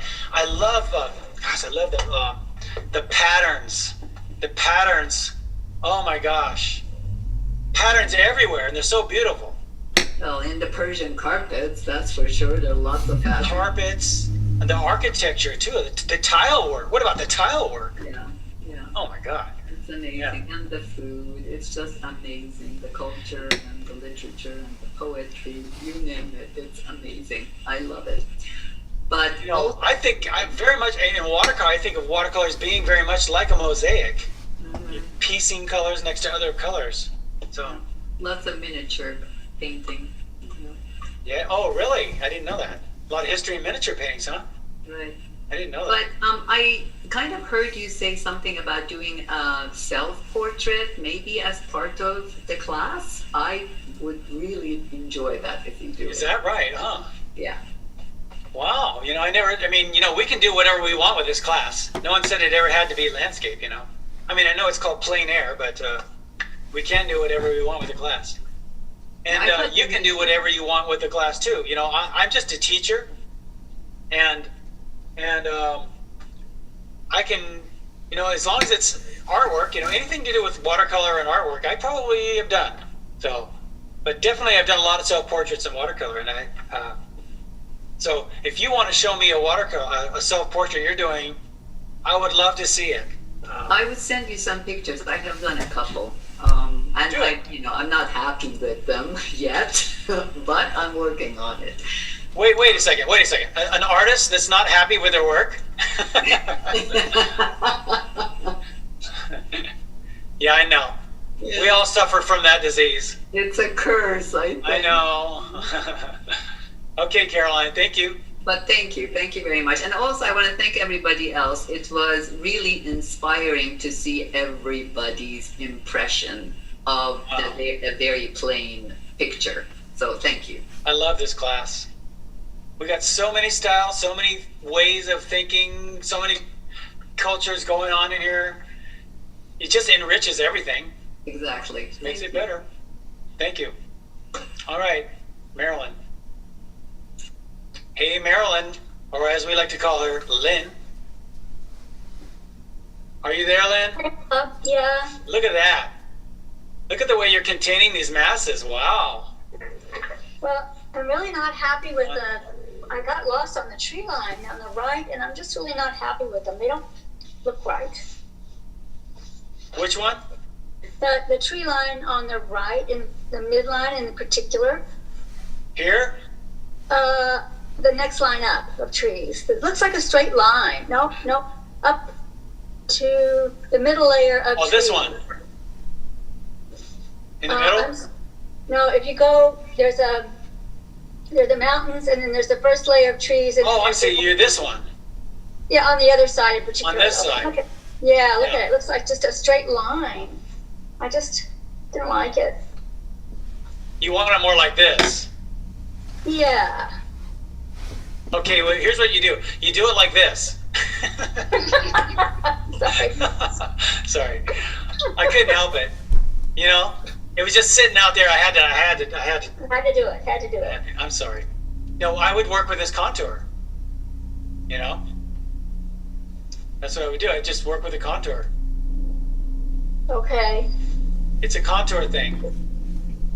And you know, by the way, if you happen to make it a little bit darker than this, it's okay. It'll be fine.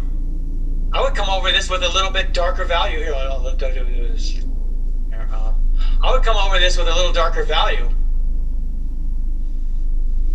and you know, make it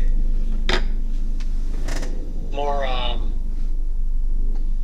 you know, less regular. Just a little darker. That's what it already looks better. Yeah. Yeah. I think it's an easy solve. It's an easy solve. No problem. I think your water looks pretty light. Mm-hmm. What do you think of that? What do you think about bringing some of these values, some of these darker values into your water, maybe? It'll stage your middle part, you know, your orange. Uh-huh.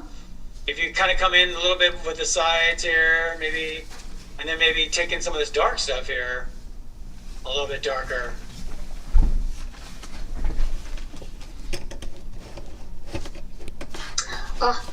It always looks better after your suggestions. Just a little bit, yeah. Just staging it a little bit, that's all. I mean, and I could even see you going a little bit darker with this foreground here. But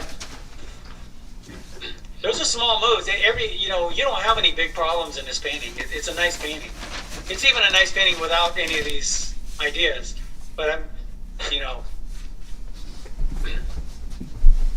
I just want to cure your unhappiness. Go back and let me get a picture of what you did if you can. Or did it erase? Oh, can I? Well, no, it'll be on the there, how about that? Look at that. Perfect. Oh, Rob, hang on just a second. Do you want to screenshot it? Yeah. It's on the recording too, remember? Oh. Yeah, but it's always hard to find it on the recording. Oh, it is? Oh, okay. Well, for me. Unless I know exactly where to look. Okay, got it. Thank you. You're welcome. Thank you. Nice work. And we've got... There's Claire. Is that your only one, Claire? Let's see. Okay. Hi, I missed the class this morning. I'm sorry, I had to work, but I did just go to Yosemite, and that was something I did there. So it's kind of really? Yeah. You did this live? Yeah, just like a couple weeks ago. Oh, wow. Now, have you ever had a plein air class? Yes, with you. No, I mean, where you actually work from life? Yes, at the Huntington. Oh, that's right. Okay, yeah, you did. Okay. I'm sorry. What am I talking about? I'm sorry. That's okay. Space cadet sometimes. I'm sorry. The pandemic has erased most of our memories. That's true. Well, I don't have a great memory anyway. I'm sure you guys all know that. So. Okay. So now you're coming in with the gouache here. No, it's actually watercolor. Believe it or not, it's a strap for like a little sketchbook thing. Yeah. So maybe the paper was a little funky or something. I don't know. Or I put it on thick or something. Oh, actually, that snow on the bottom is gouache. Or is it Chinese white? Sometimes the white comes in a little set or something. So. It is Chinese white gouache, but it's the acrylic gouache. Oh, yeah, I love that. Yeah. So typically when I put in gouache, I'll let it dry. Maybe you just didn't have enough time. Or if it's the acrylic, I don't know if you can glaze watercolor over it, but you probably can because it's got gouache in it. So it'll probably take the watercolor as a glaze over it. But I usually glaze into it. So even if it's snow, I'll probably glaze into it. And how about this? Let's see. We've got the 1, 2, 3 trees here. Yeah. I might just take a little, like one little, like a diagonal tree to break that up. Okay. Just a little bit of a trunk in there or something. Break that right up. And I would actually take this color. Yeah. I would take it right out. Oh, okay. Right out. Yeah. Like you did over here pretty much. Well, just take it right out of the piece so it feels like, so it feels like the edge of the tree isn't right on the edge of the cropping there. And we've got this, yes. Now it looks like you're doing a little negative painting in here. It was, yeah, because I did the tree first, and then I had to do the other trees sort of around it. And even though there was a very light colored tree, it was so thick with stuff that it did kind of block out the other stuff behind it. So it did become sort of a negative shape. Now, oftentimes what I'll do is I'll actually dry brush the background right into it. Okay. It gives me a really nice little tree edge there. Okay. So that's a nice way, if you want a little more definition on this edge. Yeah. The other way to go about that is to take your white and maybe mix a little bit of this color into it. And opaquely go right over it. It works too. Okay. So if one's positive, one's negative. Try them both. Okay. Yeah. So good old half dome here, yes. Yep. And you get the little people up there that look like this. Yeah. There was no one up there. There wasn't anyone. Wow. Maybe there was. There weren't too many people up there, actually. Yeah. It was not too crowded. There was quite a lot of room for everyone. And they already have some snow, huh? Yeah, we went up. I guess there was a huge snowstorm the Friday before we went up. We went up the next day, and we had to have snow chains on the tires to get up there. They wouldn't let you. They turned you around if you didn't have snow chains. And it was beautiful. The snow on the ground, it lasted for about a week. And by then it was all slush. But how long were you there? A week. Wow. Yeah, it was lovely. Did you stay in that hotel or was that? The Awani, no, that's very pricey. Even at this time, you would think it would be the off season. No, it's like $500 a night or something. Wow. Ridiculous. We did stay in the valley, which was also kind of a ripoff because we didn't know any better. But we did find a really nice little lodge that had the best food of anywhere we ate. Evergreen Lodge, and that was like maybe 35 minutes away from the valley. But that was if we go back, we'll go to there instead. But wow. It's just I wanna go. everywhere you looked, everywhere. I mean, it's like El Capitan, you just like walk 5 steps and you've got, Half Dome, you got El Capitan, you've got, the falls, Yosemite Falls, they're all right there. It doesn't seem like so much beauty can be packed into so small an area, but. Was there a lot of people or no? No, not a lot of people. I think the snow kind of scared people off. But they're open until January. What was the name of the lodge? Evergreen Lodge. Evergreen Lodge. Yeah, they only charged about $190 a night. Yeah. Which, I mean, considering how expensive the other ones were, it was like half the price of the Yosemite Lodge. Yosemite Lodge was quite pricey too. Yeah. But the Evergreen Lodge was only $190, and they had a restaurant that actually served delicious food. Everyone else was kind of like, Okay. Now I'm getting hungry. And I want to go. No, it was worth it. It was worth it. It was only a 5.5 hour drive. Yeah. Not too bad. And you're in paradise. Yeah, it is. Well, good for you. Looks like you really got something out of it. I mean, that's the reason to go. I mean, take your watercolor. That's the reason you travel. Watercolor is just such a, it's something that gives you a reason. Not like you needed one, or just going to Yosemite is amazing, but to actually channel what you're seeing onto a piece of paper visually is a fantastic reason to go anywhere. Yeah, I'm definitely getting a lot out of that. Much more since taking your classes. I'm enjoying the watercolor so much more. It used to be much more frustrating. So I appreciate it. Good. Well, good. Good. I'm glad. I mean, that's what it's all about. Yeah. Well, nice work. Thanks very much. Thank you. I like this. Okay. Let's get back in here. And there's Daniel. Mike Parson?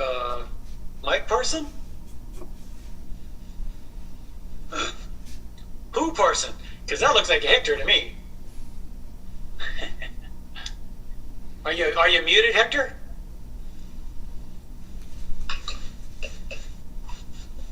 No? Is Hector even there? Okay. Yeah, he is there, but he is muted. Can he hear me? Oh, he can see. You need to put your volume up, Hector. No, I'm on my computer and I don't know how to get off of this. Go ahead, Rob. All right. Again, with a, very stylized. This is. I know you were saying the other day that you were getting sick of dripping, and now you're back into it, huh? Yeah. You can't. The drip calls you. Yeah. Anyway. Nice dripization there. I love this foreground right here. It looks like calligraphy. Your masses are holding together. See, you got this, you got this, you got this. Holding together very nicely. Your mist back here silhouettes your trees. I mean, that could certainly happen. I've seen it happen, so totally works. I mean, I don't have any problem with your work. I love this little yucca tree down here, laying down. Maybe a couple of reflections. Other than that, I think we're looking at a pretty darn nice finished piece. What do you think? Yeah. I don't know how to get out of this. Get out of what? This. And we're getting. I'm afraid to. Some nice color on the water.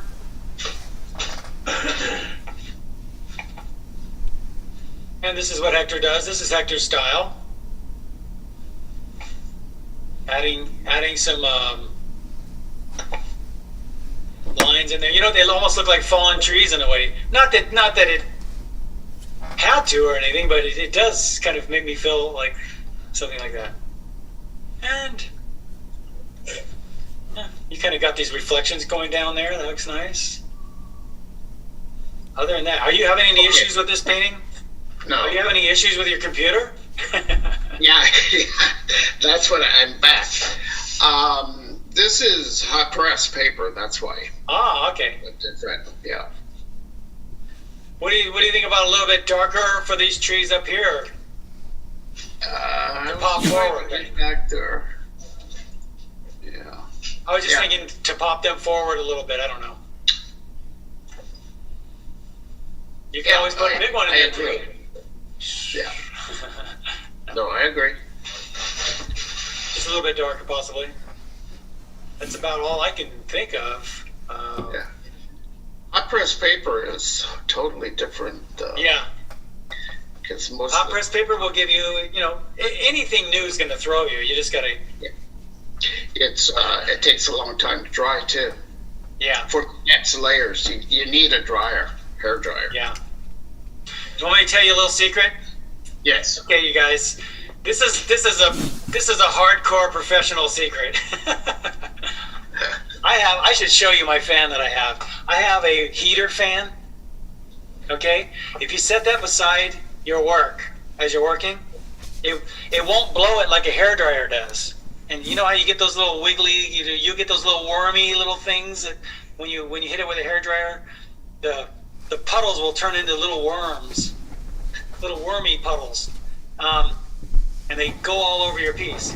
But if you use a little heater, and maybe not too hot, but with a fan, a heater fan will speed up that drying time, and it won't push the water around too much. So you might get hot. You might need to have a little cold drink beside you, but that's something I do. I've done things like that.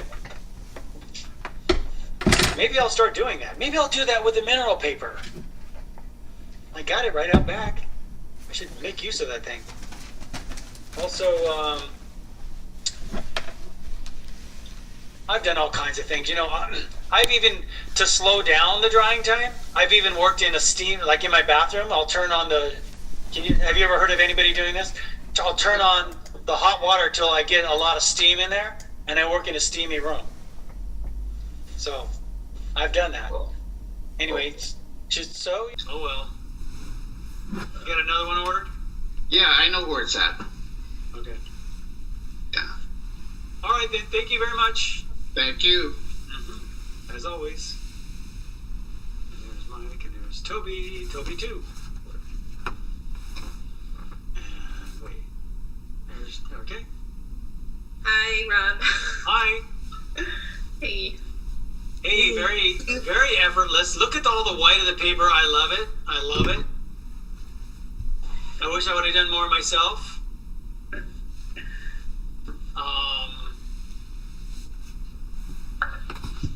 Yeah, I mean,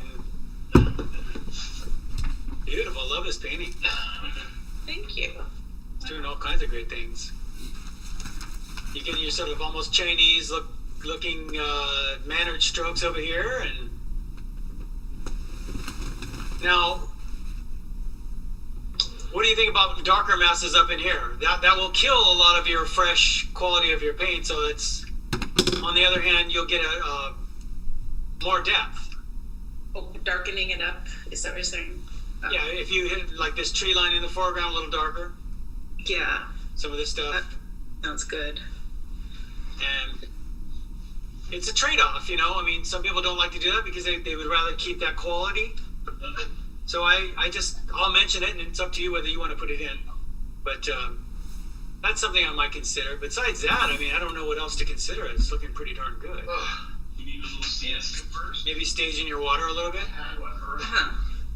Is that you, Hector? Want to mute? Can you mute? You took the computer think he hears me. Hey, Hector, mute yourself. Thank you. Sorry. No problem. I'm so mixed up. A little staging in there, possibly a little darker up in there, but I mean, your handling of the paint is just, that's what I shoot for. So, Thank you. Any issues you're having? I did I had this the same painting, and then I just felt like I needed more, so I added, more definition to the masses. I'm not too crazy about how I did the mountains.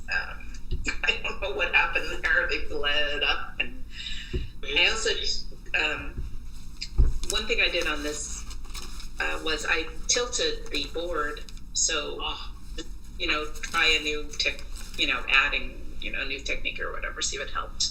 Yeah. So that was kind of fun because, but that was basically Now you tilted it toward you, right? Yeah, just the back up, elevated, just maybe an inch or something, just to have a little different angle. Usually I just paint completely flat on the table, but I just thought maybe it'd help. Oh yeah, the tilting definitely helps. Now, oftentimes when I'm painting by myself, because usually when I do watercolor and I'm doing plein air with a class, I usually work on an easel where it's upright. But when I'm by myself, I cradle it in my arm, and I'll constantly tilt it. I'll tilt it up and down and to the side, and I'm moving water all over the place. Okay. Yeah, you can get all kinds of. You can move the paint around. Like, for instance, sometimes if I get stuff bleeding out into the sky too much, I'll tilt it up toward me and get this to run down this way. Mm-hmm. And I've had pretty good success with the tiltonization. That sounds good. Yeah. I don't know. I'm a big believer in tilting. Yes. Okay, sounds good. Anything that helps. Yeah. We all should get a little more tilt in our life. Don't know what that means, but can add it to the list. Yeah. Another tilt. I'm writing it down. Tilt. Like you can put like azation or something or licious after any word. Absolutely. Yeah. So make this a little more shade-alicious in here. No. Okay. Yeah. Little vignette or staging. Yeah, you'll see artists too. They'll stage it even in the sky. They'll take it in from the dark in.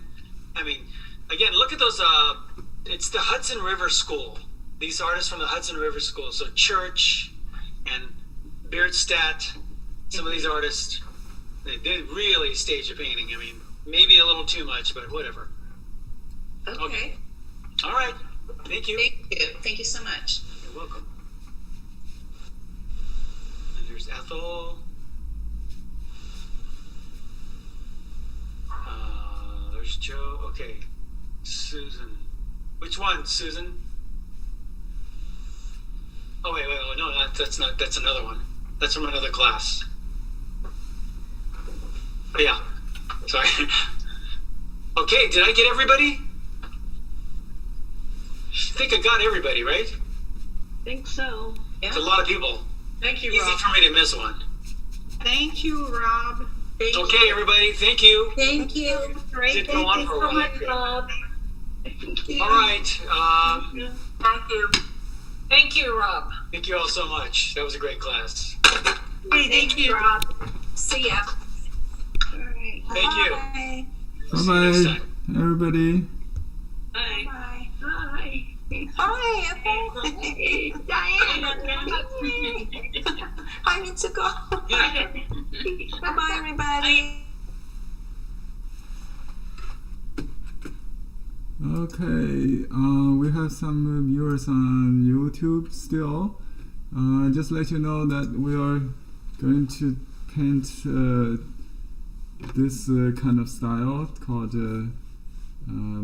mee dots or rice dots. It's named after the last name of the artist who invented it. in the Northern Song Dynasty. So tomorrow, if you have time at 9:30 a.m., you can watch this live, or better, you can join my live Zoom class at blueheronarts.com, because this is a series of the third series of 10 classes in a row. I just started 2 weeks ago, so there are, I think, one more class this year, and then we'll continue to the next year.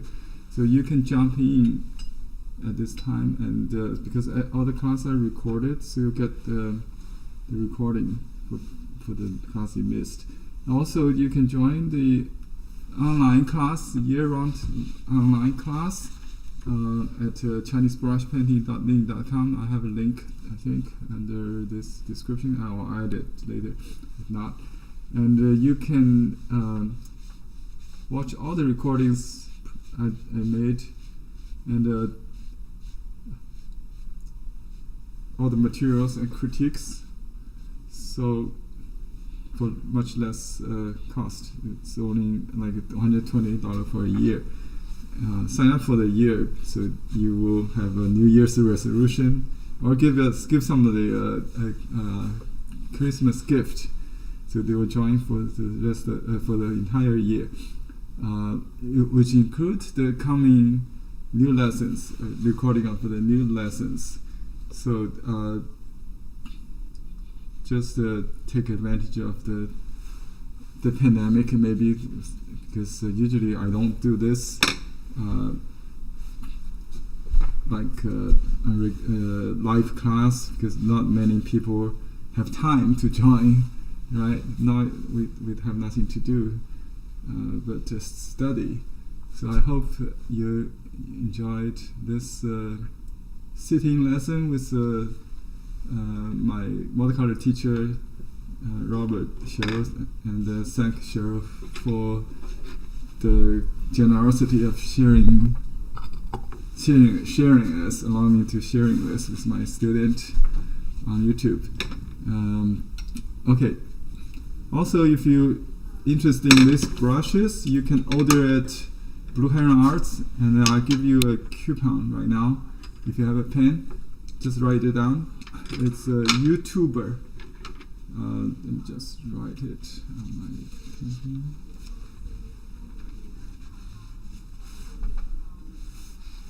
So the coupon for discount is a YouTuber with the capital Y and capital T, and then you add the letter R to the word YouTube. Thanks for YouTubers for watching my channel, and you can subscribe to my channel if you haven't, so you don't miss any live sessions.